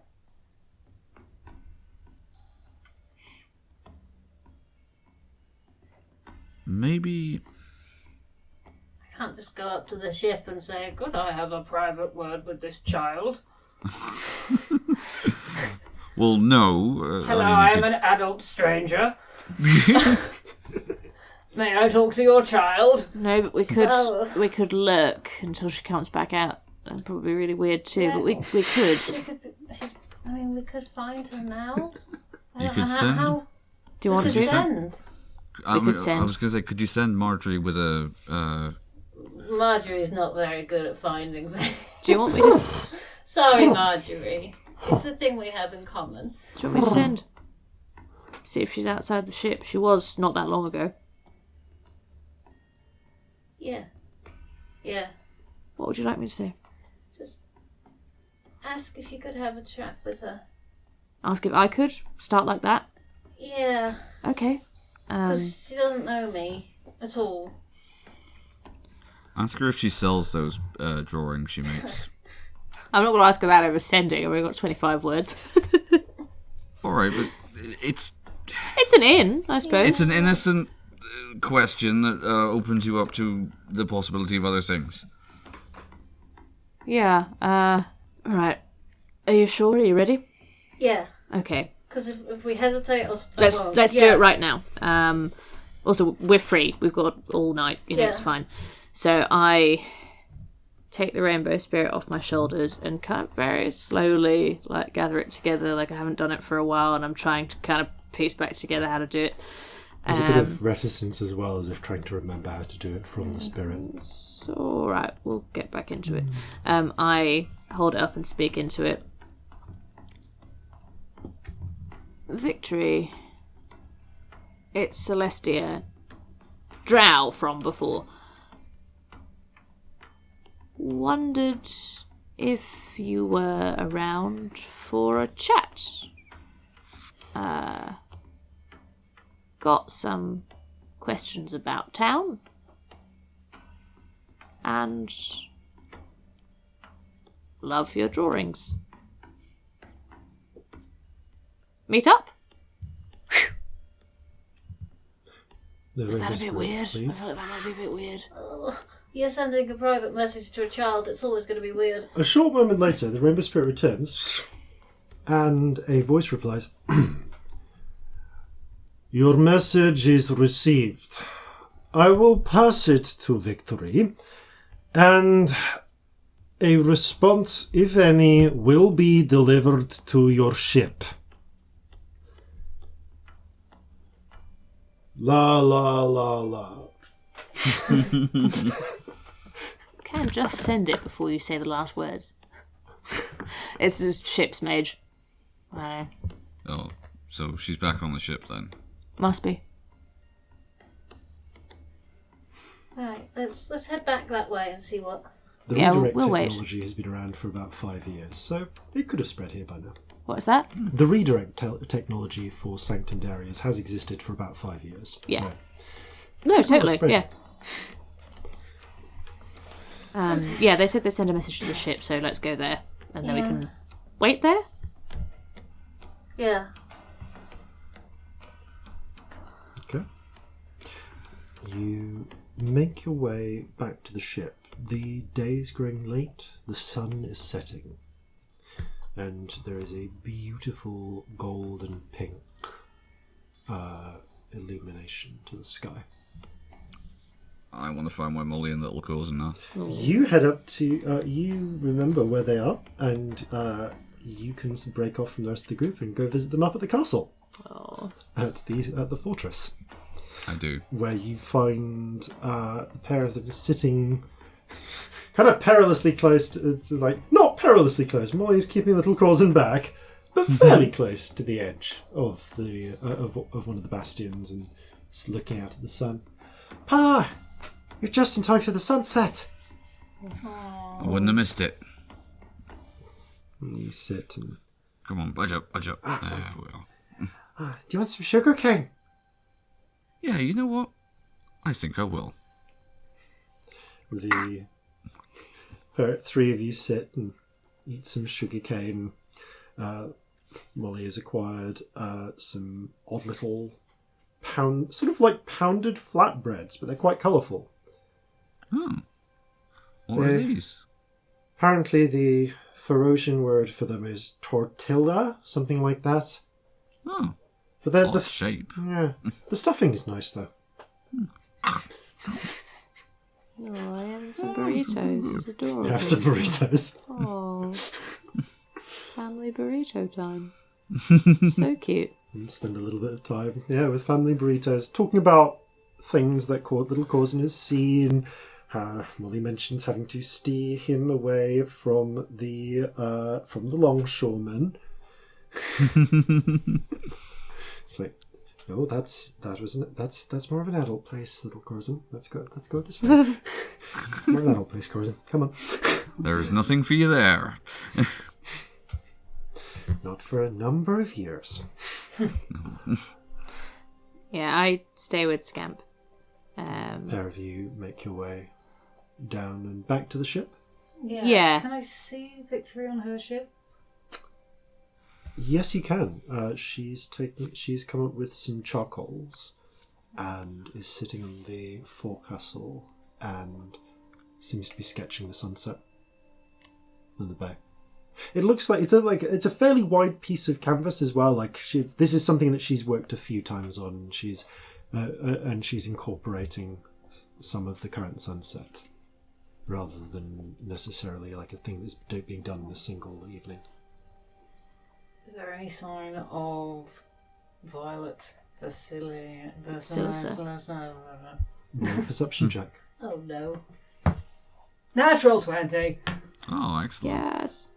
Helpful Are you one. using your eyes or yours and Marjorie's? Marjorie doesn't have dark vision. True. Your eyes then. And it's getting sort of gloomy. It's getting gloomy. Like it's sun is setting. We're not into This dusk. distance, I think it's probably my eyes are better. Yeah. But you do make out a brief bit of silhouette that matches what you saw of Vasilisa in through the windows of the forecastle.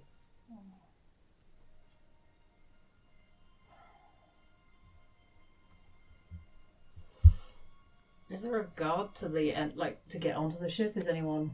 There are, as I said before, there are a couple of tieflings on deck doing jobs, but also kind of keeping an eye to make sure that no one who tries to nick anything. Okay. Do you want to go? I think I need to try. Do you want me to come? No, but if you could stay near, Yeah, of course.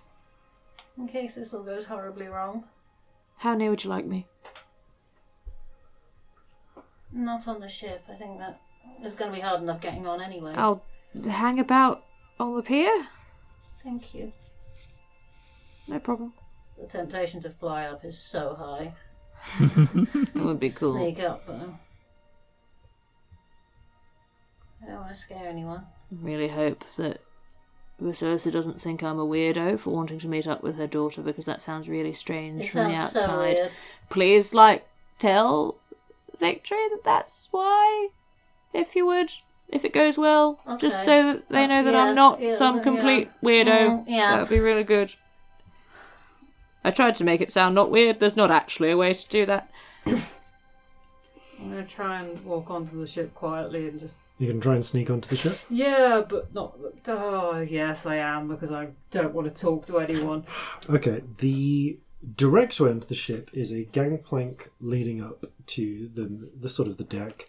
There are a couple of tieflings essentially... they're doing other things, but they're basically watching. on guard. So how do you want to get onto the ship? I'm going to end up being dumb and just fly, aren't I? Yeah, I'm going to be... Before you leave, Yeah. do you want there to be a time where I check on you? Anything like that? In sanctums. Unless you're coming on the ship. I mean, if it gets crazy and it's hours, then yeah, but... Okay. Yeah. This might be a terrible idea. Okay.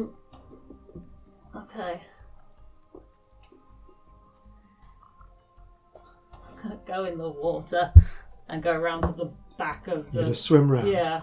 Okay, that's fine. The water is calm, so just give me a stealth check, but I'm going to need an athletics check afterwards to Oh, climb. I'm probably going to fly up. Okay, still need a stealth check. Stealth is awful. That's a 12. They've disadvantage to spot you, Yeah, right? it doesn't affect how I sound. Just look. Cool. Noted. You swim round, there's a bit of a splashing. Well, this was a bad idea. One of the tieflings that's over the edge frowns, looks around. Doesn't seem to see you pull behind the stern just in time. Fucking rats. Goes back to... Seems to be loading up cargo, actually. Perhaps with news that the ship may be departing soon, some deliveries of supplies are being made. Do I see this happen? Yes. I would like to minor illusion some rat noises on the other side of the ship. Little, swimming through the water rat noises. Fuck you. Where is that fucking cat? Hey, Dimitri, get the cat, would you? Just throw it in the rats. Just throw it in the water. Go up. They go on. They go Like down that bit below in decks. Community, where they're down in the fucking. Someone throwing this cat. What's happening? Presumably Dimitri goes downstairs down into the hall to look for the ship's cat. I'm going to fly up, not going past the windows, and then the last bit just pull myself over like I climbed. Okay. Using the same stealth roll as before. You fly up over and you're just landing behind I want to Victory. make it look like I'm climbing over, so it doesn't look like I flew up. If Down anyone and does see me. clamber up the side. As you clamber up, Victory turns, seeing this stranger appear, and immediately flicks her hands. Roll initiative. Oh no. 1. I rolled a 1. Oh, hun. And I didn't give you inspiration. I'm a fool. Wouldn't help on a 1. I know, but it might help with other things. Yeah. I And there's forgot. an immediate sort of as if a very low sort of clap of thunder, and her neatly combed hair immediately frizzes up. And something, just like a wave of something, emerges from her hand and sinks into your eyes. And here is where I have to roll a bunch of dice. 1 moment. No. Lord. So, because I don't use this spell very often. Doop-a-doop-boop-boop-a-doop. I've paused everything. Okay, so this is a Like, possibly, whole yeah. bunch of d8s. This is probably going to hurt. Yep. So, How much of this can I see? I think you can probably see this happening. Can I roll in, just in case I want to do You can anything? roll in, yeah. I might sure. not, but... I think you're rolling in after this, unfortunately. No, that's fine. I'm a 9. Okay, so But yeah, this is a surprise round, so yeah, I wouldn't do anything in this one. 4, I probably won't do anything anyway, but yeah. You know. 4, 14, 25. How many of these? That goes up again, so that becomes plus another 13, so 38. One more. 47. Okay, do you have less than 49 hit points? No. Then, while you feel a sudden wave of sleepiness strike you, you shrug it off. Ugh. There's a brief moment where she's trying to drop you and goes, "Oh, What was that? alarm!" No, please don't. Please I mean, in don't. fairness, before she can call alarm, you do get an initiative, so you Please. can see that she's about to. Please, please, please. I just want to talk. Please. Roll a persuasion check with disadvantage because you're a creepy figure. Yeah, I'm a clambering creepy up the figure ship. climbing over a ship. Yeah, that's an 8. Alarm! Okay. This has gone badly. At which point, several members of the crew start racing up. Okay, so we're into the we're into the next round.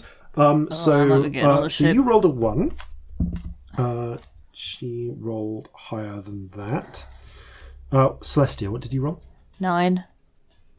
Okay, Celestia is in on a 9.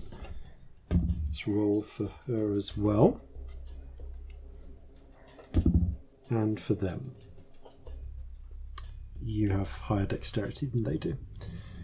Okay, so the first person to react is the person who was tipped off by seeing a shadow just at the edge of their window. Oh, for fuck's sake. As pushing open the door to the forecastle is Vasilisa, who immediately steps out, looks up, sees a shadowy figure. Yep. But Who is she's a shadowy figure opposite their child, and mindful of the situation, twists her hand suddenly. Both of her eyes fill with darkness, and she looks at you and says, "Sleep." So what's the save? fairly high. I think But it's wisdom. Is it wisdom? Oh, good. That is my strong Let me just point. double check eye bite, but I'm pretty sure it's wisdom. I think it's wisdom, but do check. I Yep, can't, wisdom. Tides. I just can't. Can if you want. No, I can't, because if I fireball here, everyone dies. Yeah. 11. I'm asleep. Her eyes just bore into yours, and the darkness takes you. You slump to the deck. The Fucking counterspell's a thing. I'm an idiot. yes, it is. There is, however, a moment where she goes. Restrain her for... sorry, no, my apologies. Restrain them for a short period. We can... Not a full... obviously not imprisonment, but... they'll be out for a few... You know what? No. Okay, get the ship ready to go. I want to interrogate them somewhere where I can tie them up. How far into initiative are we? So, that is Vasilis' turn, calling that. Victory is going to frown, kneel down, and touch Scamp Eurist on the back of the head. Roll me another wisdom save, please. 9. You don't know what happens, but something happens. What happens is not immediately visible, however, but some sort of spell is cast. Celestia, you go before the crew. Oh my god, what do I do? How much did I see? Ruined everything. How much did I see in here? You see everything. You are, I'm going to say, 120 feet away because you're like down. You're down the dock a bit. You said you were loitering. You could no. You can be 60. I would have been near the 60 ship. feet. Like as far I'll as say I could 60 manage feet it. because any closer and you're drawing attention to the fact that you're loitering. Oh my god! So What do you do you're in this close enough that situation? you could double move onto the ship, like with a I run. want to get on the ship. Okay, I'm you just panicking. break into a run. Especially when I hear talk of taking them, I'm not going to let that happen. Okay. Can I talk on my turn? Yes, you can. Because talking's a free thing, isn't free it? action. I'll say that you... Like, I dash to get on there. You dash to get on there, but I'll let you essentially try to persuade them. But yeah, you are very obviously run on. I don't stealth or anything, I just get on. At the same time, like a moment's behind you, crew are running up, wielding largely blunt weapons for the most part, although there is one confused Dimitri who comes up holding a ginger tabby cat. Oh! Like right in front of him, like a shield. Everything's fine, there's a cat. Is it a ranged or melee weapon, cat? Depends what mood it's in. Depends if you swing it as well. Oh, I'm really, really panicking. I just get on the ship and I just go, please don't hurt them, they just wanted to talk. Persuasion check with disadvantage, because this is, again, creepy figures climbing up, you running onto the ship. That's an 18. There's a moment of... I don't want to speak for them. I really don't want you to take them away. I'm worried, and... You see Vasilisa holds up a hand to the crew, although they kind of move into a position to surround... They're moving into positions around you, just in case, but they're not attacking. Really, nothing hostile was meant. I would like to speak openly about what is going on here. It's not mine to talk about. You really should wake them up. Eyes are still black, but she's deliberately not looking right at you.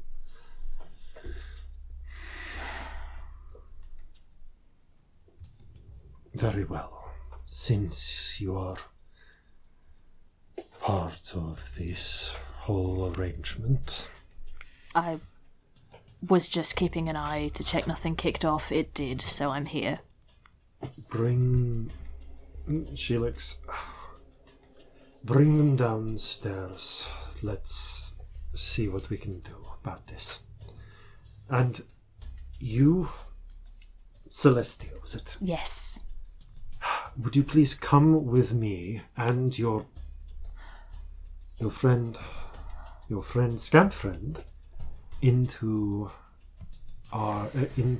my quarters, and let us discuss this in a civilized fashion. That would be nice. You understand that if problems break out, I am well within the law to put both of you to sleep and leave you on the dock. That's reasonable. It shouldn't come to that. There's no reason it will. There's a distrust here, but very well. I know this looks bad. It really wasn't supposed to be. She nods to the crew. Bring them into my chambers. You come with me. Victory, are you all right? I'm fine. It's all right, Mum. They're pretty tough. The sleep spell didn't seem to work on them. Master infiltrators indeed. There's a slight there's a half wry look to that. Corzin, roll a perception check from your position on the fort. Okay. You're really far away, though. I do want to say something else in a minute before we go down. 19. You don't have any inspirations or anything, do you? I mean, I do have the inspiration from earlier, but I think that would have worn off by now. Yeah, it's 10 minutes. It's only 10 minutes with Bard, yeah. No, it's been more than 10 minutes, so you do not see this happening. Sorry, I needed a 20. Like, you're so far away. You needed a 20. I'd say before... Because she's going to dismiss Victory, isn't she? You don't Or know. is Victory coming? But Victory... I wait to see I think if she is Victory or is not. probably going to say, I'm fine, Mum. I want to know who this is. Can I come with? It was you they wanted to talk to. Celestia narrows her eyes. I will have answers, but let us sit down and have them civilly. Come. Scamp, your unconscious body is dragged. Can I pick them up? You intervene and they kind of pull back and let you pick. Just Scamp gently, up. I don't want them to be dragged down some stairs.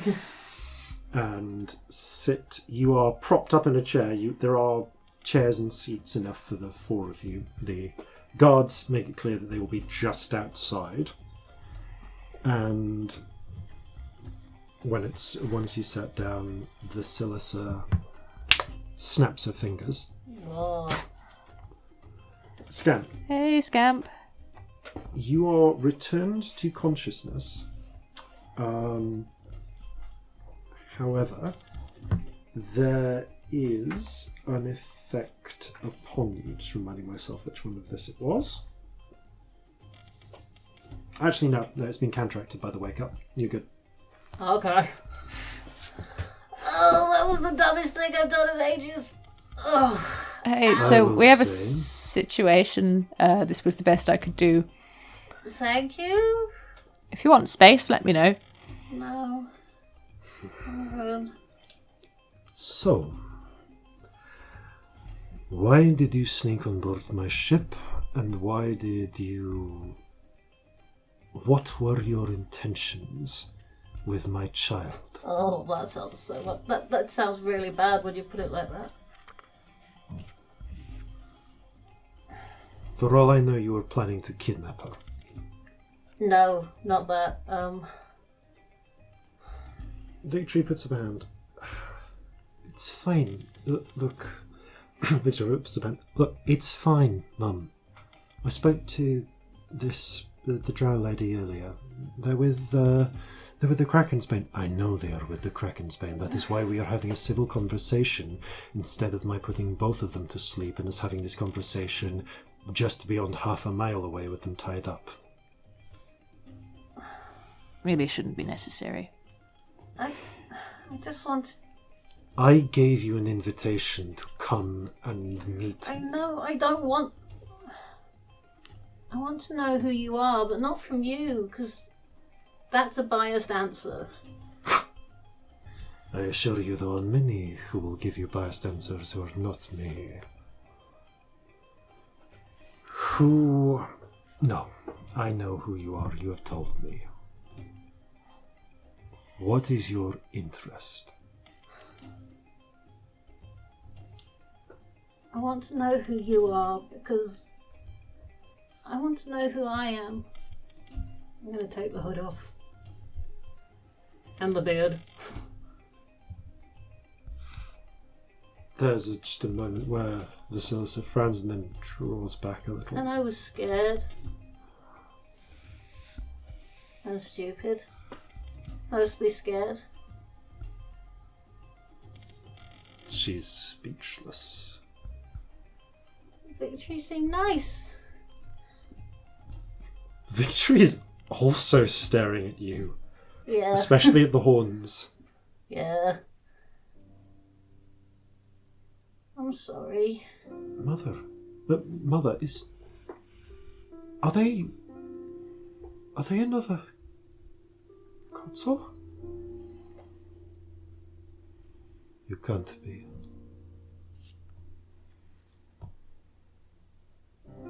Who are you? What? How did you survive?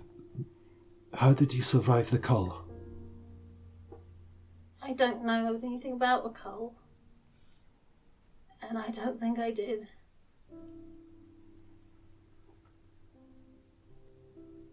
There is a definite studying of your features. No. You... How old are you, child? I don't know anything. That's why I needed to talk. I don't know. I don't remember. And there's never been anyone to tell me. Where did you grow up? Scarrow's Cove.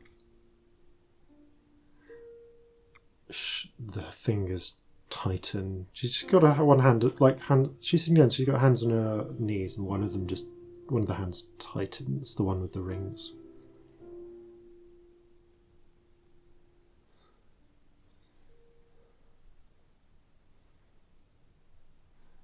I shouldn't have come here. This is a bad idea. Stay. Not if you don't want to.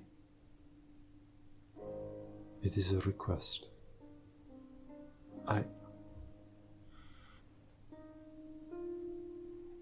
wish I could know you if you were telling the truth.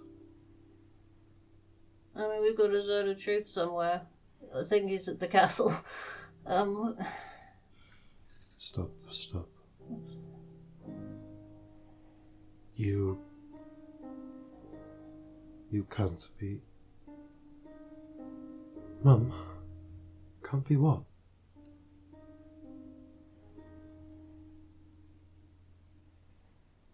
Your sibling.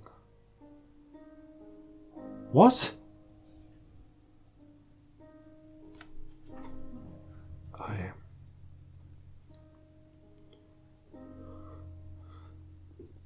No, you can't be.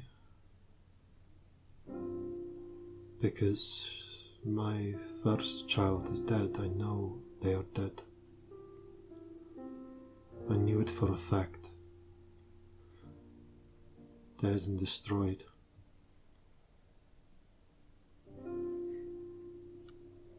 We looked at my memories, the ones I don't really remember, or tried to. It's not good.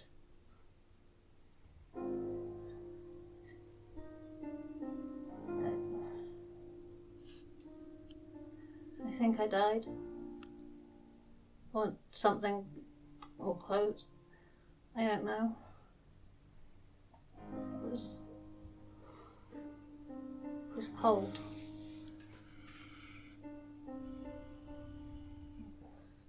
He swallows dryly.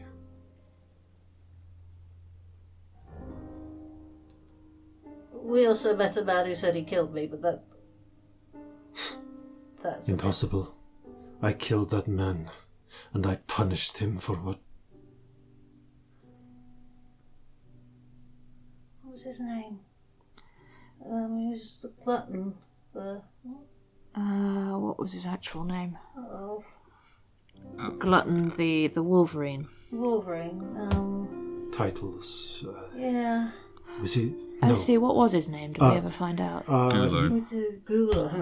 Or you did find out his original name. Actually, it's the name after which the pirates on board your ship are called. Oh, Gull. Gull. Her head snaps to you, Celestia. He's alive? No. Not anymore. Killed him twice. Yeah. Fucker came back. Wait. When? How? Where? Kion? Yeah. Months ago? 2 months ago? 3 months ago? 4 Yeah, a couple of months a back. while back. It'd be probably closer to 5 by now. See, she kind of Not if it was reaches Kion. towards her chest, kind of clutching at it. How do you know it was him? He said. He didn't seem happy to see me. And he had a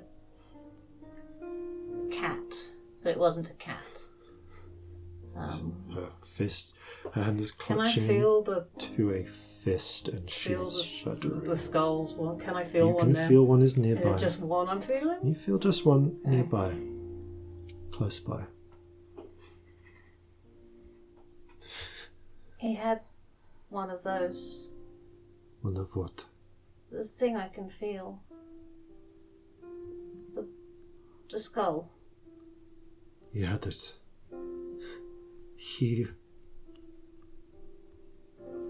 Oh dear. She screams, turns. There is a vase nearby. I reflexively get in front of them, in between the two of them. She flicks the 5-painted hand towards the vase. A green ray emerges from her hand, and the vase instantly crumbles to dust. Well, that's scary. Yeah, I'm automatically in between the two of you. He's dead now. Twice. Did he suffer? Yeah. Yeah, he did, actually. Then... Oh, Regent, then liberty. Then... You're not going to get violent towards them, are you? No, I'm sorry. I just... I'm going to sit... Objects. Back down. There seems to be something... Just a moment where she puts her head in her hand for a moment. Victory doesn't seems mildly alarmed but not surprised by the outburst. And it was like, Mother, it's all right. It's all right. I don't know what's happening, but I thought it was Fidelity, Holmes. Fidelity, I'm sorry. I'm so sorry.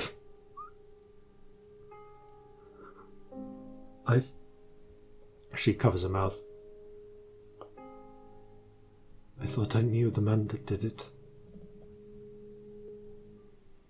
My most trusted. I thought it was him.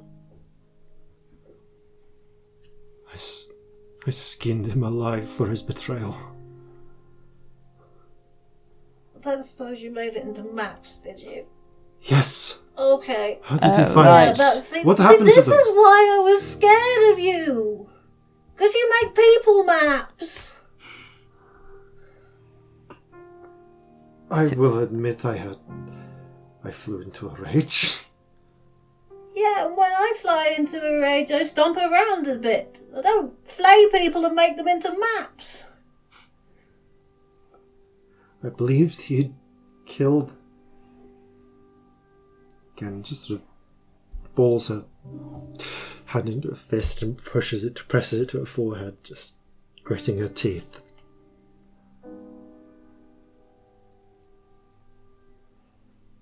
So Gull betrayed me and faked his death. Yeah. He's actually dead now, if that helps.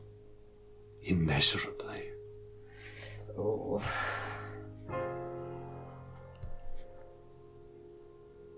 The, Victory was you've never really talked about it, Mum. She looks to you. Sorry, I didn't know the details. I knew that. I thought Mum had.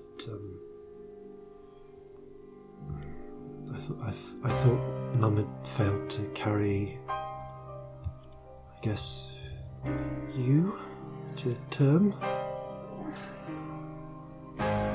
She glossed over the details. You were a young child.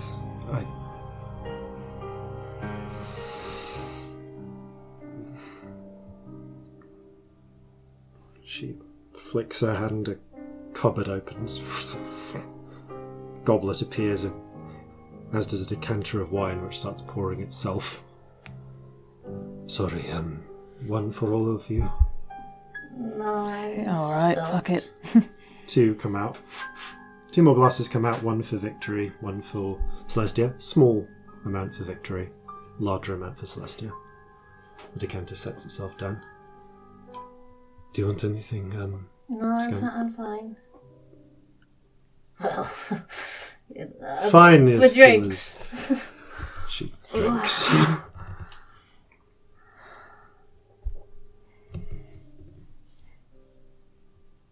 Have you, It is possible that this is a trick. Yeah. It is possible this is all a deception. We do have somebody who can do his own of truth. He's not here right now, he's at the fort with his kid, but... There is firmer proof. Scamp. That is your preferred name? My name. Very well. Then it is your name. It's a moment, just a flicker of sadness before continuing. Scamp. Have you noticed, as you've grown older, certain changes? Not puberty. Have you found yourself able to do things you did not expect? Like fly? You can fly. You can fly? Make unicorns appear from nowhere? Please tell me that's normal for someone. The unicorn thing isn't unexpected.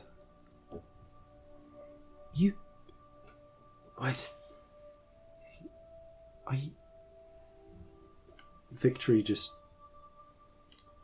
twists her hands in front of her, and the air shimmers for a moment. And you see something appear. It's like something, just like a swirl of magic, just bright colours in front of her. Oh.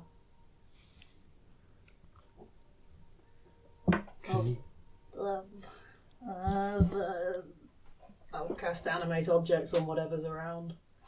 The various objects, just like it's like the decanter, some of the some bits and pieces of cutlery. Ta-da!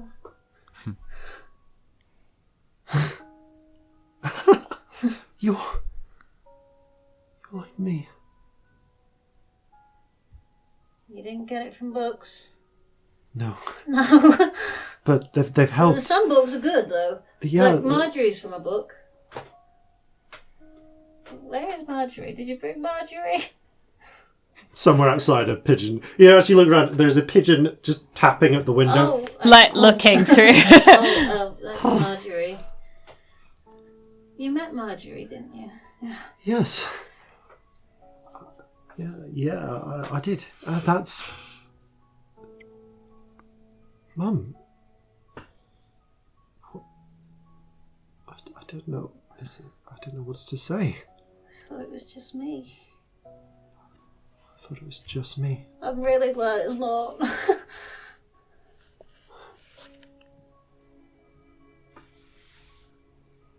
Vasilisa drains the wine, kind of puts the goblet to her head for a moment, just to her temple. And nods. Forgive me for the caution. I've known a lot of tricks in my life. Oh, yeah, that's fair. And there is one person in particular who I could imagine would do this to me, but wherever she is, but so let's say that for the moment I accept this and we see how it goes, but if this is true, Scamp. Yeah. I'm sorry. I'm so sorry. I thought you were dead. I believed from people that I had trusted that you had been not just killed, but destroyed utterly. Your ashes cast into the waves, unfindable. I think I was in the water. I don't think I was ashes, was I? Maybe I was. I don't know. If it helps, I'm pretty sure I died. I think. Maybe twice. That's a whole other thing. Between them. Victory reaches into her pocket. Well, one of the pockets of her waistcoat.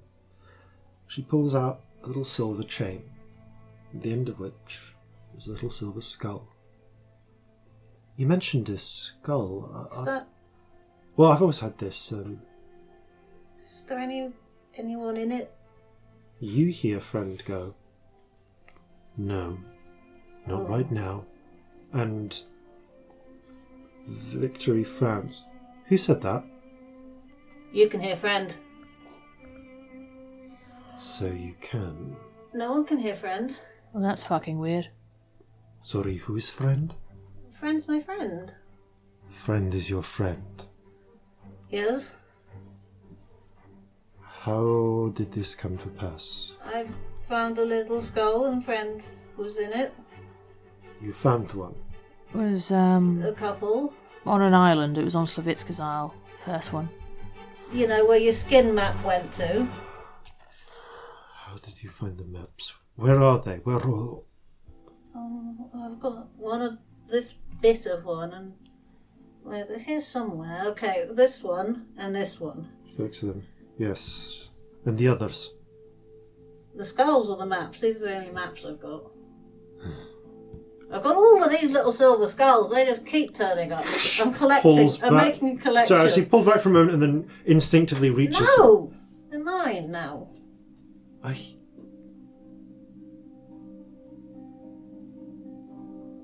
You've got a friend who speaks to you. Yes? She kind of looks past you, almost as if it's something hopefully. Hello? There is no response in your ear. Are you there? I suppose it was worth trying. Shakes her head. You should not have found those. You are not old enough. Well, some things want to be found. And these... When you are grown, when you are... Well, it doesn't seem to ever bloody be happening. I keep shrinking. The Does this happen to you? Does weird stuff just happen?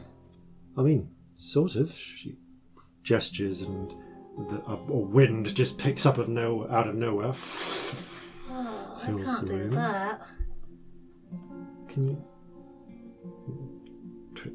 But otherwise, not a lot. It's like, yeah, I mean, I kind of have to be outside for most of it. Oh.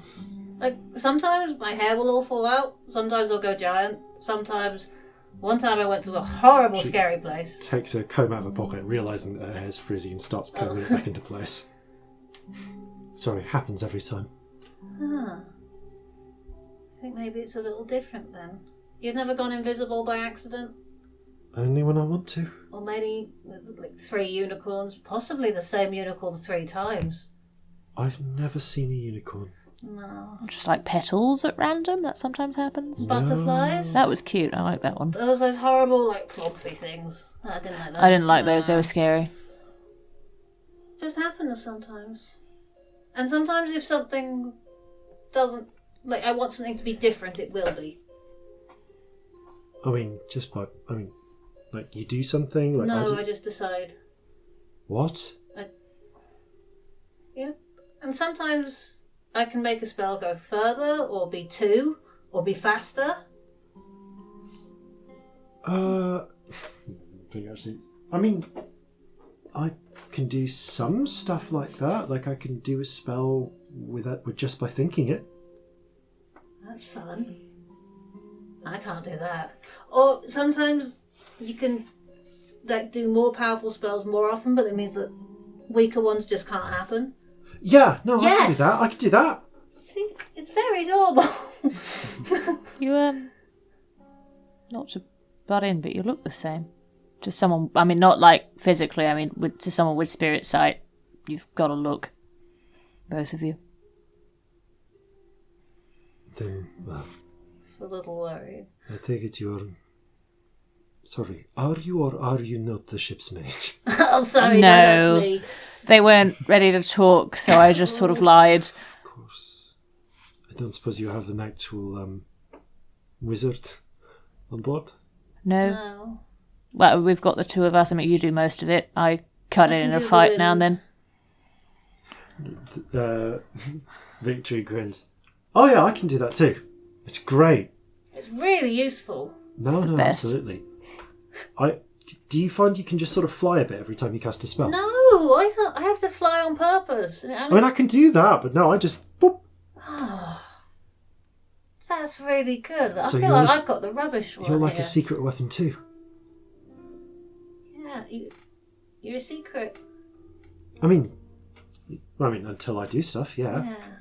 Yeah, people don't expect it. No. But it was useful. Yeah. It's not really a thing we actively hide per se. It's just, don't make a big fuss of it. So you still got the advantage in a fight. Yeah. Have you ever, ended up somewhere else? Without meaning to, or even doing it on purpose? Just 1 minute you're in one place and then you're somewhere else? How do you mean? I don't know. It was just something that felt like it might be a thing. Have you ever found... I'm just going to roll a trust check. She's pretty trusting. Have you ever found you can just put stuff somewhere no one else can see and take it back later? No. She reaches into the air and produces her sketchbook.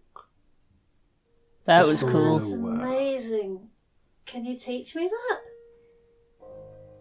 Can you teach... I don't know. I mean, can you teach me to be in one place and then another? Not in a sanctum. I'm guessing this is sanctum. This is actually a good point. Would they be able to do... Would she be able to do that here? Actually, she wouldn't be able to do that here. So I'm going to say... sorry, at that point, Celestia goes, I made sure that this portion, specifically of my chamber, was not for my own purposes. Fair enough. You have to promise not to tell anyone. If everything you're saying is true, then you're the last person in this world I would want to betray after victory. Oh, this is... I spent weeks worrying that you're going to be evil and try and kill everyone as soon as we come across you. I mean, please take this with what I mean to say, but I am a pirate. Yeah, but... I was scared you'd hurt my friends. Because you make maps out of people. You can see how I this is made a a map out of one person who I genuinely believed had murdered my child. And the first thing I ever found out about you was you made maps out of people. As a sole fact, it's not good, let's be honest. I was very angry. And that you... And I learned no anger control judgment. from Bloodbeard Brandy. Yeah, well... Actually, we've got someone on our ship you probably know. His name's Vig. Yeah, Vig learned about it. She just drops the goblet. Oh, Oh, shit. Sorry. Yeah, he's there. Vig's alive? Yeah. oh dear. Not that sorry, it's just been a long time. I didn't think he'd, been killed, and that was another... Well, we thought he'd been Thing. killed for a while. And We did, yeah. Sinking Whole of his kerfuffle. Is Merlin around? ship. No, No.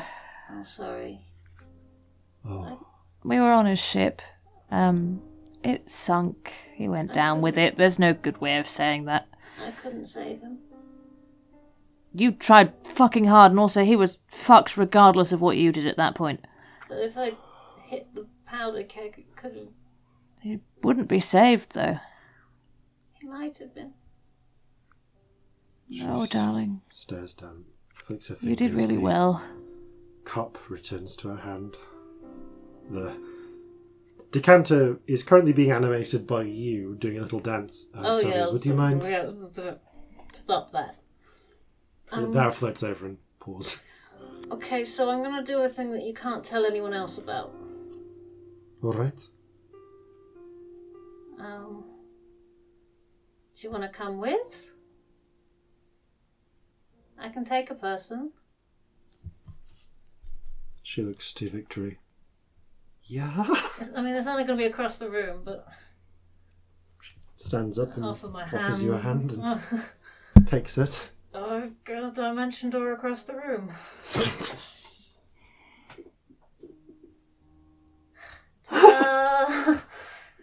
Bloody hell. Victory is... Sorry, Vasila's just staring. You realise... I'm pretty sure you broke at least 2 laws of physics just now. What's a physic? Whenever a wizard's around, when they do that, they shit themselves. Yeah, Oksana was How many not people happy. know? Oh, like no one. That's Oksana. tiefling you mentioned, Oksana. Wisdom. You guys. Yeah. Courage. Courage does know, yeah. Anyone Justice. on the ship who might have Justice. Oh, God. Do we bring that up now? Should we just get it all out there? Vengeance Grimani. Changed his name. Yeah, calls himself Justice now. He's fine too. Drinks the glass. Lives in immediately Kion. Magically pours another. I'm sorry. I just thought we might as well, Yeah. just get it all done, really. Okay. Rip off the bandage. Well, Yeah, I don't know. Does he know? We took them all to Kion, darling. They all know. Oh yeah, the We did do whole that. family. With the bigger one He as has a well. family. Yeah. Yeah, like a big one, actually. Oh, he married. One of them's here. His name's Courage. He's great. Came Is with it- us on the ship. Again, just like a distant look into the past for a moment, and kind of like an You know, acceptance or he something. got married. His wife's not still around, but a lot of his kids are. Wisdom's going to university eventually. Like this Oksana. Yeah. But she's not going to hide. She shouldn't have to. She won't. We've made sure. Victory goes, no one should have to. That's what we fight for. Isn't that right, Mum? Yes, it is. Well, that's nice. I stopped hiding mostly. You would have been proud of them in Kyle. Which is ridiculous that I hid because of you. I stopped hiding ages ago and then I was scared of you. I have to admit, this is a difficult one to explain, yes. Yeah. I think we all have a lot to digest. I feel strange. That's okay. Again, I want to trust you. But it can't, not overnight. I you know. And I'm sure you don't trust me yet. No, you make map people skin I things. did it once. Once? That is too many times. That was one That is time. Is not like the infinitely greatest defense with too this many one. times. I'm sorry. I thought it was a traitor.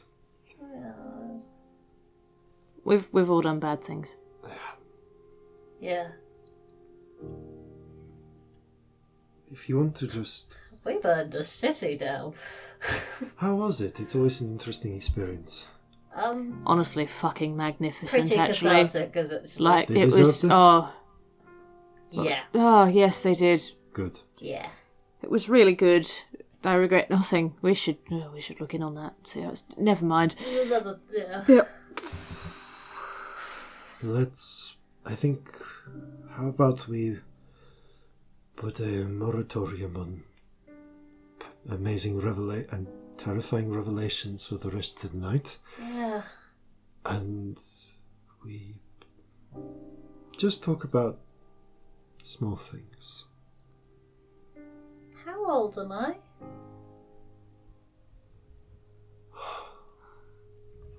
Okay. I mean, assuming that we're not all got this wrong and I'm just some long lost cousin or something. That'd be really fucking weird at this point. Definitely not. Alright. You are... Alright.